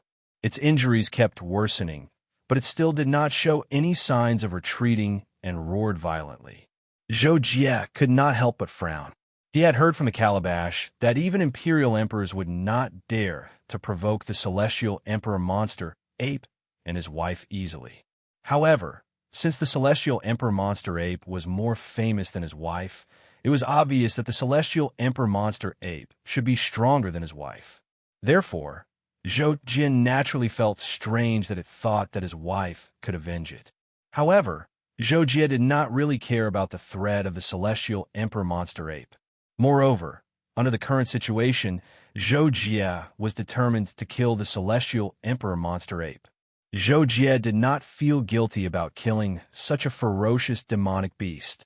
Therefore, although the celestial emperor monster ape tried its best to resist and even wanted to kill Zhou Jie, with the help of the two towering giants, Zhou Jie's flying sword ultimate kill left the celestial emperor monster ape powerless to fight back. Soon, the celestial emperor monster ape's armor was shattered, and its body was covered in wounds. The blood that spurted out could gather into a river. However, the celestial emperor monster ape's vitality was indeed terrifying. Even though it was severely injured, it still fought with Zhou Jie and the other two for a few minutes. In the end, its body was almost smashed by the towering giant, and its hair was all burned by the three-legged golden crow. Only then did it die under Zhou Jie's flying sword ultimate kill. Thump! The celestial emperor monster ape was badly injured. It knelt on the ground, and its red eyes had lost most of their vitality. It looked a little sluggish. Before Zhou Jie's flying sword ultimate kill pierced its head, it opened its mouth to say something. However, before it could say anything, the flying sword ultimate kill it. Seeing this, the towering giant was the first to laugh to the sky. Dead. This monkey is finally dead. It's finally dead. Ha ha ha. The three-legged golden crow also let out a long cry to express its joy. It flapped its wings and flew higher into the sky. Only Zhou Jie seemed very calm. He quickly withdrew his flying sword ultimate kill and looked at the fallen celestial emperor monster ape and the surrounding broken land and mountains. Other than secretly sighing, he did not have any other thoughts. After laughing, the towering giant looked at Zhou Jie and said to Zhou Jie, "Human, this time it's really thanks to you. I owe you a favor. If there's nothing else, I'll leave first." The reason why the towering giant said this and did not even mention that he had promised to give the gourd to Zhou Jie was that he had already realized how powerful Zhou Jie was. Even if he and the three-legged golden crow did not want to give the gourd to Zhou Jie, they had to give it to him. So why should he say that he gave it to Zhou Jie? That was completely asking for a snub. It was purely a joke. Seeing this, the three-legged golden crow was also a sensible person. It immediately sent a voice transmission to Zhou Jie to express its gratitude. Then it was about to leave. But at this moment, Zhou Jie suddenly thought of something and quickly stopped the three-legged golden crow. "Wait, three-legged golden crow, I have something to ask you." The three-legged golden crow heard Zhou Jie's voice transmission, and it couldn't help but be surprised. It quickly flew back, intending to listen to Zhou Jie's question. Zhou Jie actually thought of the threat of the celestial emperor monster ape to himself, so he asked immediately, "Just now the celestial emperor monster ape threatened me, saying that its wife would avenge it. This makes me a little curious. Why did it only threaten me? Also, what is the origin of its wife? Can she avenge it?" Hearing Zhou Jie's question, the three-legged golden crow suddenly understood and replied, "So this is what you are wondering. But then again, you do have to be careful of the revenge of the celestial emperor monster ape's wife. The celestial emperor monster ape's wife is a snake demon, known as the Queen of Demons in the demon immortal realm. Her strength is not bad, but for the towering giant and me, the Queen of Demons is not a threat because she is best at using poison. Needless to say, the towering giant is born with a body immune to poison and is stronger than the Queen of Demons, so the Queen of Demons can't do anything to him. As for me, I have the godly fire, which can also resist any poison, and I run fast, so the Queen of Demons can't do anything to me. Only you have the body of a human. If you are poisoned by the Queen of Demons, I'm afraid that it will affect your future cultivation. Human, this is all I can tell you. You have to be careful." The three-legged golden crow finally said and was about to leave. Hearing this, Zhou Jie could not help but frown. But what was done, and he had no other choice but to bear the consequences. The three-legged golden crow did not have much friendship with him, so it was enough to tell him this much. So Zhou Jie thanked the three-legged golden crow and let him leave. Turning back to the cave, Zhou Jie saw Lung Shuer and Kakashi hugging each other tightly, leaning against the wall and seemingly shivering. He immediately asked, "Why are you two hugging each other? Jocko, you are back. Is the fight outside over?" Kakashi heard and quickly looked up to ask, "Yes, what are you two doing?" Jia looked at Kakashi and could not help but ask again. "Nothing, it's just that, Jocko. It's too scary when you fight outside," Kakashi said with lingering fear. Jia nodded when he heard the words. He glanced at Kakashi again and finally couldn't help but say, "So, Kakashi, can you move your head away from Schwer?" Kakashi, Jocko, it's not what you think. I'm not that kind of person." With that said, Kakashi had already moved half of his face away from Lung Schwer's towering chest as fast as possible. Seeing this, Lung Schwer couldn't help blushing and pursing her lips. A few minutes later, Jia and the other two stood around the cold pool, watching the vines that extended from the gourd on the stone wall outside the pool slowly wither and peel off the surface of the stone wall and fall into the pool. "Human, I'm going to start condensing the seed." The gourd used its old and tired voice to inform Jia one last time. Then, its entire body melted into the cold pool at an even faster speed. Jia looked at all of this without saying a word. He quietly sensed the process of the gourd condensing the seed at the bottom of the cold pool and seemed to have understood something. "Jocko, where are we going next?" After leaving the cave, Kakashi asked Jia. Jia, Kakashi, and Lung Schwer stood at the top of the mountain and looked into the distance. He thought for a while. Currently, he had not thought of a way to leave the myriad ancient sacred world, so he had to continue to understand the myriad ancient sacred world. The more he knew, the more chances he would have to find a way to leave the myriad ancient sacred world. Therefore, Jia thought for a while and replied, "Let's take one step at a time. Let's go to the Mountain Kingdom first to understand the situation." Mountain Kingdom? Hearing this, Lung Schwer was puzzled. She and Kakashi did not know where the Mountain Kingdom was, and they did not know how Jia knew about it. "It should be outside this mountain. Let's go." Although Jia did not know the exact location of the Mountain Kingdom, with his strength, as long as he knew that there was such a place nearby, he would be able to find it. Demon Immortal Realm, mesmerizing Snake Mountains. This was the place where the celestial Emperor Demon Ape and the Queen of 10,000 Demons lived. The outer area was covered by a thick black fog and poisonous miasma all year round. Only in the deepest part of the mountain range, the air was relatively fresh. In the depths of the cold and humid huge cave, an extremely beautiful and flirtatious woman was holding an exquisite cup and drinking something. Her expression was very languid, but she was still very charming. The lower part of the woman's body was a thick and sturdy snake. It was coiled on the ground and was stacked 3 meters high. This flirtatious woman with a human body and a snake tail was naturally the Queen of 10,000 Demons. At some point, the languid Queen of 10,000 Demons' expression suddenly changed. At the same time, she crushed the cup in her hand and wriggled her snake body to the other side of the cave. "Husband?" When the Queen of 10,000 Demons arrived at the other side of the cave, she saw that there was a stone statue in the middle of the cave. It was the celestial Emperor Demon Ape and the Queen of 10,000 Demons who was nestled in its arms. However, at this moment, the celestial Emperor Demon Ape statue had completely cracked and broken into pieces.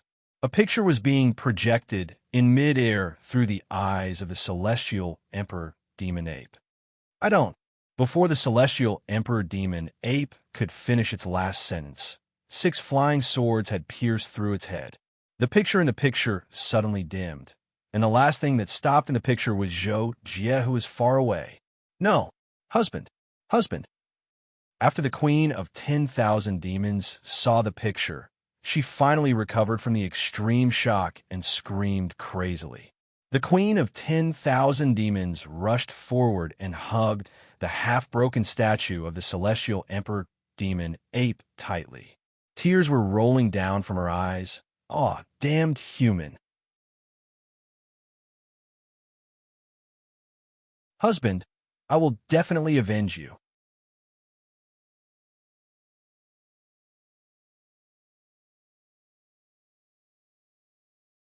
Chapter 320. The 100,000 mountain range spanned nearly 100,000 li, and Stone Village was located near the center of the 100,000 mountain range.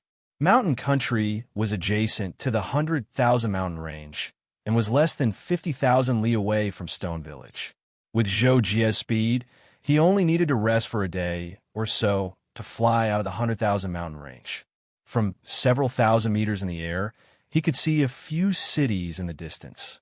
Seeing the cities, Zhou Jie naturally brought Kakashi and Yu Yang to one of the cities, ignoring the city wall guards and landing on the city's main street. Zhou Jie originally wanted to find someone to ask if this was mountain country, but after landing, Kakashi saw a noodle shop and immediately forgot what they came here for. He grabbed Zhou Jie and wanted to eat noodles.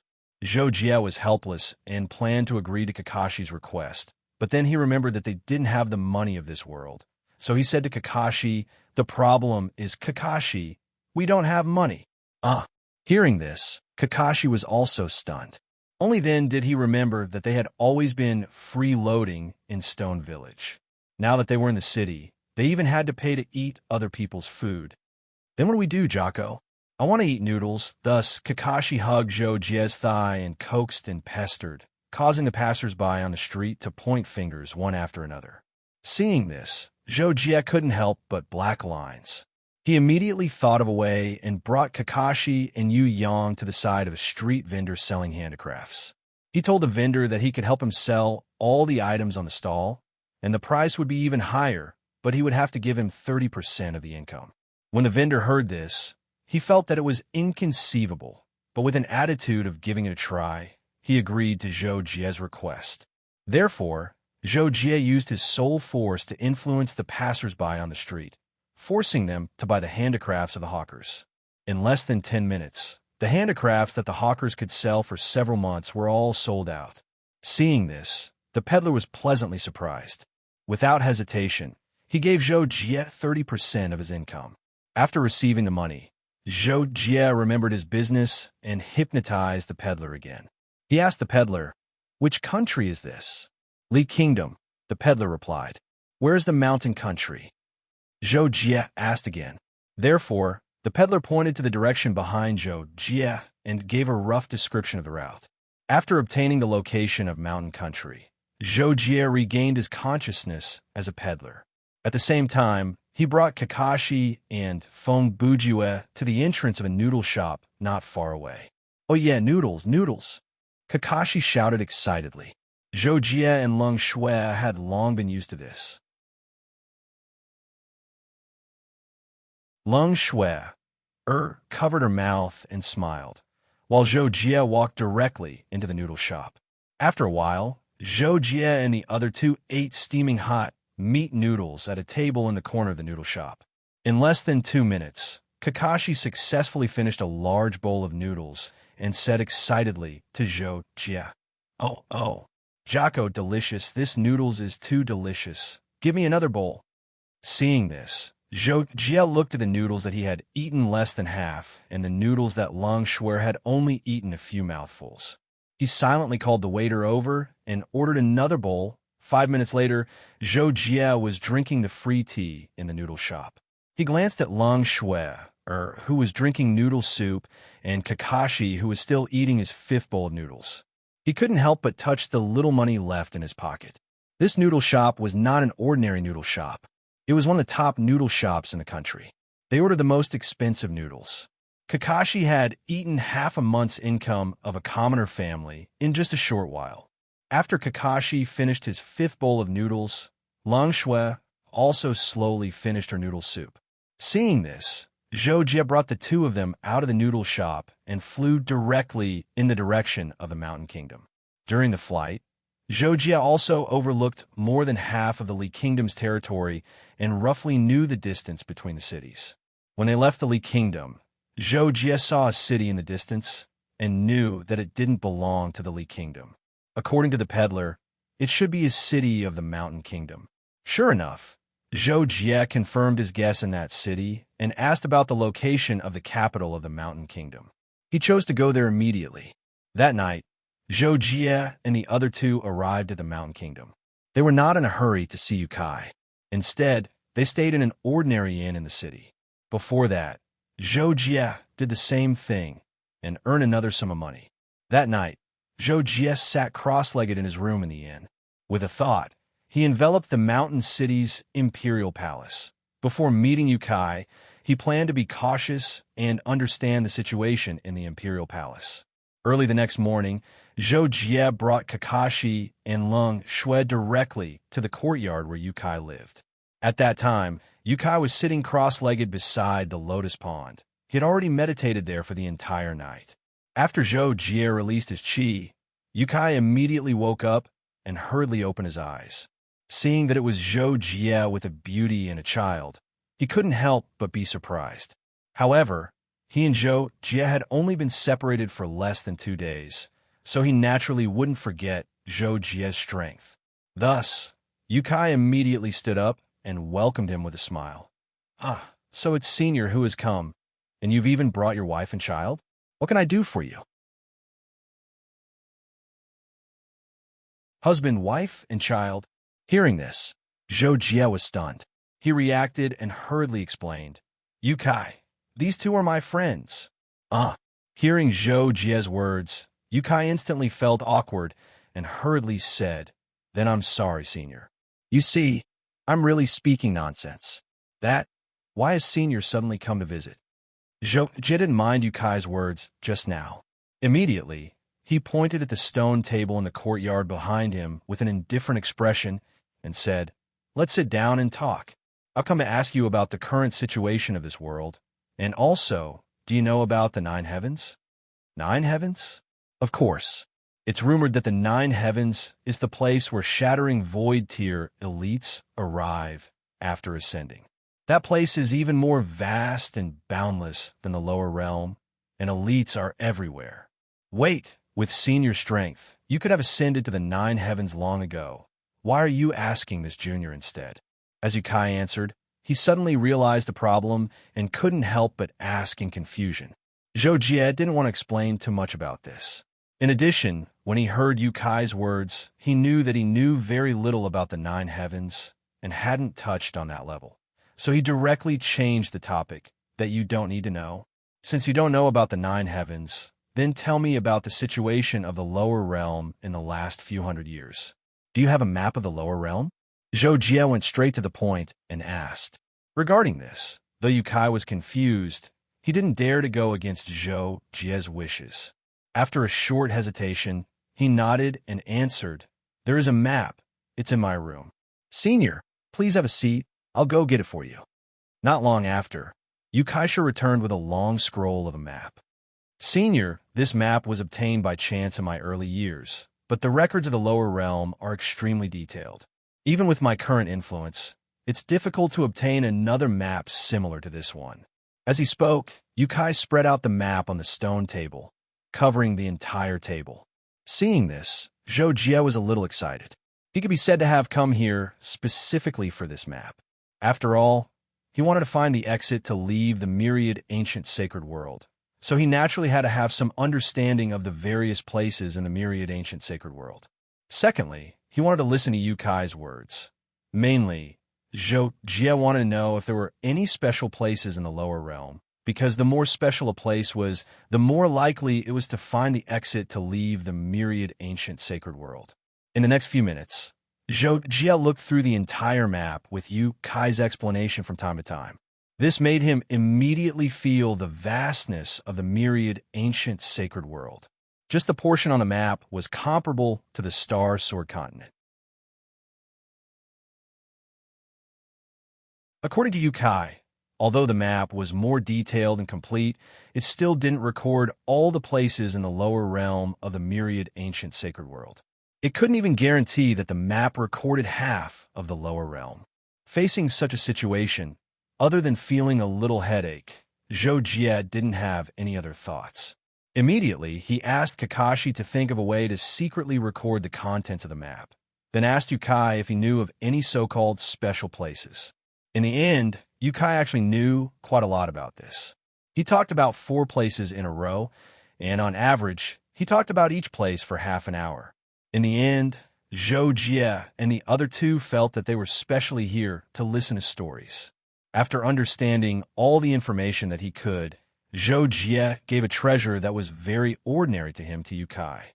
Then he asked for some money from him and directly left the palace. After that, according to Kakashi's request, Zhou Jie and the other two stayed in the mountain city. They spent their days eating, drinking, and playing, which was equivalent to a few days of relaxation. In these few days, Zhou Jie also researched about ascending to the nine heavens. According to what Yu Kai said, Zhou Jie recalled that the black land that they appeared on when they came here might be a certain place in the nine heavens. This made Zhou Jie feel puzzled. Could it be that after ascending from the lower realm to the nine heavens, one would be like a headless fly flying around randomly for a while before finding a stable place to settle down?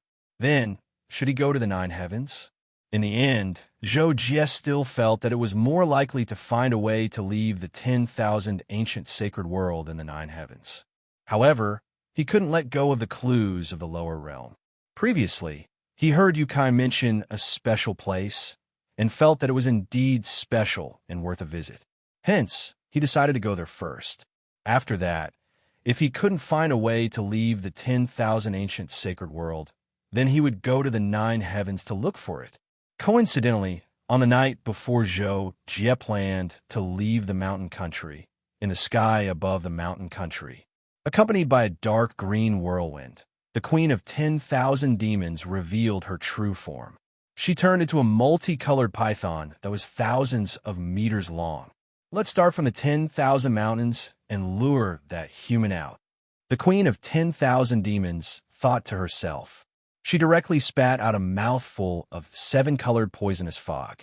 It spread rapidly in the air and finally turned into a colorless and odorless gas before it landed on the ground.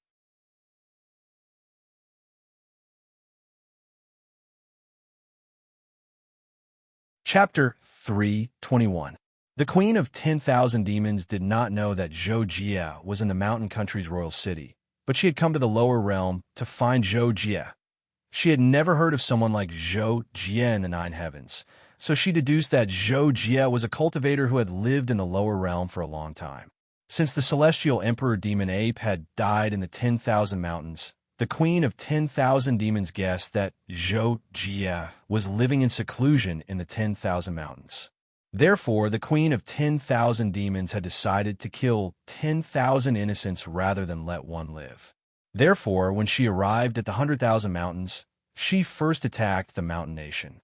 Later, she would do the same to the Li nation and other places. After that, she planned to retrieve the corpse of the celestial emperor demonic ape and use her husband's corpse to search for Zhou Jie. As for why the queen of 10,000 demons immediately came to find trouble with Zhou Jie, firstly, it was because she could not deal with the giant and the three-legged golden crow. Secondly, in the queen of 10,000 demons' eyes, although Zhou Jie was powerful, his life-saving abilities were also quite strong. Even if he encountered an Emperor Heaven Realm expert, he would still be able to escape. As such, in a situation where she could protect herself, she naturally chose Zhou Jie, who she was most proficient at using poison. After the queen of 10,000 demons spat out a mouthful of colorful qi, she quickly left. Zhou Jie was meditating in a room in an inn in the mountain city, and he was mainly focused on deducing laws and skills. His soul's perception could only cover a few kilometers, so he naturally did not discover the queen of 10,000 demons who was hundreds of kilometers away. At the same time, the queen of 10,000 demons also did not think that Zhou Jie was in the mountain country, so she did not deliberately use her perception, and she also did not discover Zhou Jie. However, the colorful qi that the queen of 10,000 demons spat out covered an area of a few hundred kilometers, and when it landed, it covered the entire mountain country, including the mountain city that Zhou Jie was in. At that time, Zhou Jie had also sensed the change in the composition of the air, but even though he had sensed it, he did not think that there would be something strange about it. Adding on the fact that he had been focused on his cultivation, he had neglected this matter. The next morning, Zhou Jie and the other two prepared to leave mountain country. However, Before they left, Kakashi requested them to have breakfast at an inn. However, when Zhou Jie's group of 3 went downstairs, they found the owner and 2 of his employees sitting at a table in the inn's lobby, all of them looking listless. Zhou Jie and the other 2 went forward to ask them what was wrong. The boss replied, "I don't know. I just feel weak all over and a little nauseous. But I haven't eaten breakfast, and there's nothing to vomit, so I didn't vomit." Just as the boss finished speaking, a worker also said, "Me too. Last night, I felt uncomfortable in the middle of the night. When I woke up in the morning, I felt weak and nauseous." Another employee also said, "Me too. Could it be that we have contracted an infectious disease?" Upon hearing that it might be an infectious disease, Kakashi was so scared that he immediately went to Long Shue'er's side and hugged her white legs. Zhou Jie could not help but twitch the corner of his mouth when he saw this. In any case, he did not believe that Kakashi would be afraid of a human infectious disease. As for Zhou Jie and Long Shue'er, their cultivation was not ordinary. Even if ordinary viruses, bacteria, and the like were injected into their bodies, they could block and eliminate them. Unless it was a specially developed energy poison like Dr. Venom, ordinary bacteria, viruses, and toxins would be ineffective against the 2 of them. Infectious disease? It shouldn't be so sudden that all 3 of you fell ill at the same time, right? Zhou Jie could not help but raise his doubts at this time. Then, he carefully investigated the few rooms upstairs that were occupied. After this investigation, Zhou Jie could not help but be taken aback because he found that there were a total of 5 guests upstairs. 3 of them had not gotten up yet, but they were all awake in bed without exception. They looked seriously ill, and their breaths were exactly the same as the boss and the other 2. As for the other 2 guests, they had just gotten up and were sitting at the table in their rooms. They were also pale and weak. At this time, Zhou Jie was completely sure that this was not an infectious disease. After all, how could an infectious disease infect so many people who had no contact with each other in one night? "Boss, let me take your pulse." Suddenly, Zhou Jie said to the boss and stepped forward to take the artery of his left hand. Of course, Zhou Jie did not know medical skills, let alone taking pulses. He could check the condition of the boss's body with just a thought. Taking the pulse was just for show, to give the boss and the others an explanation. While Zhou Jie was taking the pulse, his soul power had already penetrated every cell in the body of the boss and the 2 assistants. From this, he quickly found that the cause of the disease of the 3 people was exactly the same. It was all due to a certain substance combining with the blood cells in the body, resulting in a series of adverse effects. If this situation continued, the 3 of them would not live for more than a few days. "How is it, Jocko? Do you have a way?" Long Shue'er was kind-hearted. At this moment, she was concerned about the condition of the boss and the others. She could not help but ask Zhou Jie. In this regard, Zhou Jie frowned slightly, but still said, "It's not a big problem. This should be considered as poisoning. I have a few pills here. Take them and rest for a while, and you'll be fine." After Zhou Jie finished speaking, 3 black pills that were about the size of a fingernail appeared in his hand. He gave them to the boss and the other 2 and asked them to take them. At the same time, Zhou Jie had already used his soul power to separate the toxins in the bodies of the 3 people and remove them from the body. However, as soon as Zhou Jie separated the toxins, his face suddenly changed. This was because he remembered that he had sensed a lot of this toxin last night. His perception covered a radius of 1,000 meters. So Zhou Jie immediately could not help but say, "Oh no, the situation is not good."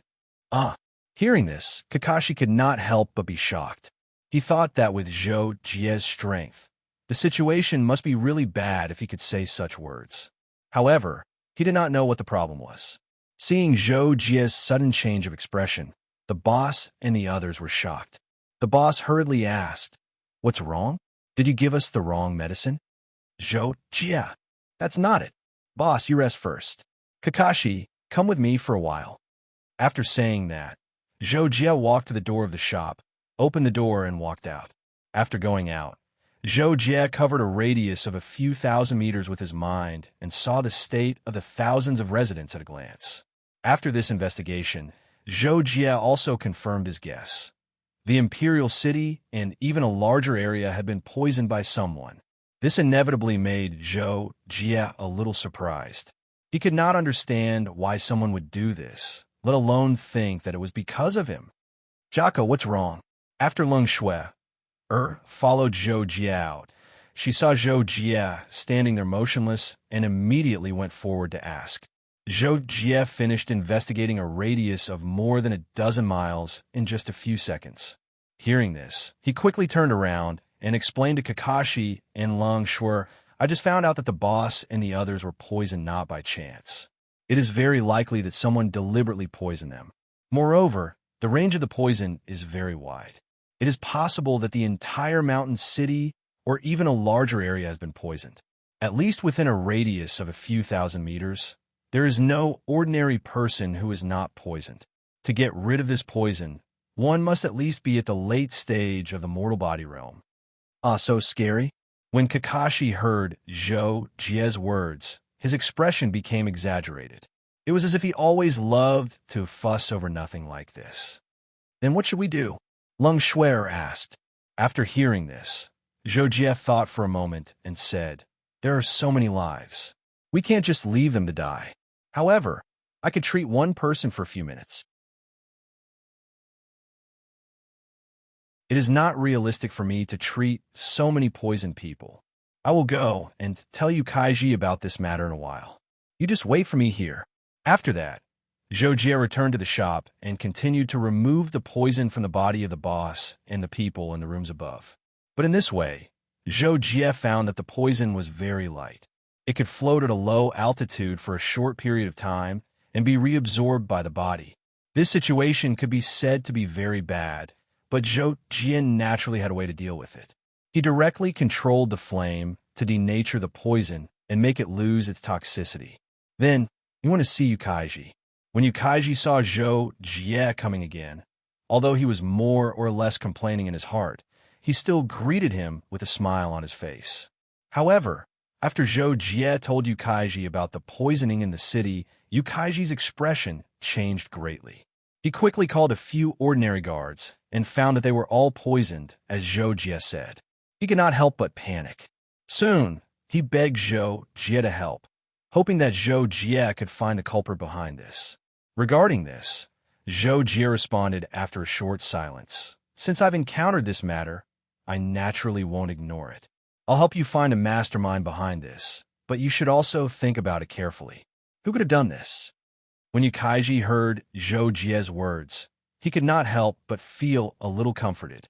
He immediately began to think hard about the people and forces that might have poisoned him.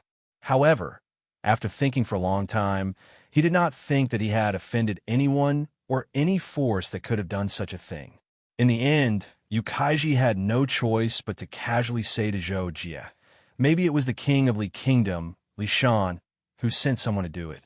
I had some enmity with him in the early years, but it was not particularly big. I thought that after so many years, he would not take it seriously. Now it seems that I may have overestimated him." Regarding Yukaiji's words, although Zhou Jie realized that it was very likely that Yukaiji wanted to use him to deal with Li Shan, or at least let the other party know that there was an existence on Yukaiji's side that he could not afford to provoke. However, Zhou Jie could not be sure that Yukaiji was using him, so he could only say, "Okay, I understand. I will go to the other cities outside the mountain city to take a look. If I find nothing, it won't be too late for me to go to Li Kingdom." After saying that, Zhou Jie turned and left. Soon, he returned to the inn where he had stayed last night. When he returned to the inn, Zhou Jie found that Kakashi and Li Shan were helping the boss and the others with breakfast. In fact, it was because the boss wanted to treat them to breakfast for free out of gratitude. So, Kakashi asked for a lot of things. The boss and the others had just been detoxified and were still weak. So, Kakashi and Li Shan helped him make breakfast. Although Zhou Jie was speechless, he did not say anything. After instructing Kakashi, he flew out of the mountain city and quickly arrived at another nearby city.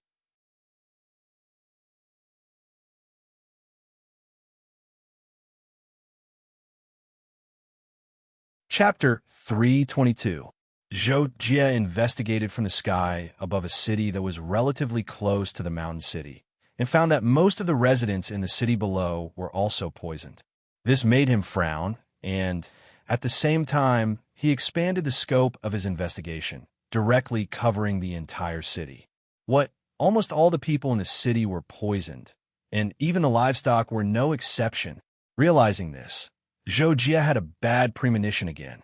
Although he felt that this was somewhat inconceivable, he still felt that he should verify it. Thus, Zhou Jie went to another city that was even further away from the mountain city. The people in this city were all poisoned. Zhou Jie found that his conjecture seemed to have been verified, and he felt that it was inconceivable. To further confirm his conjecture, he went to 8 more cities in a row. Each one was further away from the mountain city, and the last one was even close to the border of the mountain country. Finally, Zhou Jie came to a shocking conclusion.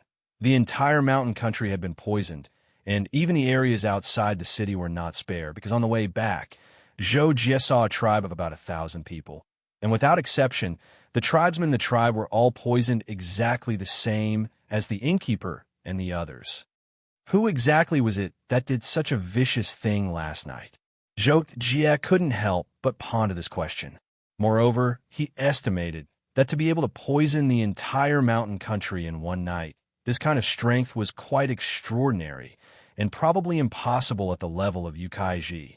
It was very likely that it was this world-shattering void tier, suzerain tier, elite. However, if it was a shattering void tier elite, Zhou Jie was even more puzzled. The power of a shattering void tier elite alone was enough to overturn the entire mountain country. So for what purpose would they resort to such methods like poisoning and willfully killing the innocent?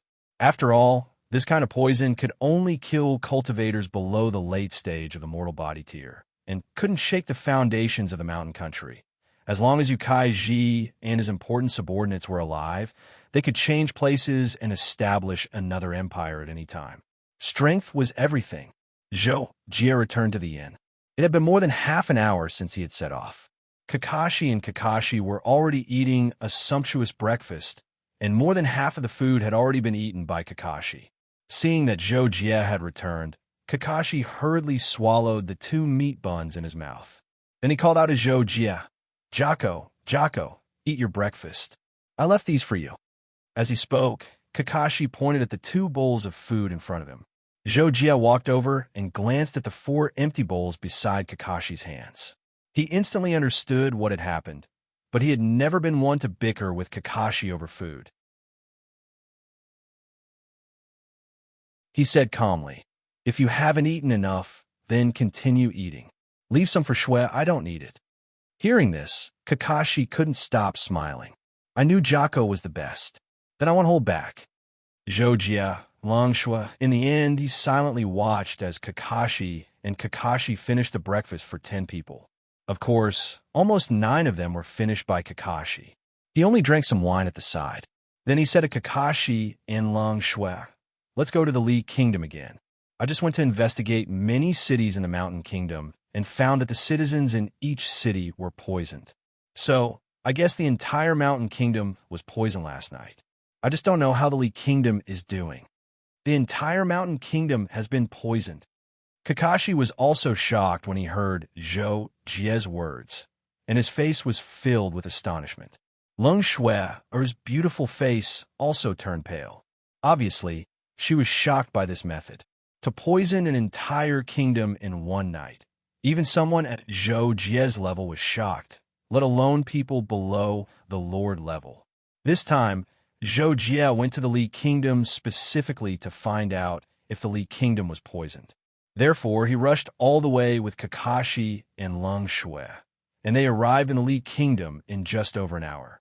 After investigating a city at the border of the Li Kingdom, Zhou Jie said to Kakashi and Leng Shui with a serious expression, "It seems that the situation is more serious than I thought. The entire Li Kingdom might have been poisoned." Then what should we do now, Jocko? Kakashi couldn't help but ask. Zhou Jie immediately frowned. Originally, this matter had nothing to do with him, but it happened the night before he was about to leave. With so many innocent lives, it was difficult for him to leave them in the lurch. However, if he really wanted to save them, he couldn't save so many people. The most important thing now was to tell the king of the Li Kingdom about this matter, and let him think of a way first.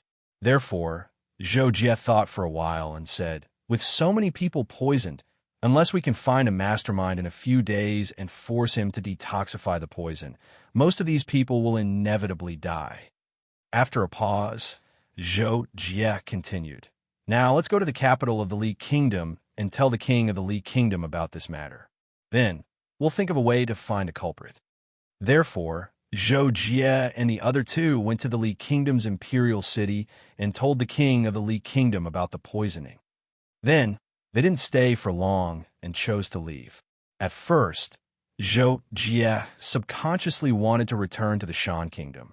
However, later on, he thought that since both the Li Kingdom and the Shan Kingdom had been poisoned, could it be that the Bhutan Kingdom on the other side of the Li Kingdom had also been poisoned?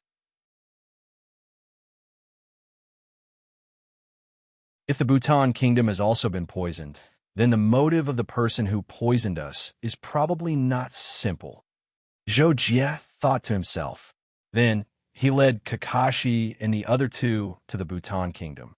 After arriving in a city on the border of the Bhutan Kingdom, Zhou Jie immediately investigated and found that the people in the city had also been poisoned.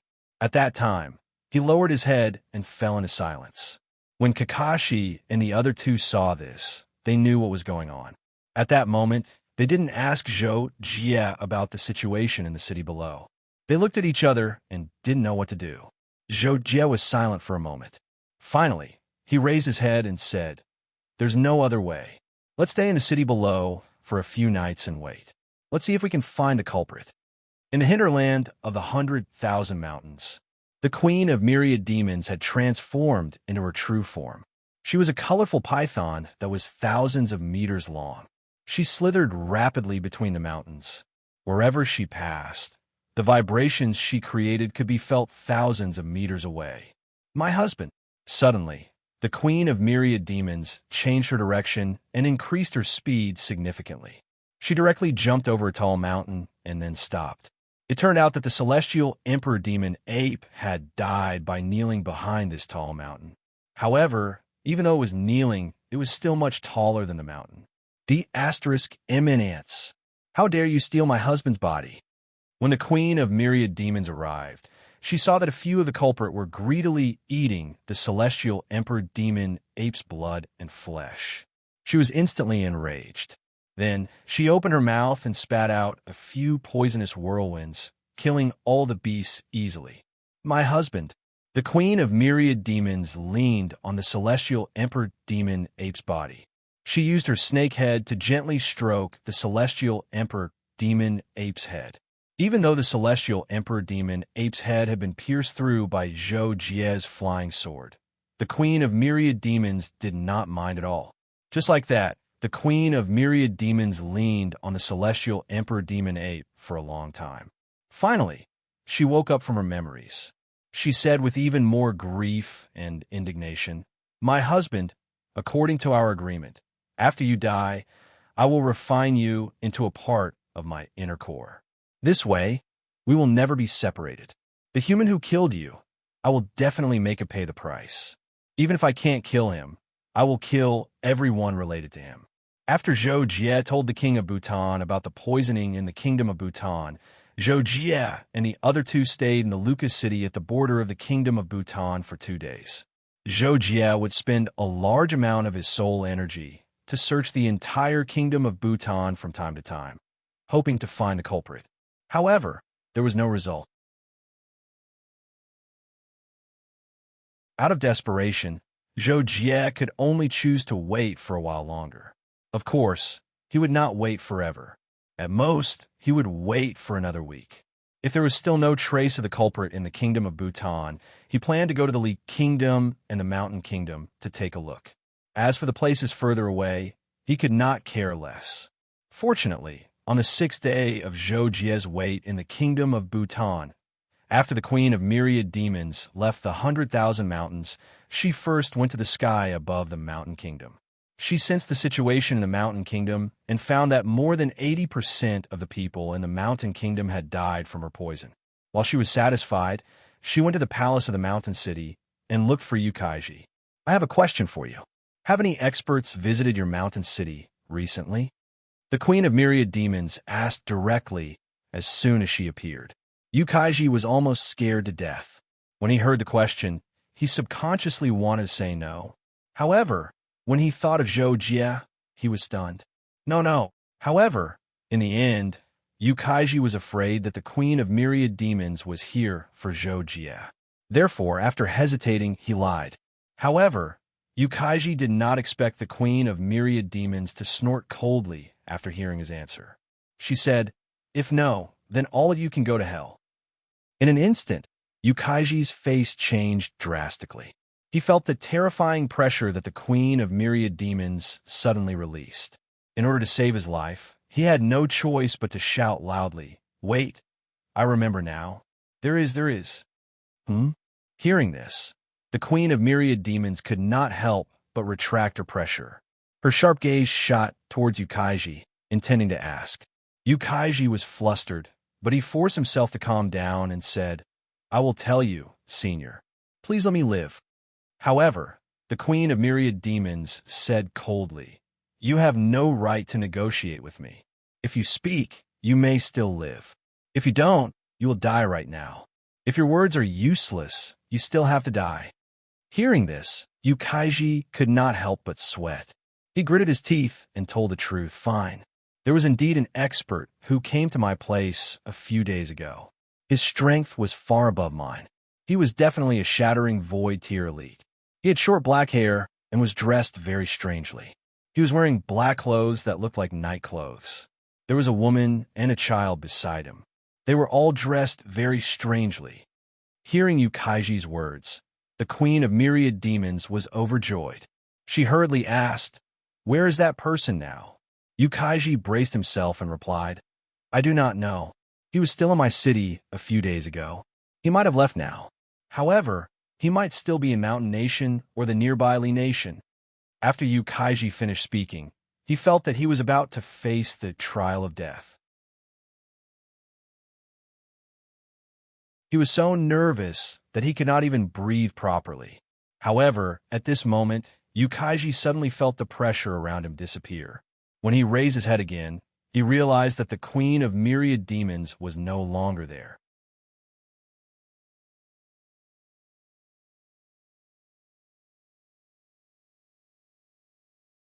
Chapter 323. Anyang Inn, Anyang City, Li Kingdom. This was Zhou Jie's 7th day in Anyang City. When Zhou Jie was meditating in his room, Kakashi suddenly broke in and shouted before entering, "Jocko, come and eat." This time, Miss Shui personally made soup. "Okay," Zhou Jie responded and ended his meditation, preparing to eat with Kakashi and Lung Shui. Recently, Lung Shui had been addicted to cooking and had cooked for 3 consecutive days. Zhou Jie would never miss the dishes cooked by Lung Shui. They were indeed delicious. Today, less than 80% of the original population of Anyang City survived, and this was under the condition that Zhou Jie treated thousands of people every day. Because Zhou Jie found that people who were poisoned would be more poisoned as time passed, it took Zhou Jie more than 10 minutes to remove the poison without hurting the body. Depending on the individual's physique, the time between poisoning and death was 2 to 4 days. Only a few cultivators could think of ways to live for 5 or even 6 days. However, it was precisely because Zhou Jie had treated so many people in Anyang City that the 3 of them didn't need to spend money to stay in the inn now. Moreover, it was completely no problem for Lung Shui to use the inn's kitchen to cook. Come, taste my stewed black-bone chicken soup." Soon after Zhou Jie sat down, he saw Lung Shui hurriedly walk out from the door of the backyard of the inn with a stew pot and said. At this time, Zhou Jie's table was against the front wall of the backyard, very close to the door, and there was a curtain separating other tables. It could be regarded as a VIP seat. Blackbone chicken soup? There's blackbone chicken here? After Lung Shuer put down the stew pot in front of the table, Zhou Jie couldn't help but ask in confusion. When Lung Shuer heard the question and was about to answer, Zhou Jie's expression suddenly changed, and he almost slapped the table and stood up. There's a situation. The two of you wait here for me. Before his words fell, Zhou Jie had already disappeared from the inn. At the same time, thousands of meters above Anyang City, the Queen of 10,000 Demons transformed into her true form and flew all the way from Li Nation. She planned to look for Zhou Jie in Bhutan Nation. The Queen of 10,000 Demons was worried that Zhou Jie would not be able to detect her presence, so she released her aura to the ground. Although ordinary people would not be able to detect it, cultivators above the Star Lord level could. For Zhou Jie, the aura was even more sensitive. When Zhou Jie sensed the aura of the Queen of 10,000 Demons, he immediately informed Kakashi and Lin Sanjiu about it. Then he decided to meet up with the Queen of 10,000 Demons. Since the Queen of 10,000 Demons was looking for Zhou Jie, how could Zhou Jie not be waiting for the person who poisoned him? Now that the Queen of 10,000 Demons had suddenly shown up with great fanfare, there was no way that Zhou Jie would let her go. Therefore, Zhou Jie and the Queen of 10,000 Demons met in the air a few seconds later. When Zhou Jie saw the enormous snake body of the Queen of 10,000 Demons, and since the aura it was emitting, he estimated that the Queen of 10,000 Demons was probably at the same level as him, at least in terms of cultivation. This made Zhou Jie wonder why such a powerful being would pass by this place. On the other side, the Queen of 10,000 Demons sensed Zhou Jie's presence and stopped flying about 1,000 meters away from Zhou Jie. When she saw Zhou Jie clearly, she was instantly enraged. At the same time, her murderous aura surged out uncontrollably. Human, you really are here. I've been looking for you for a long time. The Queen of 10,000 Demons was furious. At the same time, she released her murderous aura towards Zhou Jie without hiding it at all. Zhou Jie could not help but be stunned when he heard this. He did not know the Queen of 10,000 Demons, so he naturally did not think that she was the wife of the celestial Emperor Demonic Ape. After all, it had only been a few days. Naturally, Zhou Jie did not expect the Queen of 10,000 Demons to come to him so quickly. However, just when Zhou Jie was confused, the Queen of 10,000 Demons continued, "You kill my husband. I want you to die with my husband." Therefore, Zhou Jie immediately realized what was going on and asked subconsciously, "You're the Queen of 10,000 Demons?" Faced with Zhou Jie's question, the Queen of 10,000 Demons did not confirm it. Instead, she chose to attack right away. Die. The Queen of 10,000 Demons shouted. She opened her mouth and spat out a colorful whirlwind that was hundreds of meters long. It was as if the whirlwind was going to tear the atmosphere apart as it charged towards Zhou Jie. Zhou Jie had no choice but to react quickly. With a flip of his palm, a fire formation was formed. It quickly covered a radius of hundreds of miles. At the same time, a fire dragon was formed and devoured the Queen of 10,000 Demons' colorful poison whirlwind. Seeing this, the Queen of 10,000 Demons could not help but secretly sigh at Zhou Jie's terrifying strength. She was afraid that she would not be able to take revenge easily. However, as she was eager to take revenge, she was not willing to retreat just like that. She quickly whipped her snake tail, causing an even more terrifying gust of wind to engulf the fire dragon formed by Zhou Jie's formation. It looked as if it was going to tear the fire dragon apart. Seeing this, Zhou Jie was not flustered at all. He already knew that the Queen of 10,000 Demons was not as powerful as the celestial Emperor Demonic Ape. Naturally, she would not be a match for him. It was just that the Queen of 10,000 Demons had a unique way of using poison that he had to be careful of. Moreover, when Zhou Jie saw the Queen of 10,000 Demons spitting out the colorful poison whirlwind, He knew that the culprit that he was looking for was undoubtedly the queen of 10,000 demons. Therefore, in the face of such a cruel queen of 10,000 demons, Zhou Jie did not have the slightest bit of sympathy for her. He decided to kill the queen of 10,000 demons to prevent any future trouble. Six Pulse's godly sword go. Seeing that he could not gain the upper hand by controlling the fire formation, Zhou Jie immediately launched a strong attack. The flying sword formation pierced through the air like a meteor, causing the atmosphere to wail in pain.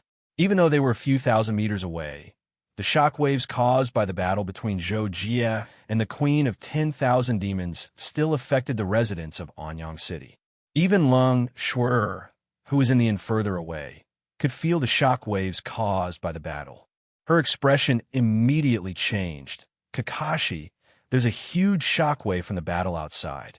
It seems like Jocko is fighting with someone. Lung Shuer could not help but feel a little worried. However, Kakashi did not seem to mind. He took another sip of the chicken soup, smacked his lips, and said, "It's fine. Jocko is invincible. As long as it's not a celestial emperor, Jocko can deal with it. Since Jocko did not bring us away, the opponent is definitely not a celestial emperor. So, it's a piece of cake for Jocko." You're right. Hearing this, Lung Shuer felt that it made sense. She did not know why, but she could not help but smile. In the sky, Zhou Jie attacked the Queen of 10,000 Demons with a Six Pulses godly sword. The Queen of 10,000 Demons could not resist at all. However, Zhou Jie also realized that the Queen of 10,000 Demon speed was extremely fast. It was even faster than his lightning haste. No matter how his flying sword chased after her, the Queen of 10,000 Demons was always able to dodge most of the flying sword's power and easily deflect it. Left with no choice, Zhou Jie decided to combine the power of the Grand Fiery Formation and change the moves of his flying sword to attack the Queen of 10,000 Demons again. However, the Queen of 10,000 Demons was not stupid.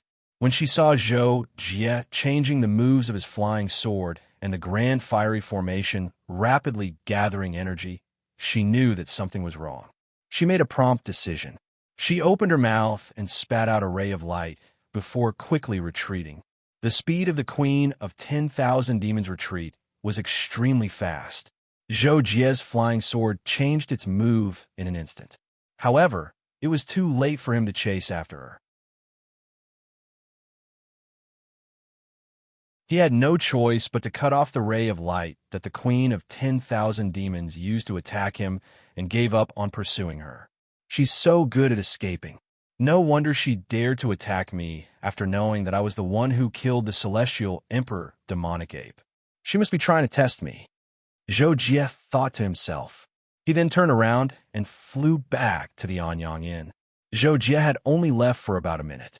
When Lung Shuer saw that Zhou Jie had returned so quickly, she recalled the battle waves that she had sensed earlier. She quickly asked Zhou Jie what had happened earlier. Kakashi naturally asked as well. When Zhou Jie heard the question, he did not plan to hide the truth. He replied, "When we were in the 100,000 Mountains, we encountered 3 extremely powerful, ferocious beasts. After that, I joined forces with 2 other ferocious beasts and killed the Celestial Emperor Demonic Ape. Just now, the Queen of 10,000 Demons, the wife of the Celestial Emperor Demonic Ape, came to seek revenge." When Lung Shuer heard that, her face turned pale. She quickly asked Zhou Jie what had happened earlier. Zhou Jie replied, "The Queen of 10,000 Demons is no match for me. However, she's very good at escaping. I let her escape when I wasn't paying attention. Also, I found out that she was the one who poisoned me. When she attacked me, her attack was laced with poison." After saying that, Zhou Jie paused. He looked at Lung Shuer and continued, "I'm afraid that the Queen of 10,000 Demons will harm you. Therefore, it's better for us to avoid her. If she continues to harm the world, I'll find another opportunity to deal with her. Perhaps I won't even have to do anything. There will be other powerful human beings who will deal with her." A few minutes later, Zhou Jie and the other 2 were having their meal in the Anyang Inn. Zhou Jie planned to leave Bhutan after the meal. He wanted to avoid the Queen of 10,000 Demons first before making further plans. However, what Zhou Jie did not expect was that while they were having their meal, the Queen of 10,000 Demons, who had disguised herself as an ordinary woman, was monitoring them through a snake-shaped jade in her hand in an antique shop near the Anyang Inn. It turned out that when the Queen of 10,000 Demons had retreated, the ray of light that she had spat out contained the energy of the snake-shaped jade. This snake-shaped jade was a treasure of laws. As long as one came into contact with its law energy, they would be able to use it to track their target. In fact, they could even use it to sense their target without being detected. After discovering that Zhou Jie and Kakashi were by his side, the Queen of 10,000 Demons inwardly made up her mind. Human, so there's someone you care about by your side. Since this queen can't kill you right now, I'll let you experience the pain of losing your friends and family. After thinking about it for a short while, the Queen of 10,000 Demons could not wait to let Zhou Jie taste pain and decided to immediately attack. The 7 souls of the sacred snake. Even an Emperor Heaven Realm expert would not be able to neutralize its poison. The Queen of 10,000 Demons immediately took action. She took out a light green, semi-transparent pearl and smashed it through the walls of the antique shop. She then charged into the Anyang Inn after passing through more than 10 walls. Zhou Jie naturally sensed the Queen of 10,000 Demons' movement the moment she smashed into the wall. At that time, he did not even have time to react. He immediately flashed behind Long Shui and faced the Queen of 10,000 Demons head-on. You're tuning in to the Warrior Lore YouTube channel. Don't forget to subscribe and join us on this journey to catch the most captivating stories.